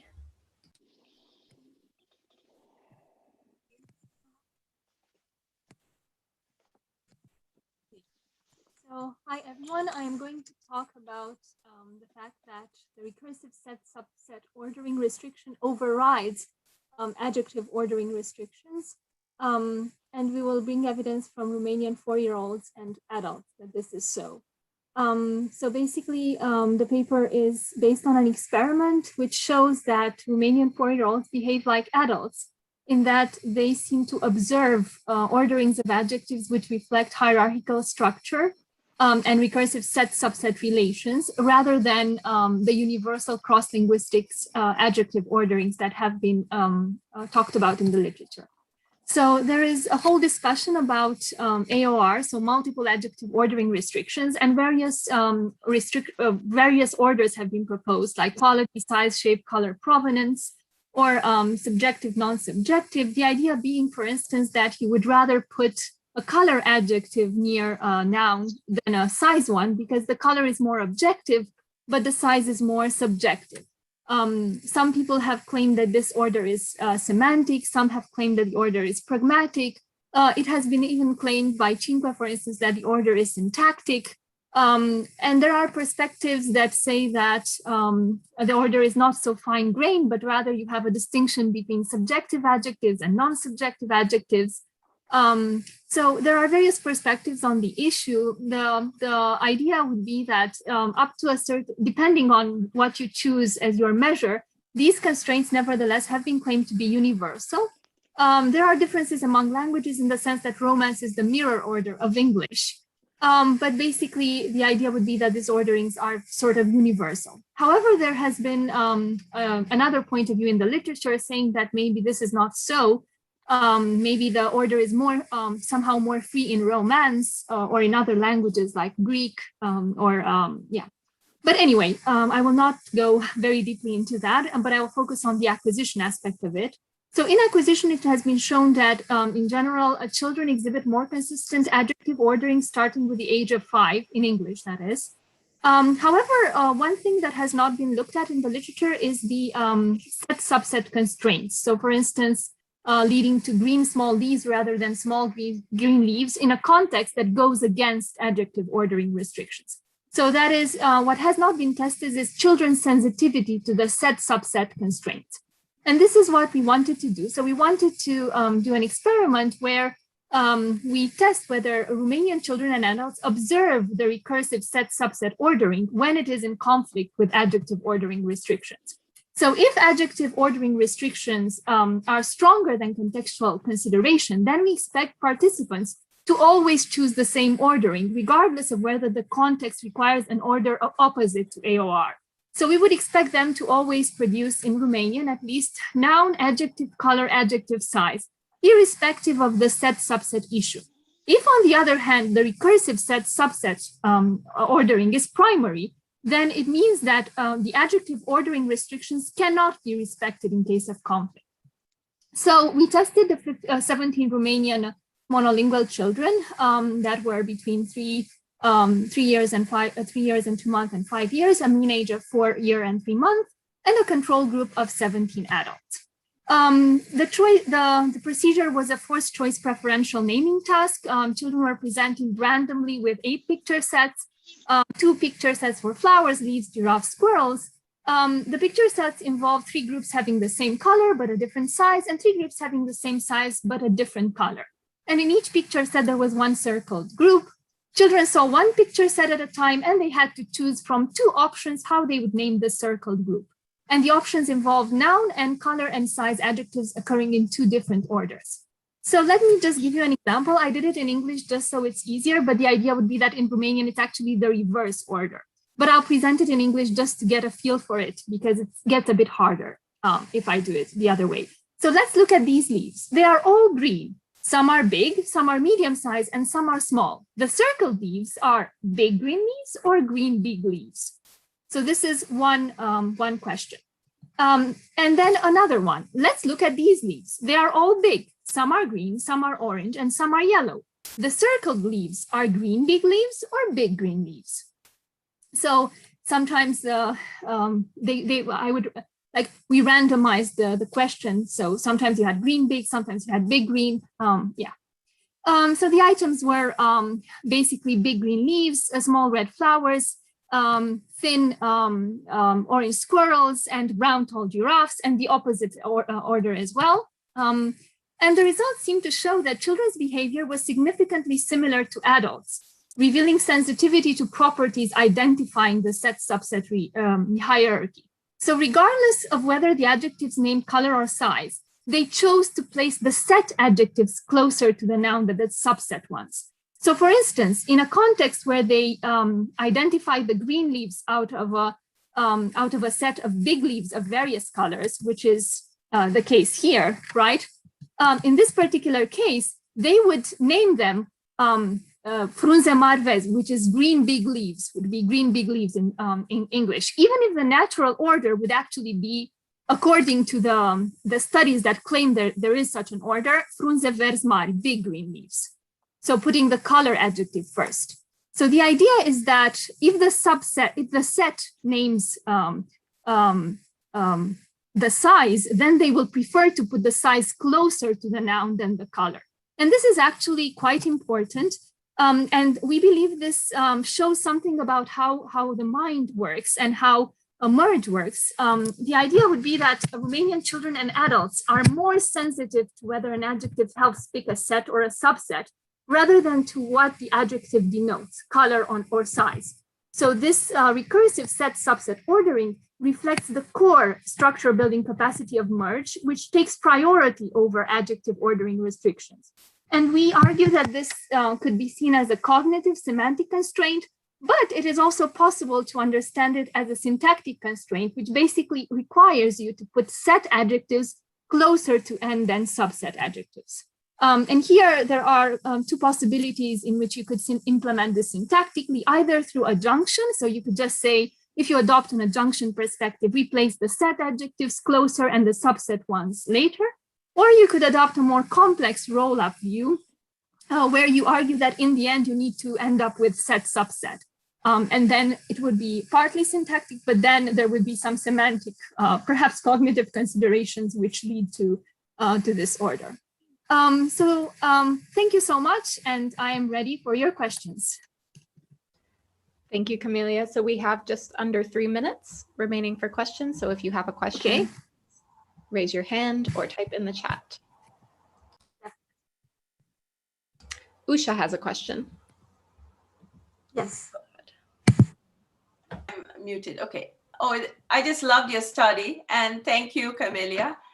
And I just had a little question. I was wondering whether, when they chose that other option, right? When they said something like green big leaves, so they put where they put the set thing closest to the noun, right? Mm-hmm. So do you think that there was a difference in the prosody? Yeah, so this is one aspect that wasn't controlled in the experiment, indeed. So this is one thing that was not controlled. Perhaps this should be done in the future, but it is not something that was taken into account. It was just me, reading to them these sequences in a, I would say, normal prosody, but it is not something that was explicitly controlled for. So yeah, that's something to investigate. Yeah. Thanks. Thank you, Usha. Yeah, that's another factor, I guess. Any other questions? Or I thought I saw a hand raised.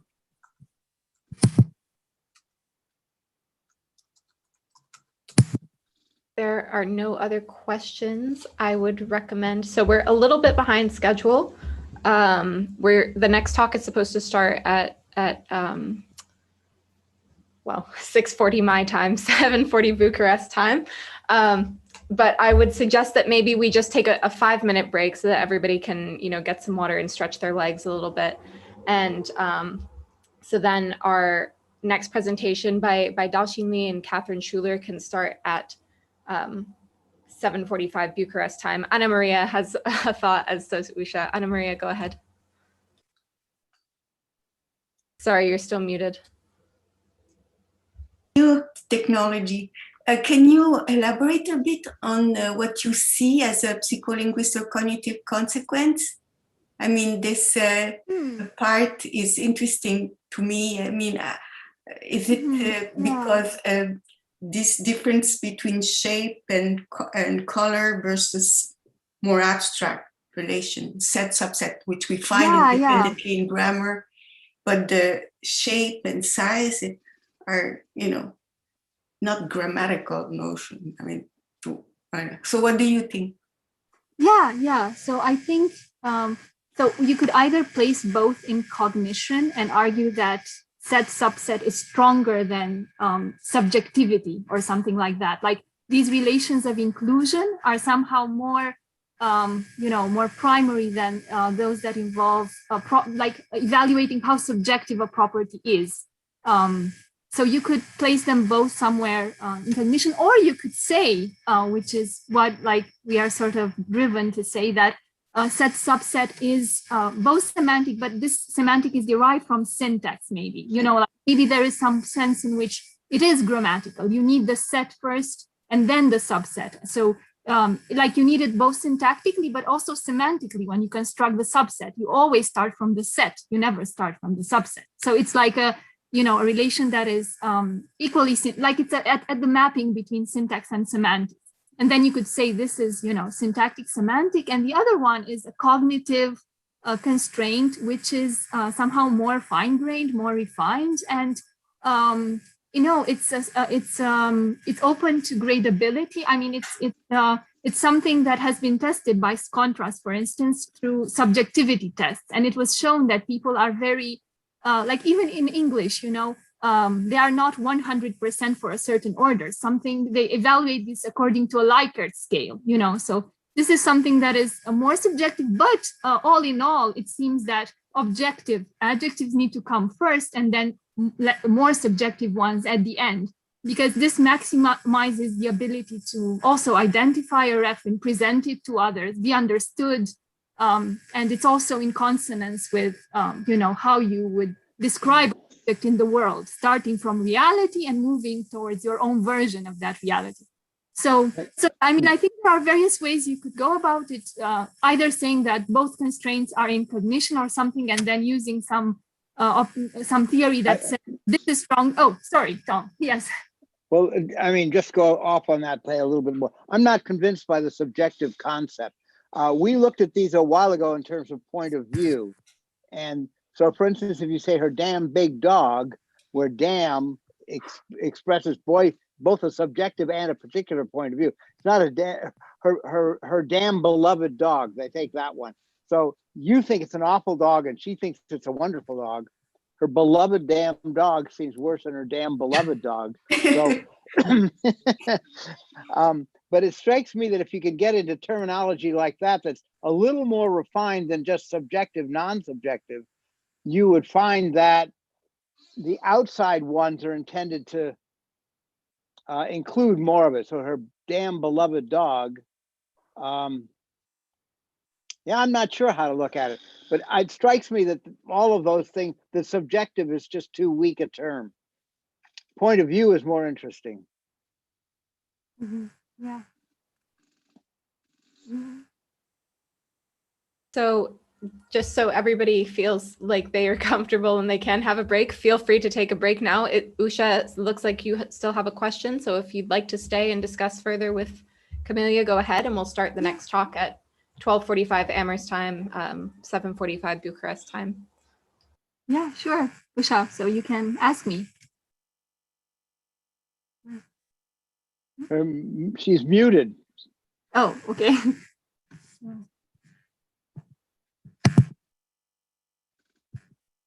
Usha, can you unmute? She may be, she I think had her her hand hand- up and she might have. Oh, yeah, she might have left her hand. Taken a Okay. break. Just left. Yeah. Yeah. So basically, yeah, there could be these. I don't know. So you could think of constraints as fighting in a cognitive realm, or you could think of them as belonging to different compartments, and one being grammatical and stronger, and the other being something else. And grammar always wins. No, I don't know. I'm kidding. Something like that. You know, like grammar. It does seem to. Yeah, something like that. Great presentation. Yeah. Nice.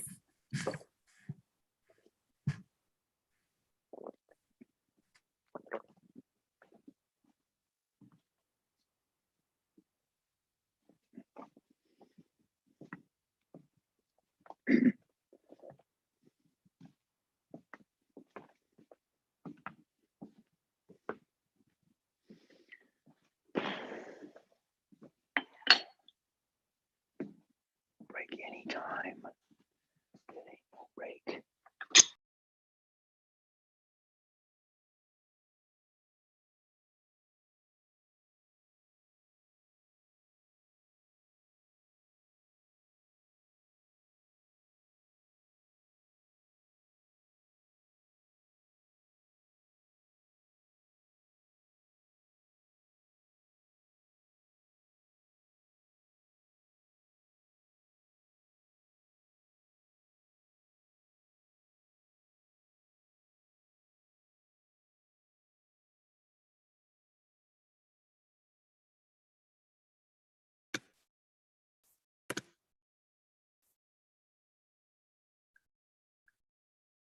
Camelia?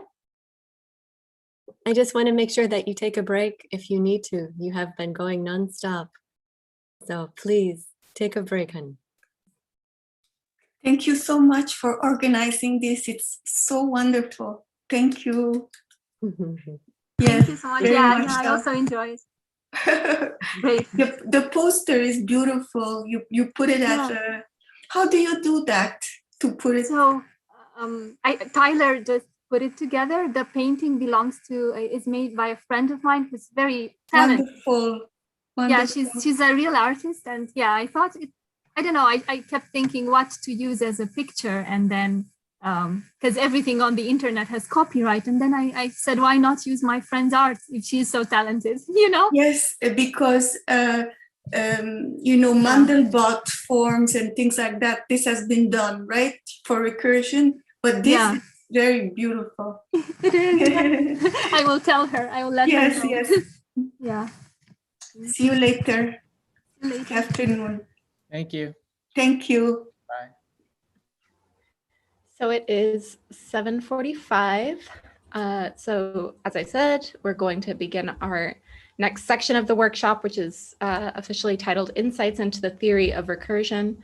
At this time, I would also just like to quickly remind everyone that this is being live streamed to YouTube and that we plan to make a full recording available after the workshop. So if you don't want your talk to be recorded, just let us know, message me, message one of the other co-hosts, or just say so at the beginning of your talk. And if you don't want your face to be visible on YouTube, then just make sure to keep your camera off. So I'd like to invite Daoxin Li and Catherine Schuler to present their work. This will be a long presentation, and I will tell you when you have 5 minutes left for the presentation section. Go ahead, Daoxin. Thank you, Emma.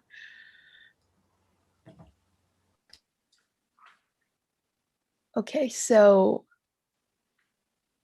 hello, everyone. I'm Daoxin Li, and today I'm presenting work with Dr. Catherine Schuler on acquiring recursive structures through distributional learning. So first, we like to step back and talk a little bit about the big picture of recursion. So recursion refers to the infinite self-embedding of a particular type or linguistic element or grammatical structure. And many linguists and cognitive scientists agree that the ability to form recursive structures is a crucial part of the language faculty and is universally available, whether it's present in a specific language or not. However, recursive structures pose a learning problem because languages differ regarding the depth, structure, and syntactic domains of recursive structures. Taking the genitive s, for example, it can be infinitely embedded in English. So in one, the man's neighbor's book is good. But in German, this structure is largely limited to only one level. So in two, the counterpart of the man's neighbor's book in German is bad. And furthermore, even within a single language, some structures allow infinite self-embedding, whereas others are more restricted. So again, for genitive structures in English, as we just said, the S genitive can be infinitely embedded for this kind of possession relationship, as in 3a, the man's neighbor's computer. However, it's not so good to use the genitive of to express this kind of possession. So 3b, the computer of the neighbor, is not so good. And it gets worse when the embedding level increases. So in 3c, the computer of the neighbor of the man is more degraded. So this leads to the problem that we aim to investigate today. Namely, how do children learn? Which structures allow free recursive embedding and which structures are restricted? Given the cross and within linguistic differences we have just seen, we know that the recursive structures have to be learned from language-specific experience. So what kind of experience is useful and how do learners make use of it? one possibility is the attestation of multi-level embedding in the input will lead to the acquisition of recursive structures. However, experiments have found that children acquire recursive structures even though evidence for deep embedding is rarely attested in young children's input.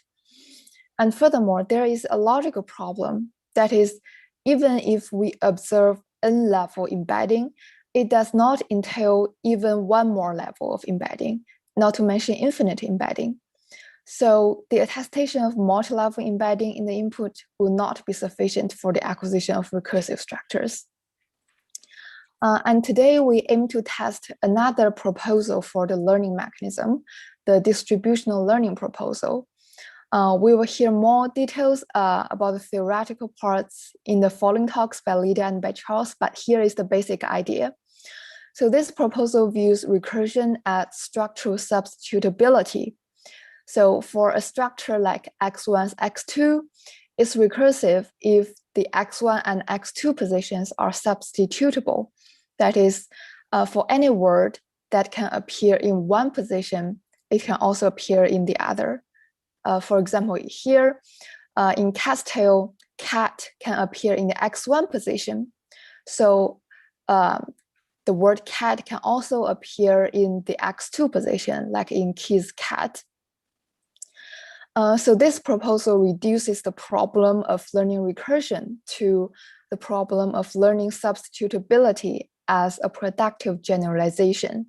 So children will generalize that the two positions are fully substitutable if a sufficiently large proportion of words attested in one position in the input are also attested in the other position in the input.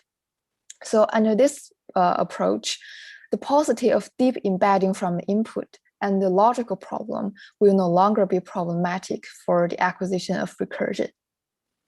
Now here is a more specific example. So suppose here are all the words from a child's vocabulary that are attested in the x1 position in the input. And those are the words that are also attested in the x2 position. And the child will generalize that the two positions are substitutable if this part of words, the words that appear in both positions, reach a productivity threshold. Now, this proposal has been supported by corpus studies, which have found that there is reliable distributional information in the input. For example, in the work that we will hear more in the next talk, the authors examined determiner, adjective 1, adjective 2, and noun phrases in English and German, and found for both languages that there is sufficient evidence that adjectives can appear in both adjective 1 and adjective 2 positions. So prenominal adjectives can be used recursively. And another study looked at possessive structures in English, German, and Mandarin. So in each language, there is one structure that can infinitely embed, like the x2 of x1 in German, and a more restricted structure like x1's x2 in German. And again, they found that for the recursive structures, there is sufficient evidence that nouns can appear in both possessor and possessee positions. For example, for the x2 of x1 structure in German, there are 34 words that appear in both positions. And they use the tolerance principle to predict the productivity threshold, which is 29. So 34 exceeds this threshold, and it correctly predicts that this structure can be used recursively. And on the other hand, for limited structures like x1's x2 in German, there are 5 words attested in both positions, and the productivity threshold is 24. So the number 5 falls far below the productivity threshold. So again, this correctly predicts that this structure is restricted. And the findings are the same for the other languages. So overall, we have seen that there is reliable distribution information in the input for the distributional learning proposal to work. But to fully test out this proposal, we still need to know another problem, that is, do learners indeed utilize the distributional information as predicted by the distributional learning proposal? So to test this, we used an artificial language learning experiment. We exposed 15 native English-speaking adults to artificial language strings in the form of X1, Ka, X2. So this experiment is fully formal learning, so there's no referential word. In our experiment, we had two conditions. In both conditions, there are 12 different nonsense words tested in the X1 position. And crucially, we manipulated the distribution of words so that in the productive condition, almost all the 12 words are also attested in the X2 position.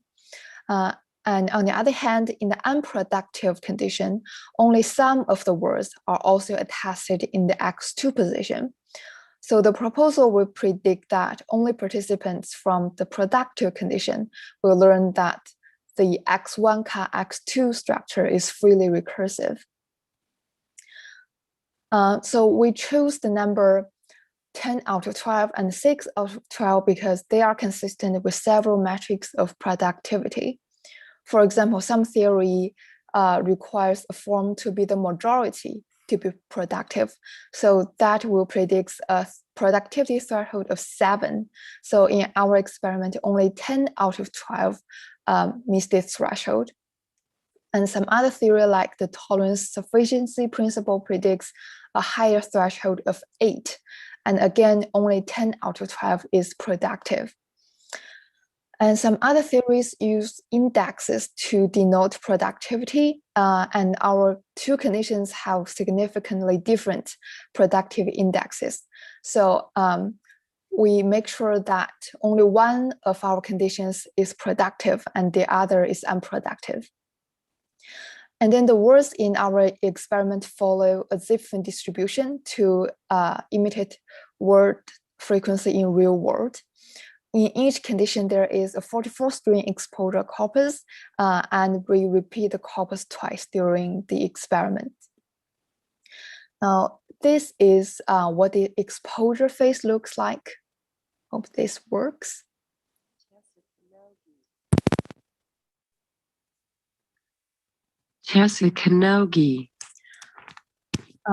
So during the exposure phase, participants will hear one level strings like this. And then in the test phase, they will be presented with a rating test. They are asked, they will hear test strings and ask whether this string is from the language that they have just heard. So 5 means definitely yes, and 1 means definitely no. So we have 6 different types of test strings in total.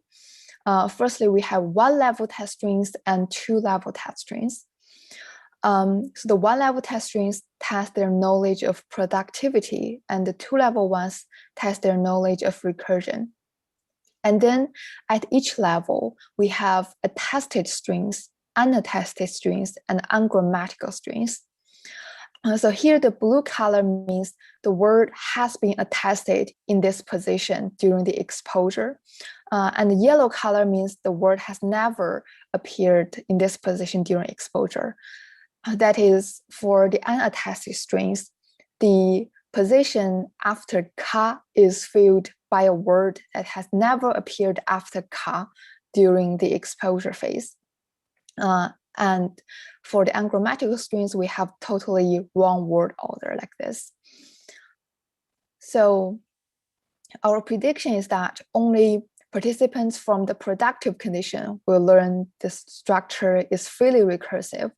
So we expect to see that participants from the productive condition will read the unattested strings higher than the participants from the unproductive condition at both 1 and 2 embedding levels. And we analyze our results using ordinal regression. The dependent variable is the rating score as an ordered factor from 1 to 5. The fixed effects include test string type, that's either attested, unattested, or ungrammatical, and the experiment condition that's either unproductive or productive. And the random effects include by-participant random intercepts and random slopes for type. So here's the result for one-level strings. There's no main effect of condition, but there's a significant main effect of type. That is, in both the unproductive and the productive condition, the unattested strings were rated lower than the attested strings, but higher than the ungrammatical strings. And crucially, there is a significant interaction between type and condition, which indicates that the unattested strings were rated higher in the productive condition than in the unproductive condition. And here are the results for two-level strings. So again, there's no main effect of condition, but there's a significant main effect of type and a significant interaction between type and condition. And crucially, in the unproductive condition, the unattested strings were not distinguished from the ungrammatical strings, whereas in the productive condition, the unattested strings were rated significantly higher than the ungrammatical strings, which means the participants are generalizing the recursive rule to unattested strings only in the productive condition. So in conclusion, participants in our study learned that recursivity of a structure distributionally from language-specific level 1 experience. That is, they learn a structure is recursive if the two positions are productively substitutable. So this supports the theoretical proposal that recursion can be viewed as structural substitutability, which is learnable as a productive generalization. Thank you for the reminder, Emma. And now, having said that conclusion, we want to make it clear that we are not arguing that the ability of recursion is acquired through distributional learning. Instead, what we are interested in is just how do learners know in which specific domains this ability of recursion can be freely applied. Another point that we want to make clear is that in this current experiment, we are focused only on the role of purely distributional learning. But by doing this, we are not denying the role of other factors like semantics and phonology in the acquisition of recursive structures. Instead, we consider our experiment as a first step to more thorough investigations on how learners exploit and coordinate the different kinds of information to acquire recursive structures. One question that one may ask about the results is, why are the unattested recursive strings in the productive condition rated lower than the attested strings and the one-level strings? But actually, we are not surprised by this result because of the complexity of the structure and the short duration of our experiment.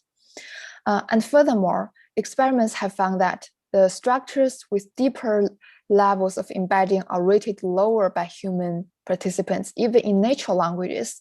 So it's natural to see this pattern in artificial languages as well.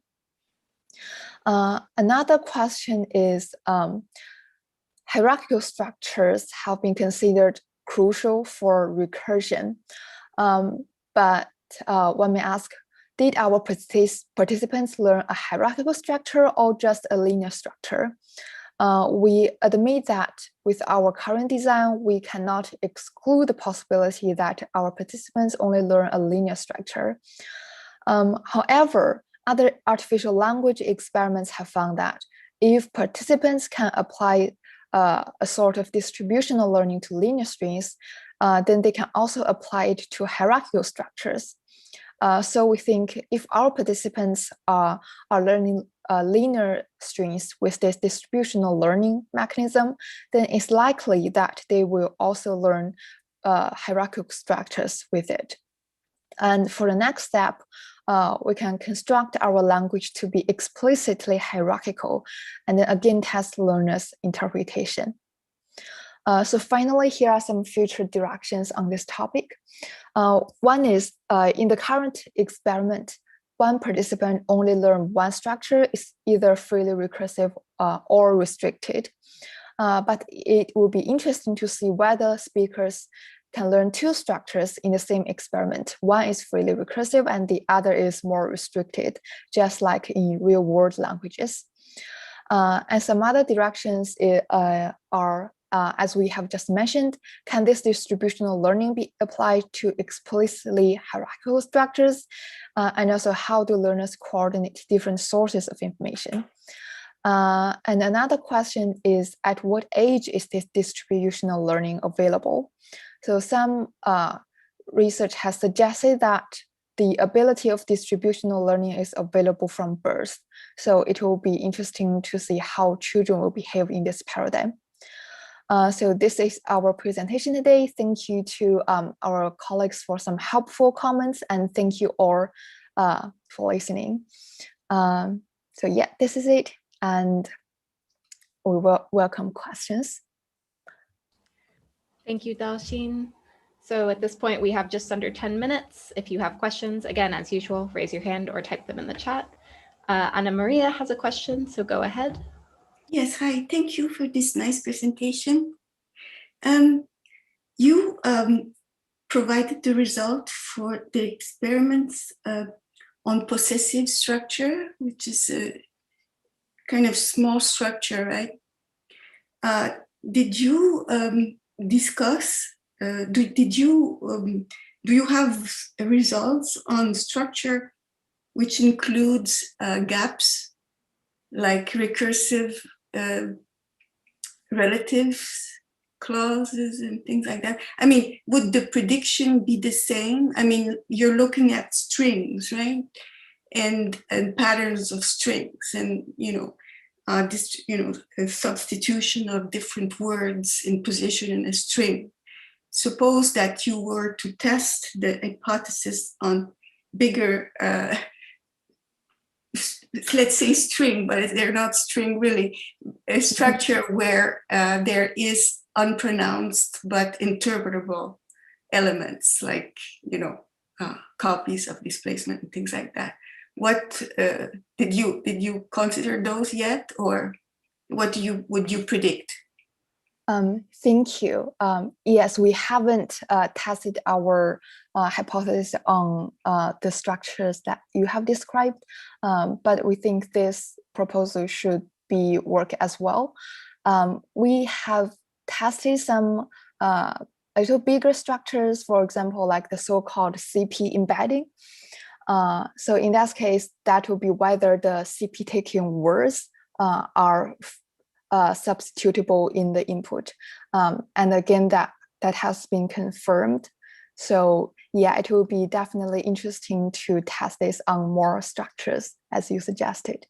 Yes, because you see, if there isn't a copy of a displaced element, the person who met my friend who is, etc., you don't have that information available at the sensory interface, right, in the string. Or you could imagine using representation with a position for empty elements, and then try to, calculate some, distributional properties of these empty elements, non-pronounced elements. So it is a bit challenging to approach, but I think that it's a natural way to proceed, right? To go from small, strings, if you want to call them like that, which have no empty elements inside, and to enlarge, have structure, and then what do you do for the displaced element inside or whatever? So that will be a cool topic. Thank you. Yeah. Yes. Tom has a question as well. Tom, go ahead. You're muted. I think the substitutability observation is pertinent to a lot of things. It strikes me that there's still a step missing in your logic. I don't think that recursion follows, and you, in your way of saying it doesn't, the ability to do it is not entailed in what you're claiming, but then you haven't really said how that recursive operation occurs. And I think you're going to need some abstraction, like rewrite rules that where a category is repeated or something else. Because one could then ask the same question if you say the girl's friend's hat's color, and now you have 3 possessives, right? The fact that the first 2 might interchange doesn't tell you that the third one should be all right. And I don't think you're going to have that many you're not going to have that many 3-level possessives to play this game of substitutability on, such that you would actually justify a 3-level possessive. So logically, if you're claiming this is going to work at the 2-level one, then we could say, okay, let's try the 3-level one. And then you're going to say, oh no, I don't need to do it at the 3-level one, because somehow I can put in the principle of recursion and I'll get the 3-level one automatically. But you're not saying how that happens, as far as I can tell. So put it differently. Do you feel like you have to apply the same logic to a 3-level possessive as you do to a 2-level possessive? And if not, why not? Yeah, thank you. Actually, we do have proposed some structure, but not included in the current slides. So the idea will be they will learn that higher level of recursion will be available if the structure is completely substitutable when there's like no embedding. So for example, here, if we have key's cat and cat's tail, so like key's cat's tail will be grammatical following this observation. Now, I don't see how. Now, why does that become possible? So this is related to the category. So for example, like in key's cat, this will be an NP. So now you're depending on an intermediate structure. I think that's right. You have to label it an NP, and then on that basis, we do need the labels. You're going to get the recursion. Mm-hmm. But then you have an intermediate level in there, which is pretty close to rewrite rules. In effect, you're going to have that same concept of the element NP appearing in 2 different places, and one inside the other, just like with the NP goes to NPPP and the PPP goes to PNP. You have to have the identity of those 2 syntactic categories to make it work. Mm-hmm. I don't know.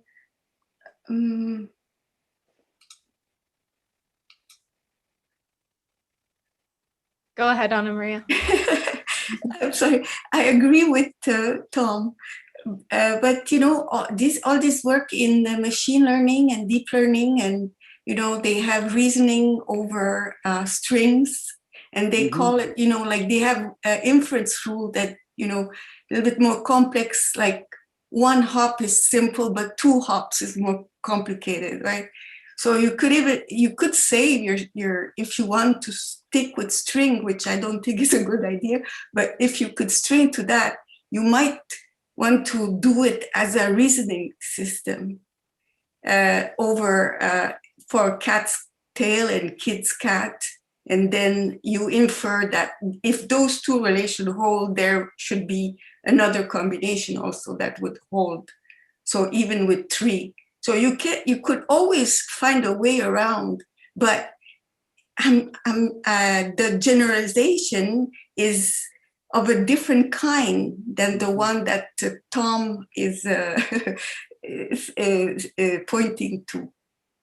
Yeah, the generalization using categories and structures and all the everything in the grammar is abstract, and it's not string based, right? Right. And now whether learning is string based or not, well, I mean, there's different views of that. I mean, if you don't have the recursive operation, you can't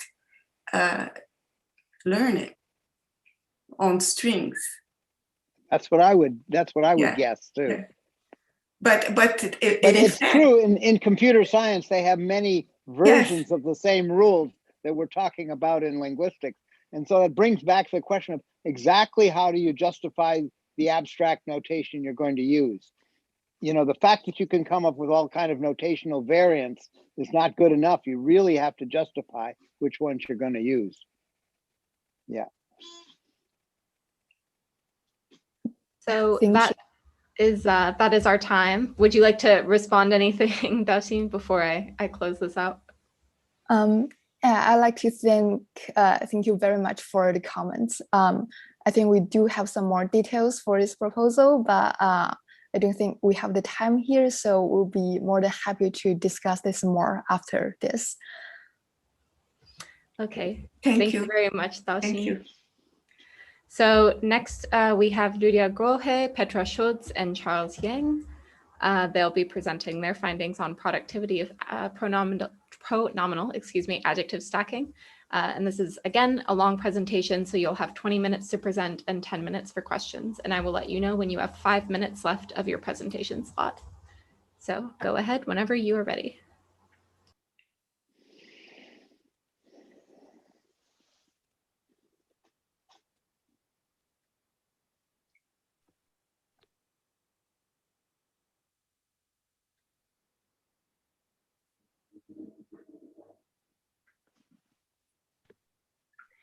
Thanks a lot. So this talk is, as you can see, closely connected to the previous talk by Daoxin Li and also to the talk afterwards, which will be by Charles Yang. And we will talk more about the adjective part of our proposal.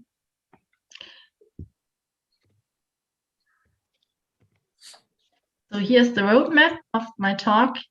At first, I will talk about the background, about the acquisition of recursion and of adjective stacking. Then I will briefly present the tolerance principle and also explain our proposal, which is supported by a distributional analysis of adjective stacking.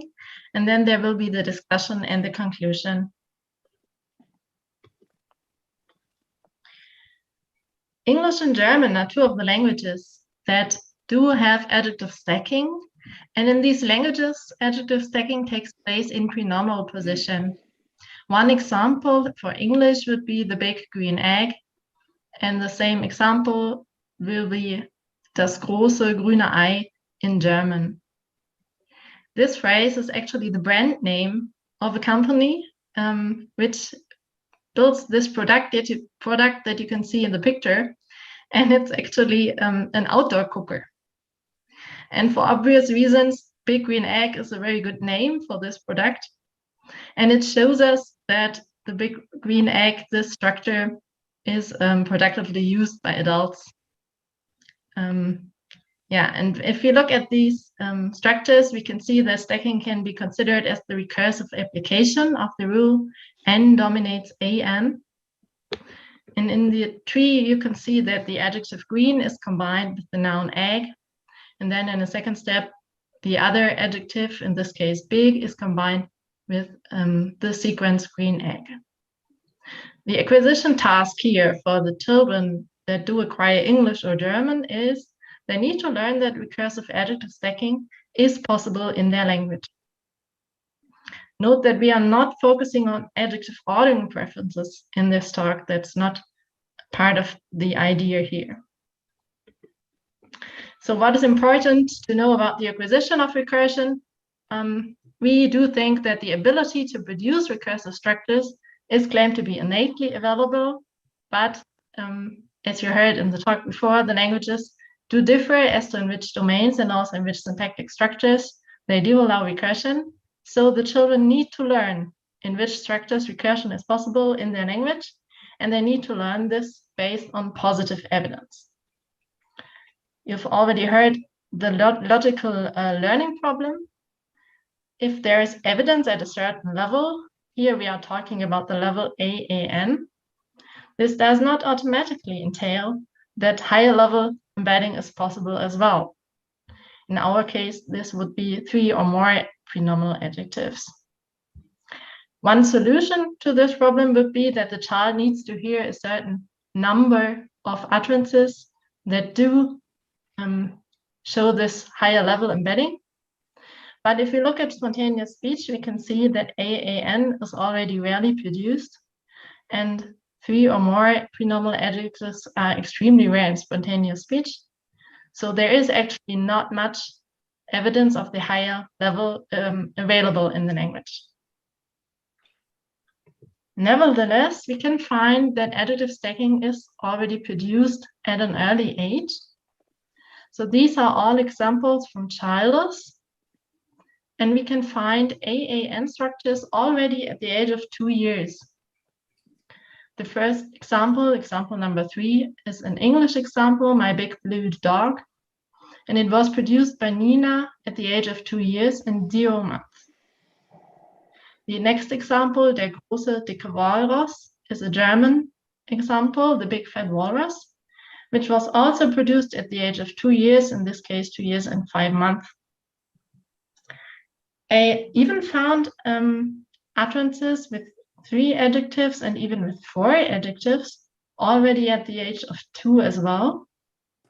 That nice little bitty baby and little smart big cute puppet. So the question arises, which learning mechanism enables such early acquisition of adjective stacking? We propose that the tolerance principle offers a solution or an answer to this question. And before I will go into detail about our proposal, I will quickly explain how the tolerance principle is applied. And it's usually used to explain how a certain rule or a certain pattern can generalize in a language, despite the presence of exceptions. The tolerance principle is phrased as follows: a rule defined over n lexical items productively generalized if and only if the number of exceptions lies within a certain threshold. And by exceptions, we mean the number of items that are not attested under the rule.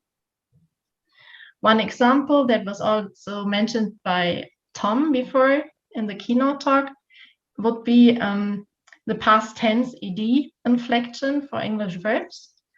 That's the regular, the rule, and the exceptions would be irregular verb forms here.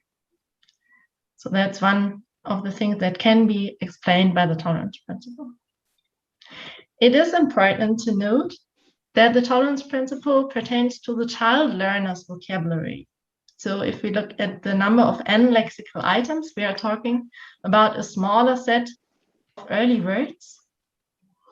And these are the types in the child's vocabulary. If we want to calculate the tolerance principle, we can also use as an approximation the most frequent types in the child input. So the evidence for the rule productivity must come from a small set of early words. And once the rule is established, it generalizes to the entire word category. There are also more abstract cases where the tolerance principle can be applied.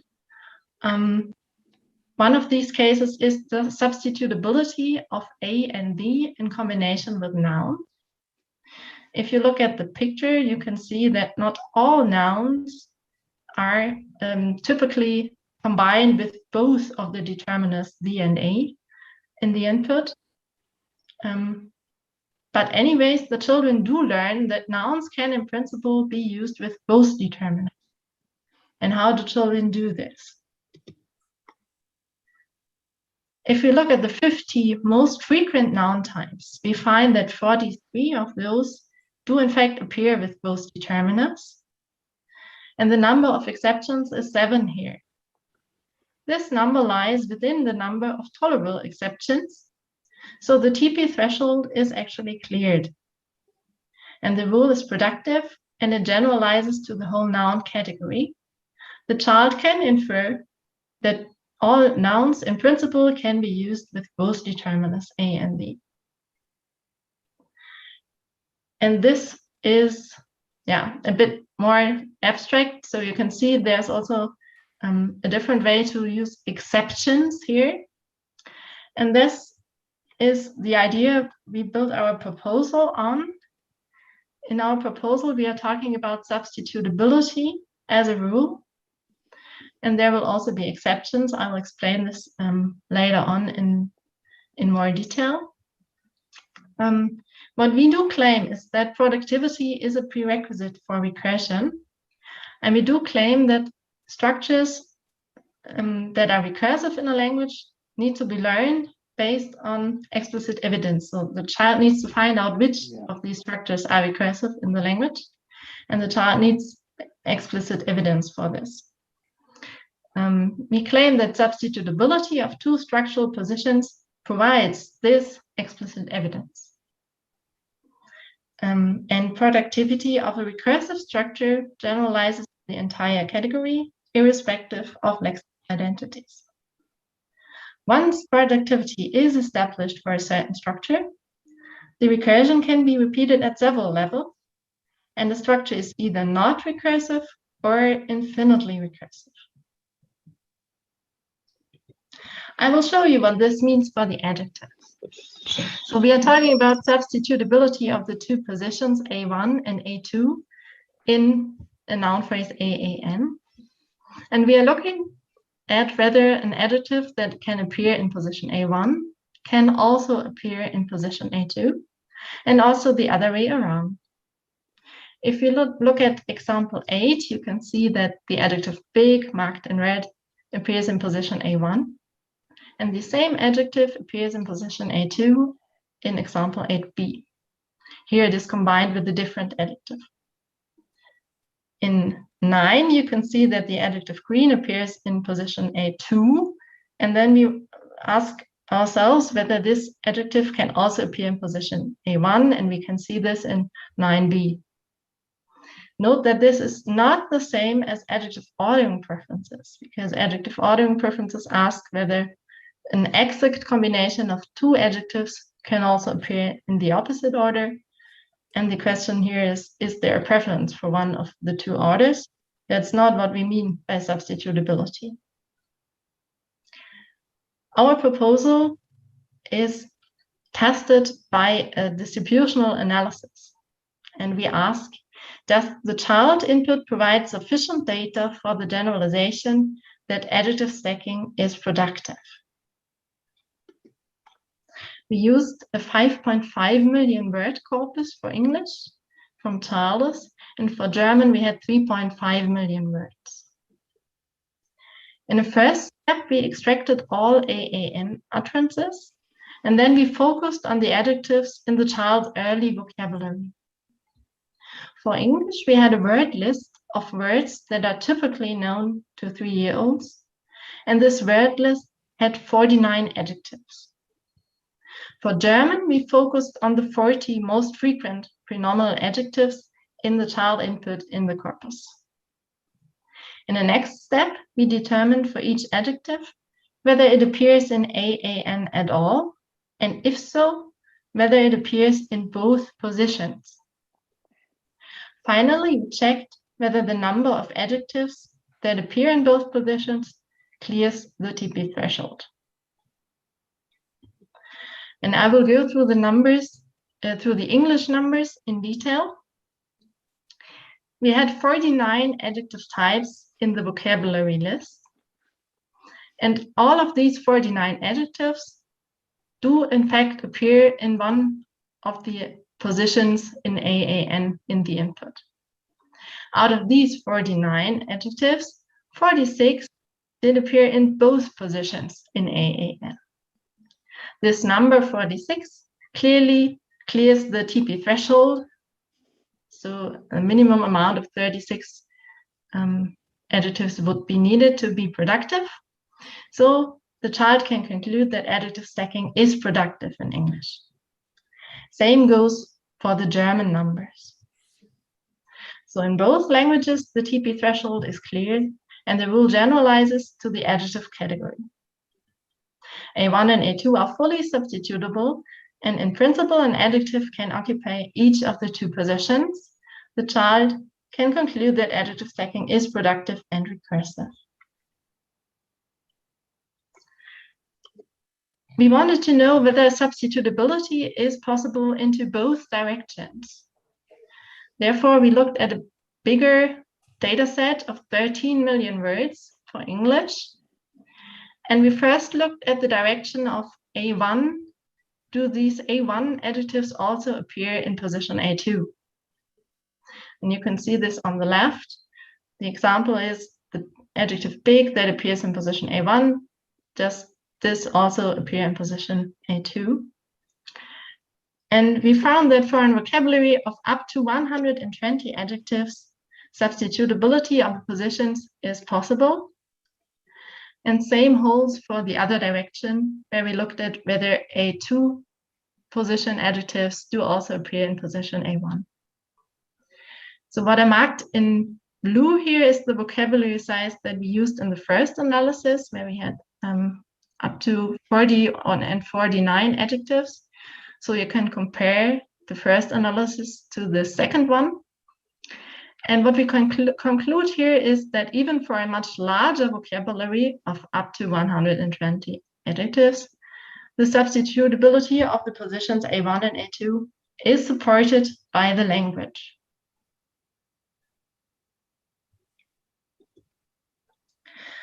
What does our approach show? Our approach shows how children acquire whether recursion is possible for a certain structure in a certain language. And our approach shows how recursion of the higher levels, here AAN or even more adjectives, can be acquired via evidence from a lower level. And the level we are looking at here is AAN. Our approach does not show how the capacity for recursion is acquired, and neither does it show whether a structure is preferred to another structure. An example for this would be adjective ordering preferences, or for example, noun modification by prenominal adjectives compared to noun modification by relative clauses. Our approach also does not show how frequently the structure is produced.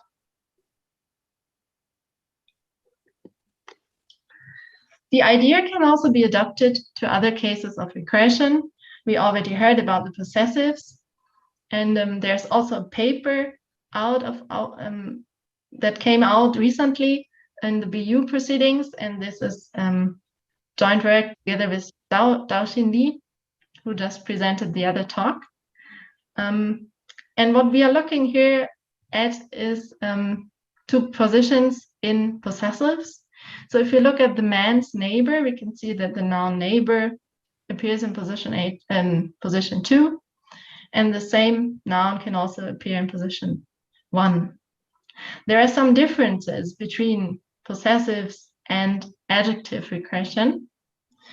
One crucial difference is that the two positions in the possessives represent two different semantic roles, the possessor and the possessum, while there is no semantic difference between the two adjective positions in AAM. Another difference is that productivity is calculated in a different way here because it works into one direction. So in the case of the English S possessives, the question is whether the possessor, the noun types in the possessor position do also appear in the possessum position. So the substitutability goes into one direction, and it's also more restricted. So there are restrictions on the noun types that can be used in this structure. Another case where our proposal can be apply to is complement taking verbs.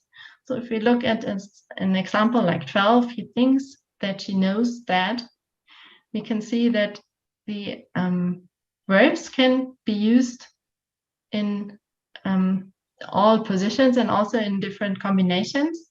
And the first analysis shows that all theoretically possible combinations of these verbs do in fact appear in the input. So they are completely interchangeable. And the child can learn that this structure is recursive based on this substitutability, on this interchangeability, we can say here. Another example where our approach can be applied to is compounding, and that's the topic of the next talk. And here are our conclusions.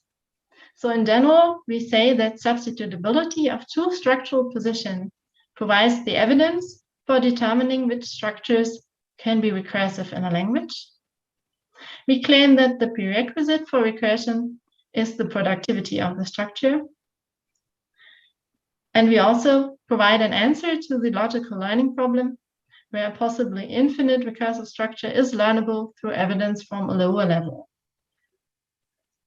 Our distributional analysis shows that in the case of AAN in English and also in German, the adjectives are substitutable and the adjective stacking is productive. What we leave open here is whether adjective ordering preferences could maybe also be acquired by the same or by a similar mechanism. Thank you very much for your attention, and we are looking forward to your questions. Thank you, Lydia. So at this point, we have a little less than 10 minutes left for questions. So as usual, if you have a question for Lydia, please raise your hand or type it in the chat, and I will read it aloud.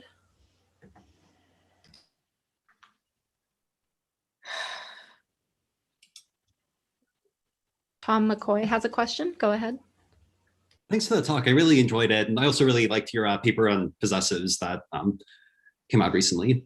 So one thing I was curious about was the role of the positions that the learner's identifying in the structure. So in this case, on the analysis, the relevant positions were A1 and A2, but a different analysis you could use, which I think is something like what Qingwei would say, is that the relevant positions are something like you have size, color, material. So then you get something like the big green wooden box, and maybe you don't actually have a color, so then it would just be the big wooden box or something. And if that's the way you analyze it, then I don't think they would be substitutable, because a word that can appear in the size position cannot appear in the color or material position. So do you have thoughts on sort of how you can decide between these different ways of assigning positions in a structure, or how that might change the analysis? Thank you for this interesting question. Yeah. So I think this looks more at this superficial count of positions. As you pointed out, if you look at different positions of different classes, like in the nominal spine proposed by Qingwei, it will be something more like a 0, 1, 1, 0 way of calculating whether there's an adjective or not, right? I'm not sure whether it would be possible to calculate with this in the same way. I would think that in principle it should be possible, because the overlapping, as you could see in the example, the combination of the adjectives would be like a subpart out of the spine. And it's not the case that you can turn it around completely, because this would contradicting the adjective spine. But if you just take two of them out and see, okay, adjective A can be combined with adjective B, and then adjective B can also be combined with adjective C, I don't necessarily see that it contradicts the Qingwei spine. Cool, thank you. I believe Tom Roper was next, so go ahead, Tom. So that works very nicely, and I think the diversity of lexical items there helps you a lot. I mean, I think you should note that as soon as you have the two adjectives, in a sense, you can say that's already the syntactic evidence for recursion, which I think it is. That's not, that's requiring that's registering the recursive capability of those constructions through input that involves a recursive input. However, I think one big question I have is all your examples are essentially coordinative recursion. They could all be substituted for with and. It seems to me it's a trickier question, and I wonder if you have an approach to it, namely exactly the subset relations that Camelia was talking about. How do you get cases like big, small, big mushrooms? And that's an important capacity for adjective recursion. I mean, it seems like the most challenging aspect of the semantics of adjectives is getting these subset relations. And kids, I've tried it out with them. It's interesting. 2-year-old kids, if you say to a kid, you're a big little boy, they have no problem with it. They don't say, oh, I'm a big and little boy, that's a contradiction. They seem to get this subset capacity very easily. And it strikes me that if you want to account for adjective recursion, you've got to look at those cases. And that's not just an adjective ordering issue, obviously. Yes, thank you. So, I was also thinking about Adina's work today, Adina Camilia's work. And I was wondering whether there may be an additional movement going on there, or something like that. If you have like contrastic focus, for example. So I was wondering whether this is a different case structurally, and whether this plays a role or not. And I was wondering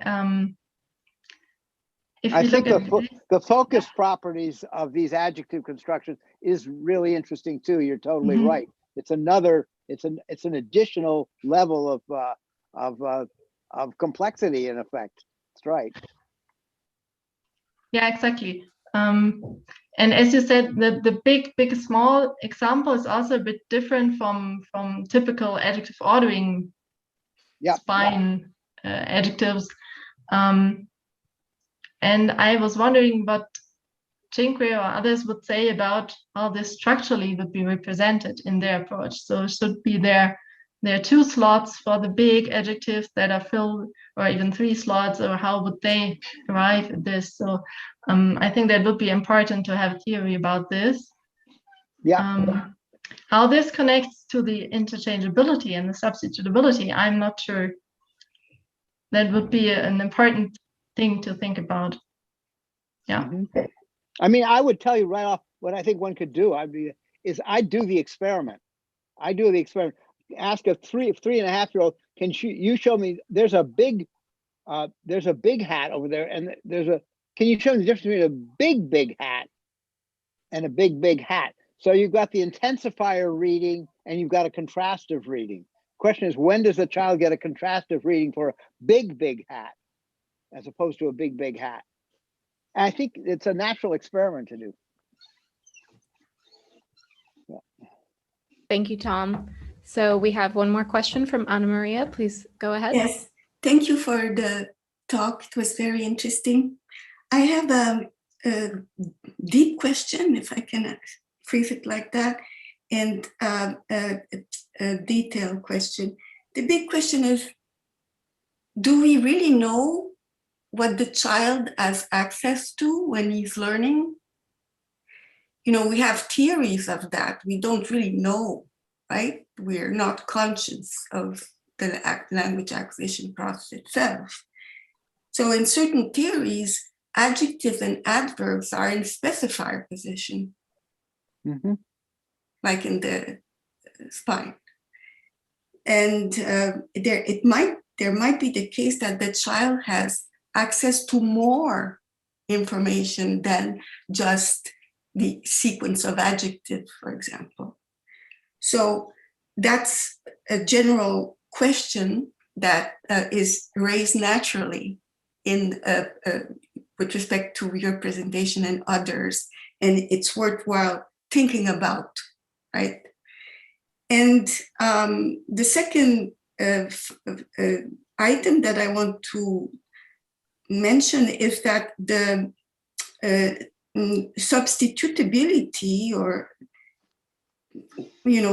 doesn't really work with sentence complementation. For the example with think, because you have he thinks that he talks, but you can't have he talks that he thinks, right? So it's not the case that the word can be substituted, the elements can be substituted in the same context. So there could be more to, recursion of sentence recursion in complement position than a simple, interchangeability. So there are interesting questions for me that arise at the fundamental level. Exactly the question, what does the child have access to when he is in the acquisition path, right? Maybe one hypothesis is just it's the sensory motor elements, the words. And another approach could be, well, there's more needed than because otherwise we're going to have, to have more and more and more large corpora to do the maths on, right? So it's I think it's important question, and it's good that there's different approaches and that there's discussion, and right. So these are my 2 points. I have more. I mean, with anaphora, if you have adjective and spec and heads that have certain feature, you can ask, oh, this big green egg is nice, but the size of that one is larger, right? So, and many other things, but yeah, I'll stop there. Thank you. So about your first question, there are certain assumptions that need to be met. So of course, it's not that the case that substitutability is sufficient requisite for the acquisition of which structures are recursive. Of course, there are other things that have to be met. And there are also assumptions in the tolerance principle that need to be met. For example, the child needs to know that there is an adjective category. Otherwise, the child cannot compute over this category and to generalize the rule to the whole category. That's one of the things. And your other point, I think it's important. I think I forgot what I wanted to say.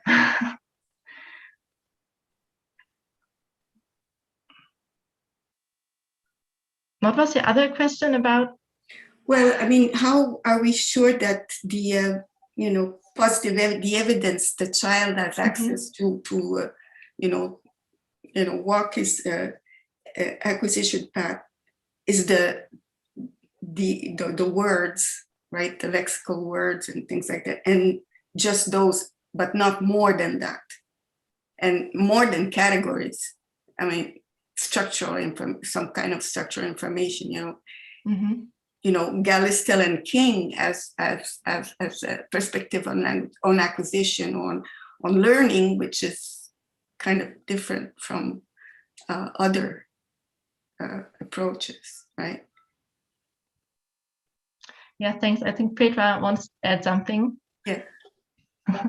Maybe just to add, I think one of the crucial points, I mean, it's clear that we presuppose all kinds of knowledge and we never make it explicit because we only have 20 minutes, right? I think that's one thing. So of course, this is not just surface thing learning, I would say. And I think what is maybe one of the important counter accounts would be to say, does the child have to hear what has been most argued about in terms of possessive or with regard to possessive? What does the child have to hear in order to figure out, oh, I can do that in my language?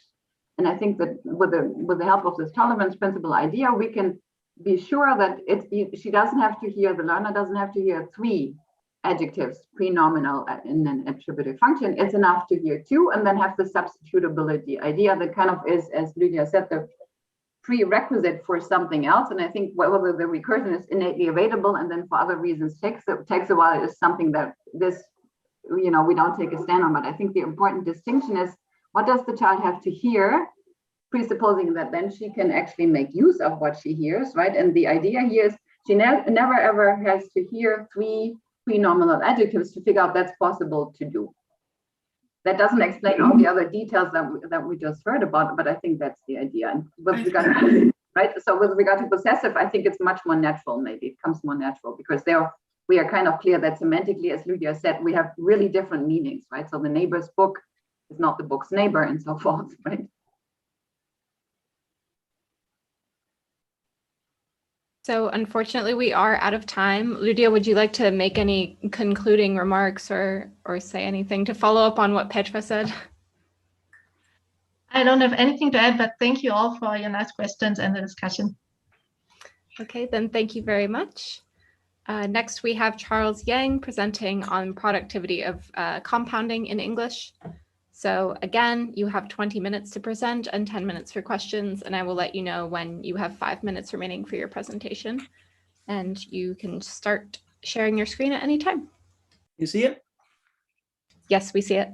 Good. Well, thanks. When I look at a schedule, I thought one natural thing to do is to be the designated hitter and to clear the bases, right? So one thing I thought about doing, obviously, is to reiterate the mechanical procedure of counting, and in hope of convincing you this is the way going forward.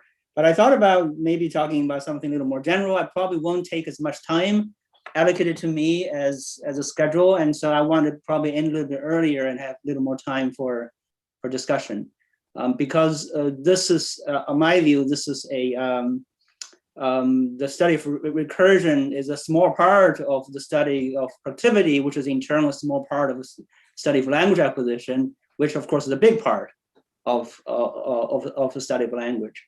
So I want to go back to syntactic structures, because I want to talk about a discovery procedure.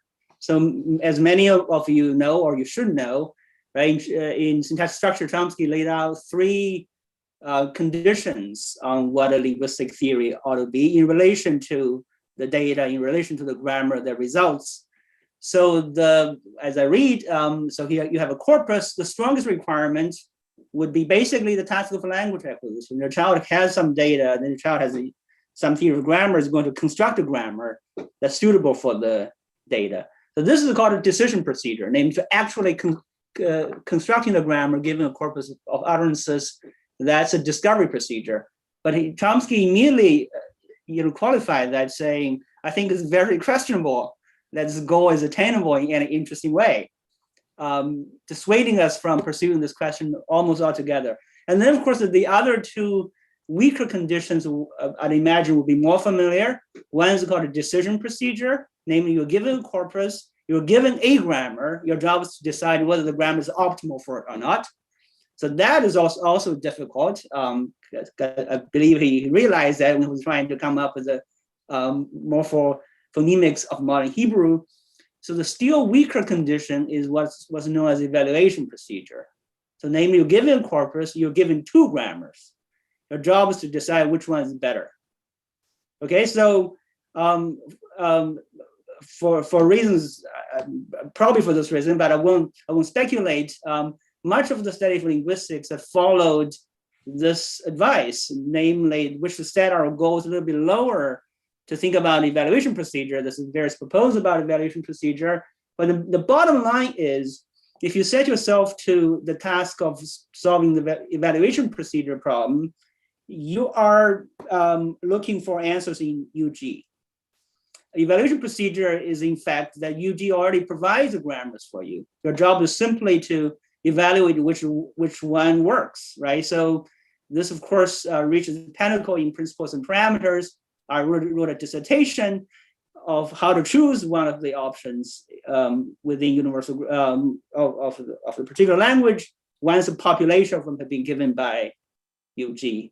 But the other way to think about this is to go back to the task that Noam regarded was too difficult at the time. So let's think about what would make things look like as evaluation procedure, because now, as he reminding us himself, UG is much simpler than we believe it to be. So let's think about what would make a discovery procedure. So this would be a case where the child actually proposes hypothesis from data.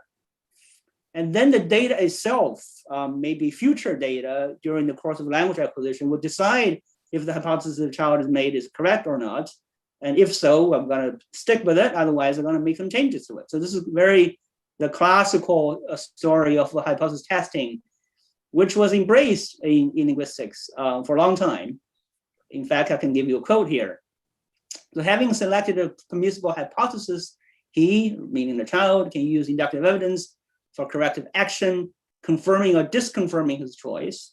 Once the hypothesis is sufficiently well confirmed, that's my emphasis, the child knows the language defined by this hypothesis. Consequently, his knowledge extends enormously beyond his experience. So this, in fact, is Chomsky in language and mind. So what I'm going to propose is that it's probably time to think about a different discovery procedure to really give a theory of what is sufficiently well confirmed, so that we don't have to bake everything in anymore.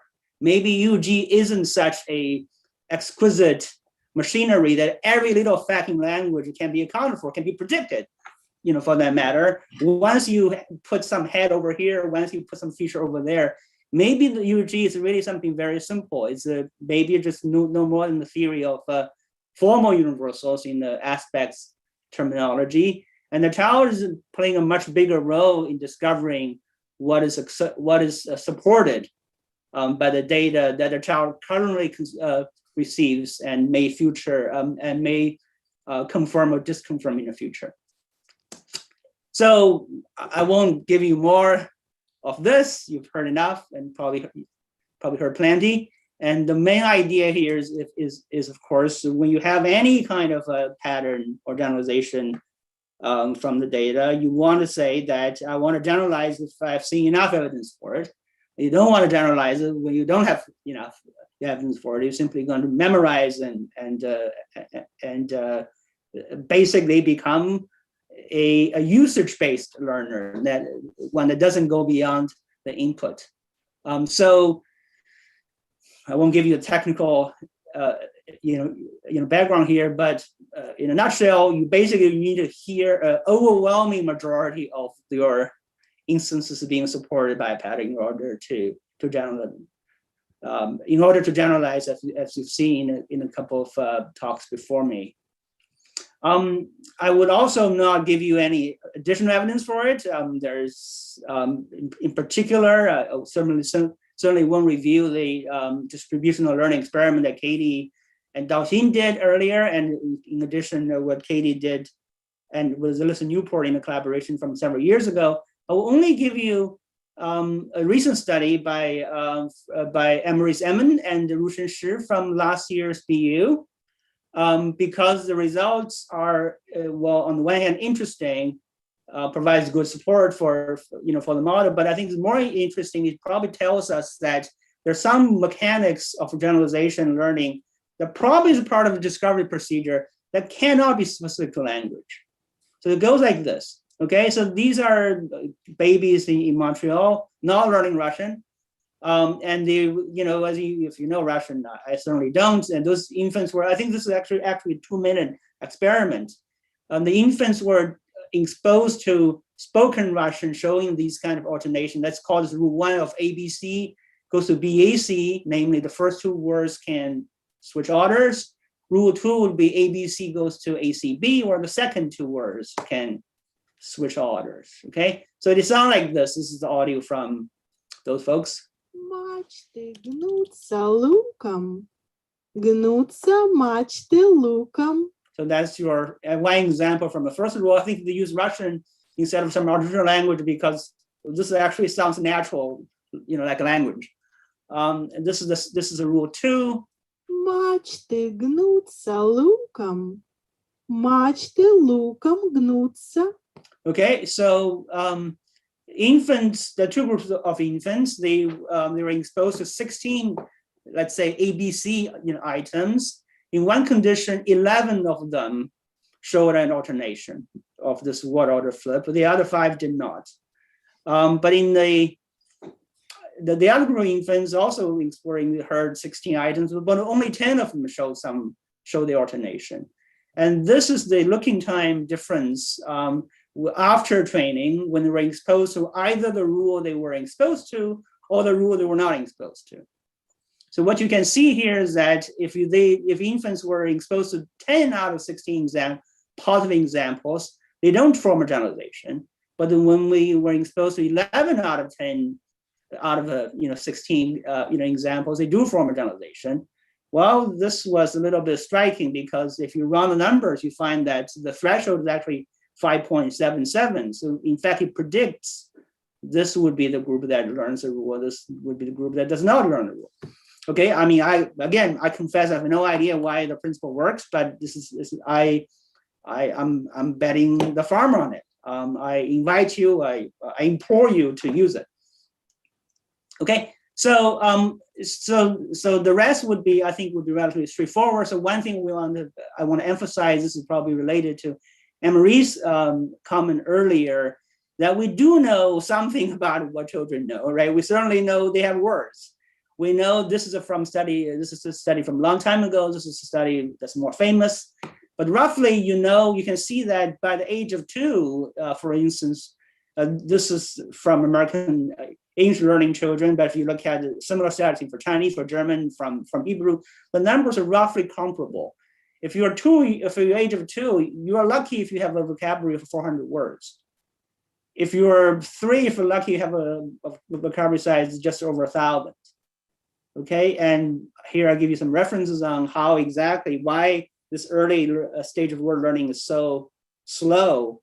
But the important thing here is that the child at the age of 2 or 3 know a lot about their languages. They're perfectly productive, speakers. So in other words, the information that's necessary to learn the productive grammar, at least the core productive grammar of a language, must be present in the simple matter of a few hundred words in their vocabulary, likely highly frequent ones, right? So, we can go into more about how, to look at the composition of their vocabulary. What you find is that, of course, every child's vocabulary is very different from some other child. So if you look at the actual words, it's going to be very different.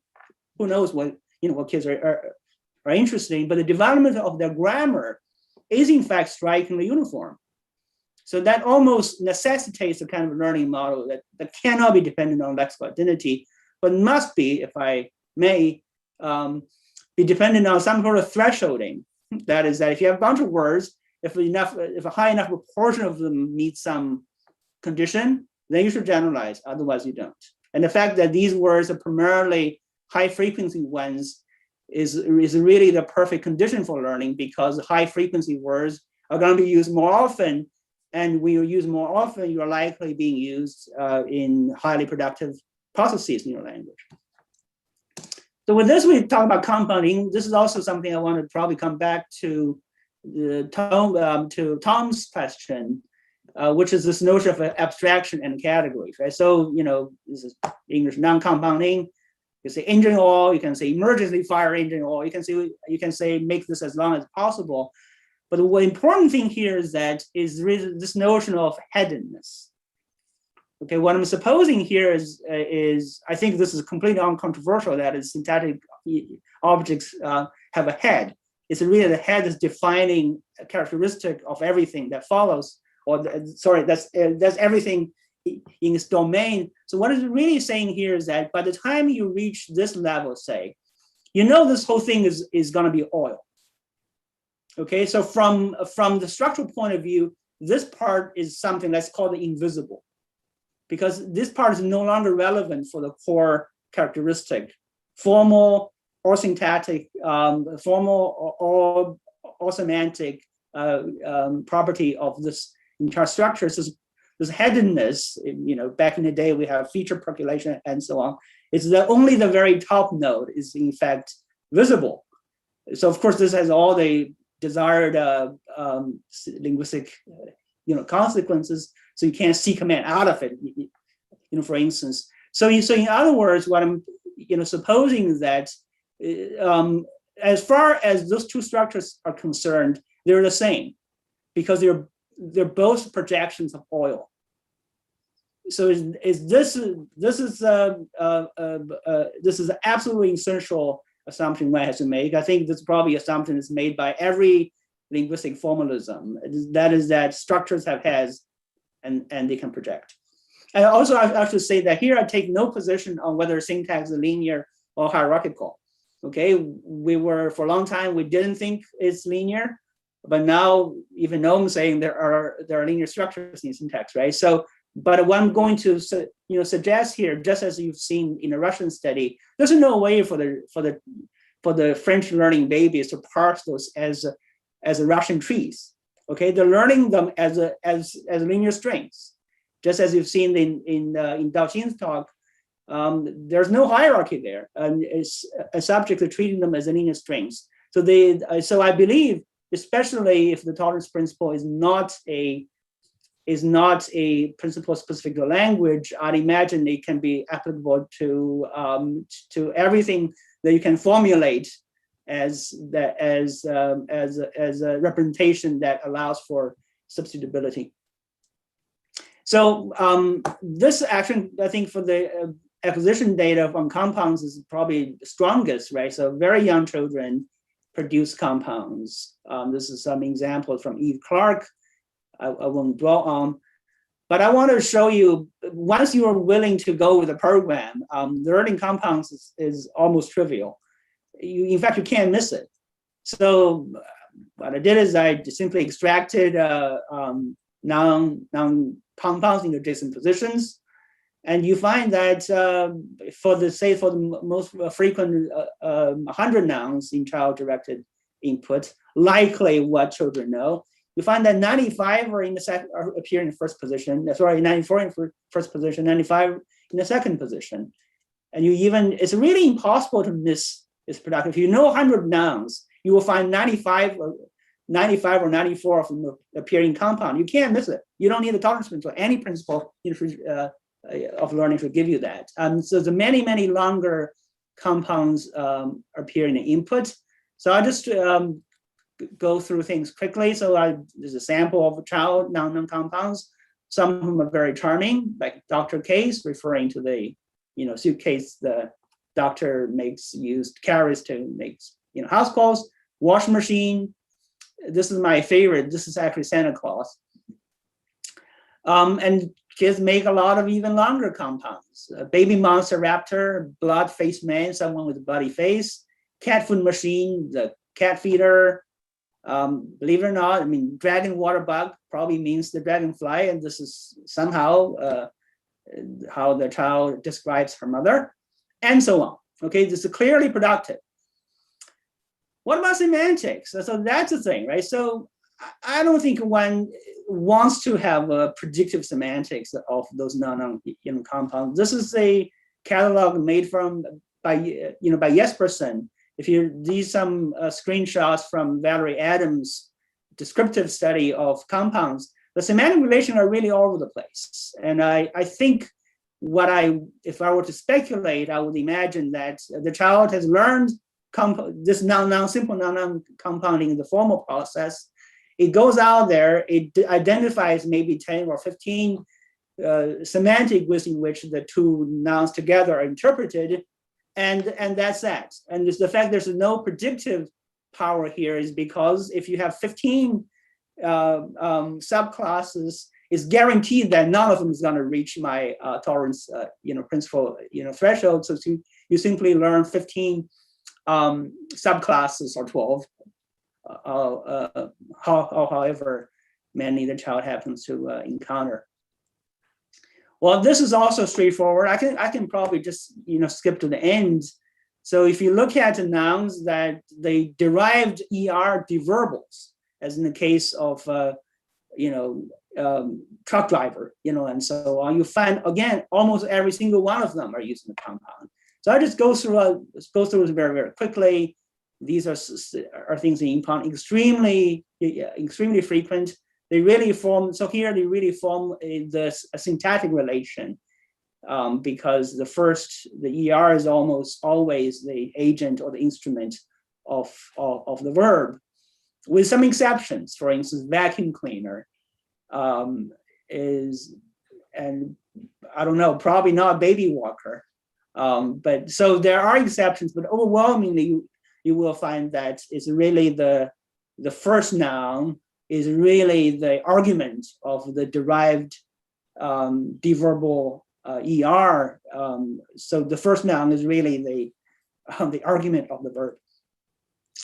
And these are some compounds in Child English, very nice ones. For instance, picture taker, obviously meaning the camera, house seller, I suppose the real estate agent. And this is really interesting. Kid driver is not a child that drives. It's actually the bus driver that drives kids. So meaning that they really get the semantics and the structure of compounds at a very early age. But again, the data is so clean and so overwhelming, you can't possibly miss it.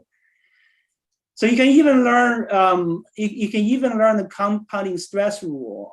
So I won't go through this, but basically, if you just simply attend to compounds, you will find that almost in all cases is the first word that's stressed. And this, just to summarize, you see the simple noun compounds. If you look at the top 200 words, you can't miss it. For the derived ER deverbal ones, if you look at top 200 words, you can't miss it. So as soon as the child learns this as a morphological process, they can learn. Those words will be used in a compound. But the adjective noun compound is actually not productive. Things like sweetheart or blackboard or blue jay and so on. So if you look at the top 50 adjectives, you say, actually only 6 appear in compounds. So, but you actually need 36 to be fully productive. There's no way. You simply memorize whatever adjectives that happen to appear in the compound, and that's that. So I'm not saying much about meaning here, except that I think form has to come before meaning. Once the child learns the structures are formally productive, and in some cases, if they happen to be able to find a consistent semantics to it, probably by using the principle again, then they say, this is a productive correspondence between the form and the meaning. In the cases of where you can't find it, life goes on. That's probably the case of the simple noun compounds. On the one hand, where there's no predictive semantics that's going to come out of it, but for the bus driver, the so-called argument predicate compounds, I do believe that's something the child can plausibly, probably easily extract. So again, this is a quote from Syntactic Structure. So the real question, there's no aspect of linguistic study more subject to confusion and more in need of clear, careful formulation than which deals with the point of connection between syntax and semantics. The real question that should be asked is how the syntactic device is available in a given language put to work in the actual use of this language. I still believe this is the right way of looking at this, not only from a theory building point of view as linguists, but also from the perspective of a child trying to figure out just what's going on with my language. So I'll wrap with this. So before, some of the people who have been doing acquisition for longer will know this.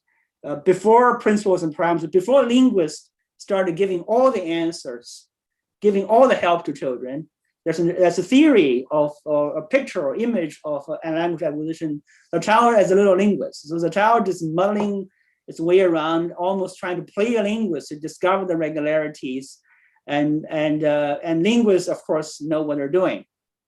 So maybe in the end, the child would be like a linguist. But I would actually suggest the opposite. I would actually think maybe the real picture should be the linguist as a little child.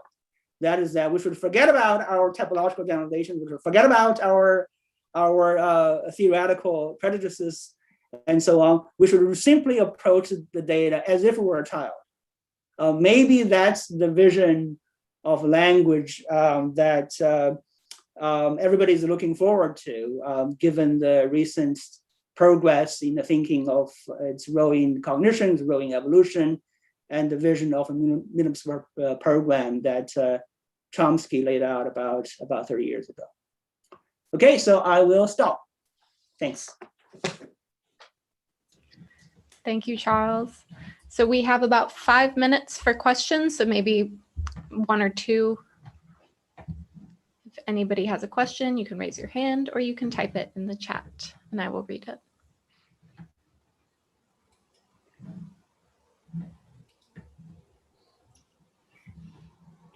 Right. Anna Maria was first, so go ahead. Hi, Charles. Nice to see you. And thank you for the nice talk. I have a question. So, for example, there are compounds with modifiers, right? Like Sunday driver as opposed to truck driver. Sorry, what driver? Am I on mute? No, you can hear me. Yeah. Okay, so you have truck driver, but you can also have Sunday driver. So there's it's not an argument, but it's an adjunct. So to speak.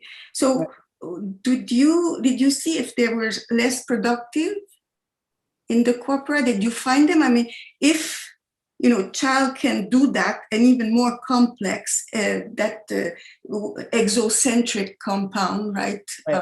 They can do a lot of compounds, right? But are they less productive than head complement? And how the child would distinguish the two? By the productivity of each? I mean, I'm trying to think about along the line that you mentioned. And yeah, I mean, there's many sorts of objects that combine adjacent category of the same, or so how would they go around to figure out that they can do different kind of relation in words? Right. So let's take the example of Sunday driver, right? So presumably someone who drives on Sundays, right? So you see in the input data, child has a vacuum cleaner, in which case they hear often, which is of course it's not, you don't clean the vacuum, let's say, right? So what I suggest there is that they know in that case, I would argue vacuum cleaner is built on top of the productive process of for those arguments, predicate, compounds.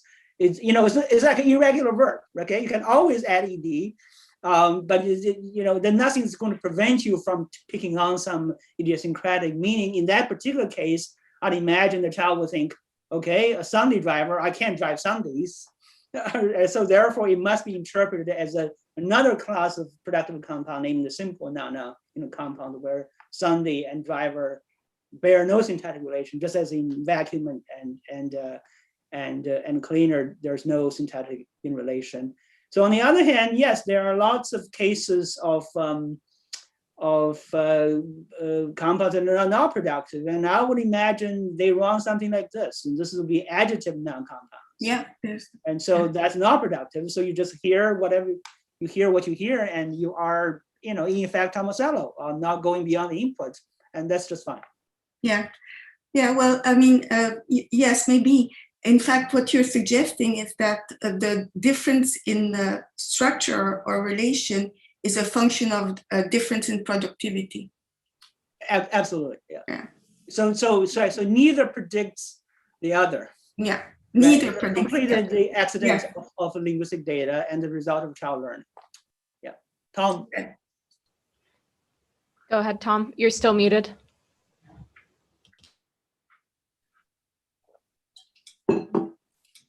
You're on mute, Tom. Yeah, there we go. Okay. Yeah, so I think you're absolutely right that the noun compounding is heavily structural, and that the recognition of the head is crucial throughout syntax.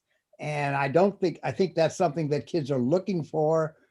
They don't derive it, but you maybe find some way of deriving. There's a lot of experimentation on compounds, and it's really interesting, particularly in the recursive compound cases, Snyder and I did one with 2-year-olds a long time ago, where we found some languages have biases toward manner adverb interpretations. Found that a little bit vague, but the interesting stuff is when you do recursive compounds, children don't get it right away, and they make the same old conjunctive errors. So if you say a tea maker bringer, so we created more complex tea maker bringer. So the kids interpret it. 6-year-olds, for the most part, 8-year-olds get it right. 6-year-olds don't. So if you want to have it mean someone who brings a tea maker, that's not what they get. They get it as somebody who makes tea and brings it. So they say it's a tea maker and bringer, and they impose the coordinate interpretation on that compound case. So there's Jae Kim is doing a bunch now, and there's interesting stuff going on in Bulgarian. But I think when you get into these complex cases, the core ideas that you're presenting exactly right, they fit. They have to get ahead. They have to use the syntax productively. And there's heavily biased toward idiomatic interpretations, which is true across the board. But it's not as elementary as the examples you give are not the more complex recursive ones, really. Those are the ones where you do ER incorporation inside ER incorporation, and they're more of a challenge. Right, I think I agree, right? I mean, I've deliberately avoided saying much about semantics. Yeah. Or I don't have a good handle on them. Certainly when things get long and complicated, even adults have some trouble deciding what to do. And there may be various levels of individual variation that's typically flies under the radar unless you give them a 5-level compounding word, right? So this conjunctive reading, I think, is interesting. And it would be a linear structure as opposed to a hierarchical one, let's say. And so for a while, you're the outlier, right, Tom, pushing that line. Now even Noam is allowing linear structure in syntax, so you're in good company.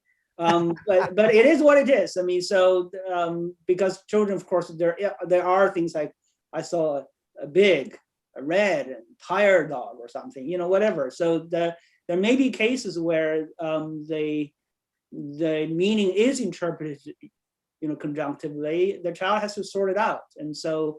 Yeah, I mean, that's where those adjective cases come in too. The ones you were being pointed out is that most of those adjective cases are conjunctive ones too.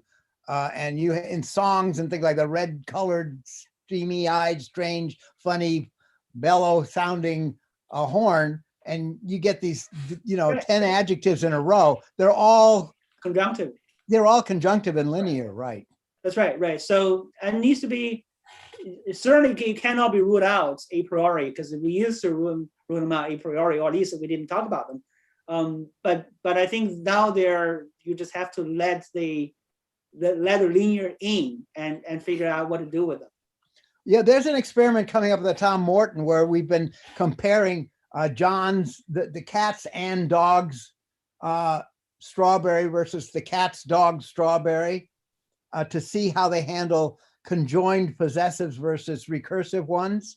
Recursive ones take longer, and the conjoined, actually everything with and has a special character in production. That's what's coming out. I don't know where that goes exactly, but the paper that Tom Morton's going to present at some point today or tomorrow, we'll go over. Unfortunately, I have to cut in. We are out of time. Thank you, everybody. We have one final speaker this evening. That's Emmanuel Bernardi, who will be giving a short talk. So this means there are 10 minutes total, including questions and answers. And I will let you know when you have 5 minutes remaining. So Emmanuel, whenever you're ready, you can share your screen. I'm already sharing it. Yep, there it is. Okay. So good evening, everyone, or good afternoon, depending on where you are watching this thing. Thank you for this opportunity. In these 10 minutes, I'm going to deal with Greenberg's Universal 20 and what we can learn from it in a matter of language acquisition. So I don't have much time. I will give as assumed that you know what Greenberg's Universal 20 is. It's a tentative way of predicting which permutations are allowed concerning demonstratives, numerals, adjectives, and nouns cross-linguistically. And so that we have 24 possible permutations given as Cinque shows them in his paper in order to explain the quantitative and qualitative variation of these permutations. However, my proposal is that in order to deal with such a variation, both quantitative and qualitative, we need to consider two triads within each permutation. On the one hand, a triad concerning demonstratives, numerals, and nouns, and on the other hand, numerals, adjectives, and nouns. This isn't actually a new proposal of mine. This stems from Robert's 2017. In particular, he considered demonstratives, numerals, and nouns in order to analyze 4 of the possible, of the 6 possible permutations of these 3 elements. And he claimed that we can say that 2 of these triads are harmonic in a Greenberger sense, and one of them, which is shown here with delta, is both disharmonic and recursive, so that it is deemed never to be attested. However, exceptions occur, and he struggles in order to account for them. And that's why I bring into the table another set of permutations, another triad, in order to counterbalance for these exceptions. And moreover, I take into consideration also Medeiros' proposal, which predicts that the permutations showing the triad that you see with NC2 on the right hand, on the bottom right hand corner, are deemed never to be attested, so that any counterexample to these permutations is probably spurious, so that they are even more excessive than the ones that Roberts claims that are excessive. So that we can see that there is another triad to take into account, which behaves similarly to the one posited by Roberts and Medeiros. And by taking them both into account, we can see a better correlation of the quantitative variation of these permutations. In particular, we can see that orders A and X, which are named as such from Cinque 2005, are harmonic on both the triads considered by Roberts and both from the triads that I consider, which also comply with Caberson's formulation of universal 18 of Greenberg. And because of this, they are the 2 most frequent permutations. While on the other hand, permutation U is features both the triads that are deemed never to be attested according to Medeiros, so that this should be the least likely permutation of them all. So the very big problem here is that we need to take into account also Medeiros' proposal and to fit my observations into his proposal. And in particular, the fact that Medeiros sketched 2 possible mechanisms for dealing for cross-linguistic properties of languages. In particular, that there are 2 mechanisms which occur in embedded and in non-embedded domains, so that they mirror each other. However, in later works, he claimed that this dichotomy does not exist, and only one mechanism rules the whole thing. However, I think that it would be better to deal with the 2 mechanisms, one for the embedded domains and another for non-embedded domains, so that we can allow for counterexamples, maybe due to spurious examination and descriptions of the data, because maybe we are dealing with non-embedded domains as if they were embedded or vice versa. So the real problem with Universal 20 is that at the moment, various authors don't know what we are dealing with, what we are talking about when we talk about Universal 20. We need to distinguish, in my humble opinion, among embedded domains and non-embedded domains in the first tense, and then to distinguish between recursive elements and non-recursive elements. I take here into account also Roper's considerations between pronominal adjectives and postnominal adjectives in English, for example. And in order to reach a consensus, in order to find premises that are shared from various authors, I suggested to start from elements which show simpler bundles of features, which I show on the bottom right-hand corner of this slide, i.e. simple numerals, non-gradable and direct adjectives, and demonstratives that either behave as demonstratives proper or as only articles, because Roberts has shown that there are languages in which the two semantic behaviors are dealt by different elements. And in particular, it is important to remark that in order to deal with universal 20, recursive and non-recursive elements play an important role, and it is important to distinguish among such elements in order to have a better categorization of the elements in a cross-linguistic view.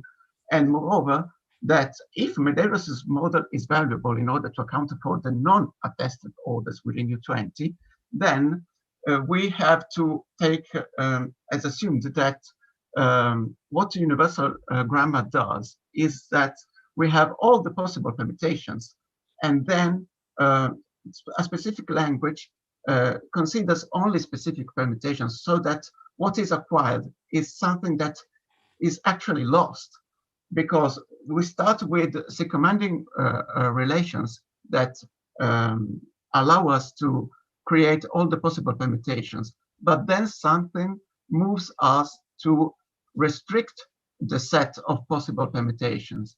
And according to me, taking into account the possibility that this correlates with a loss of circumambing relations among elements within a single language could be a promising way in order to deal for these facts. And that's it. Thank you all. Thank you very much. So as usual, if anybody has questions, please raise your hand or type them in the chat and I will read them.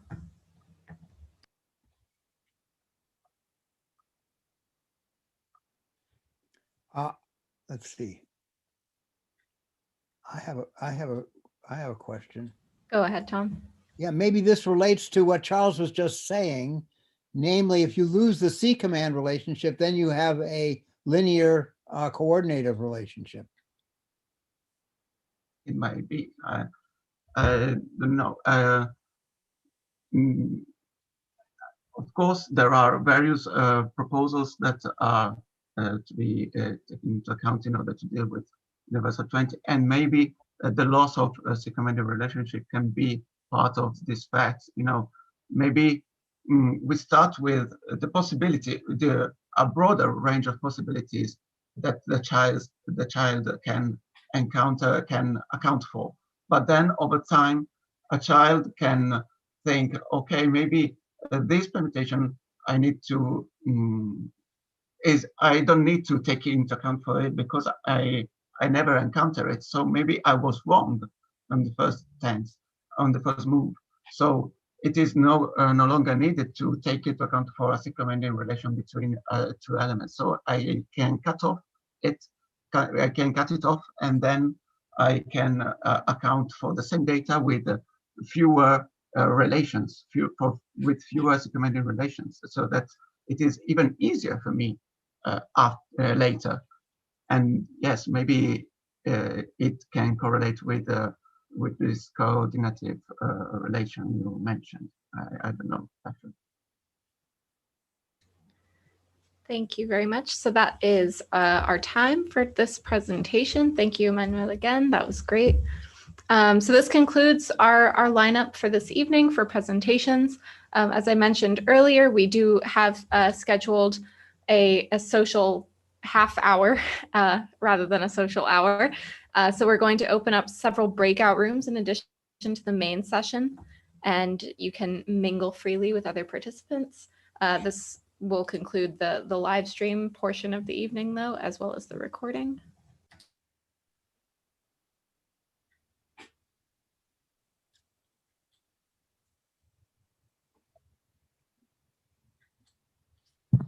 And I believe that now you should be able to see the breakout rooms. I don't see them. Where are they? So typically, if you're using the computer version of Zoom, they should be along the bottom Zoom menu. There's one icon that says breakout rooms, and it has a little red button or a red bubble with a number in it above it. Yeah, not me. I can't see it. Yeah, I'm trying. I'm not sure if they were open, who opened them, but I can try and close them and open them again as host. Yeah, I think that's go for it. Yeah, we'll no, close Wait it to be and, assigned. Hey, yeah, so we're gonna rename them, and then you can decide what interests you the best. I got names on them. Okay.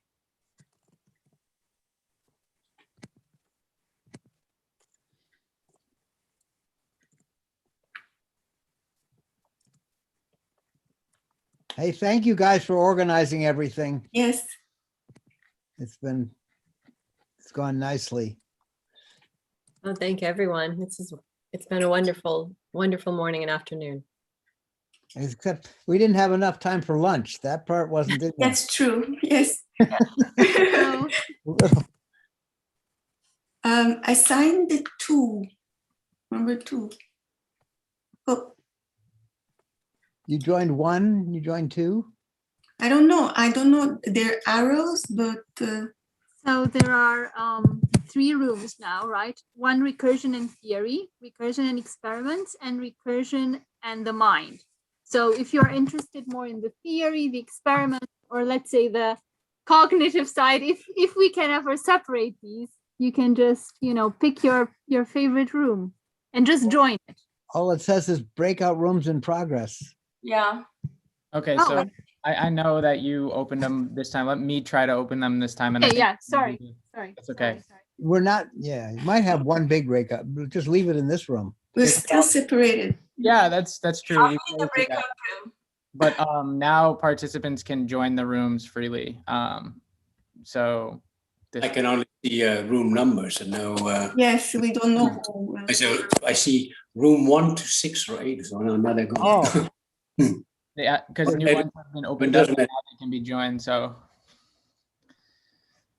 Because Sonia Eismai's not joined. I'll go in with her, but what is she in there? Ah, I'm going in there.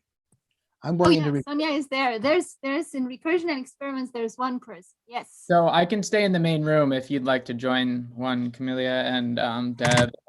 I'm going into recursion and experiments. If I can figure out how do I do it? How do you join? You just There should be a button click to the join. Right, join. Doesn't say join. So hover over the name of the room. And there should be a number next to it that says 1. Oh, then it says join. Okay, I did. It's not very clear. Actually, I can't see the names of the rooms, so. So maybe for those of you who organize this, you can join a room to make sure that everyone who's in a room has at least one person to talk to, and then I'll stay here and I can help field questions. I actually now can see the themes of the room. I'm using the app and it gives me the names of the rooms. Great. I have a feeling most of the people are going into the experiment room. From what it looks like, we're just going to make another big room where everyone is there. Yeah.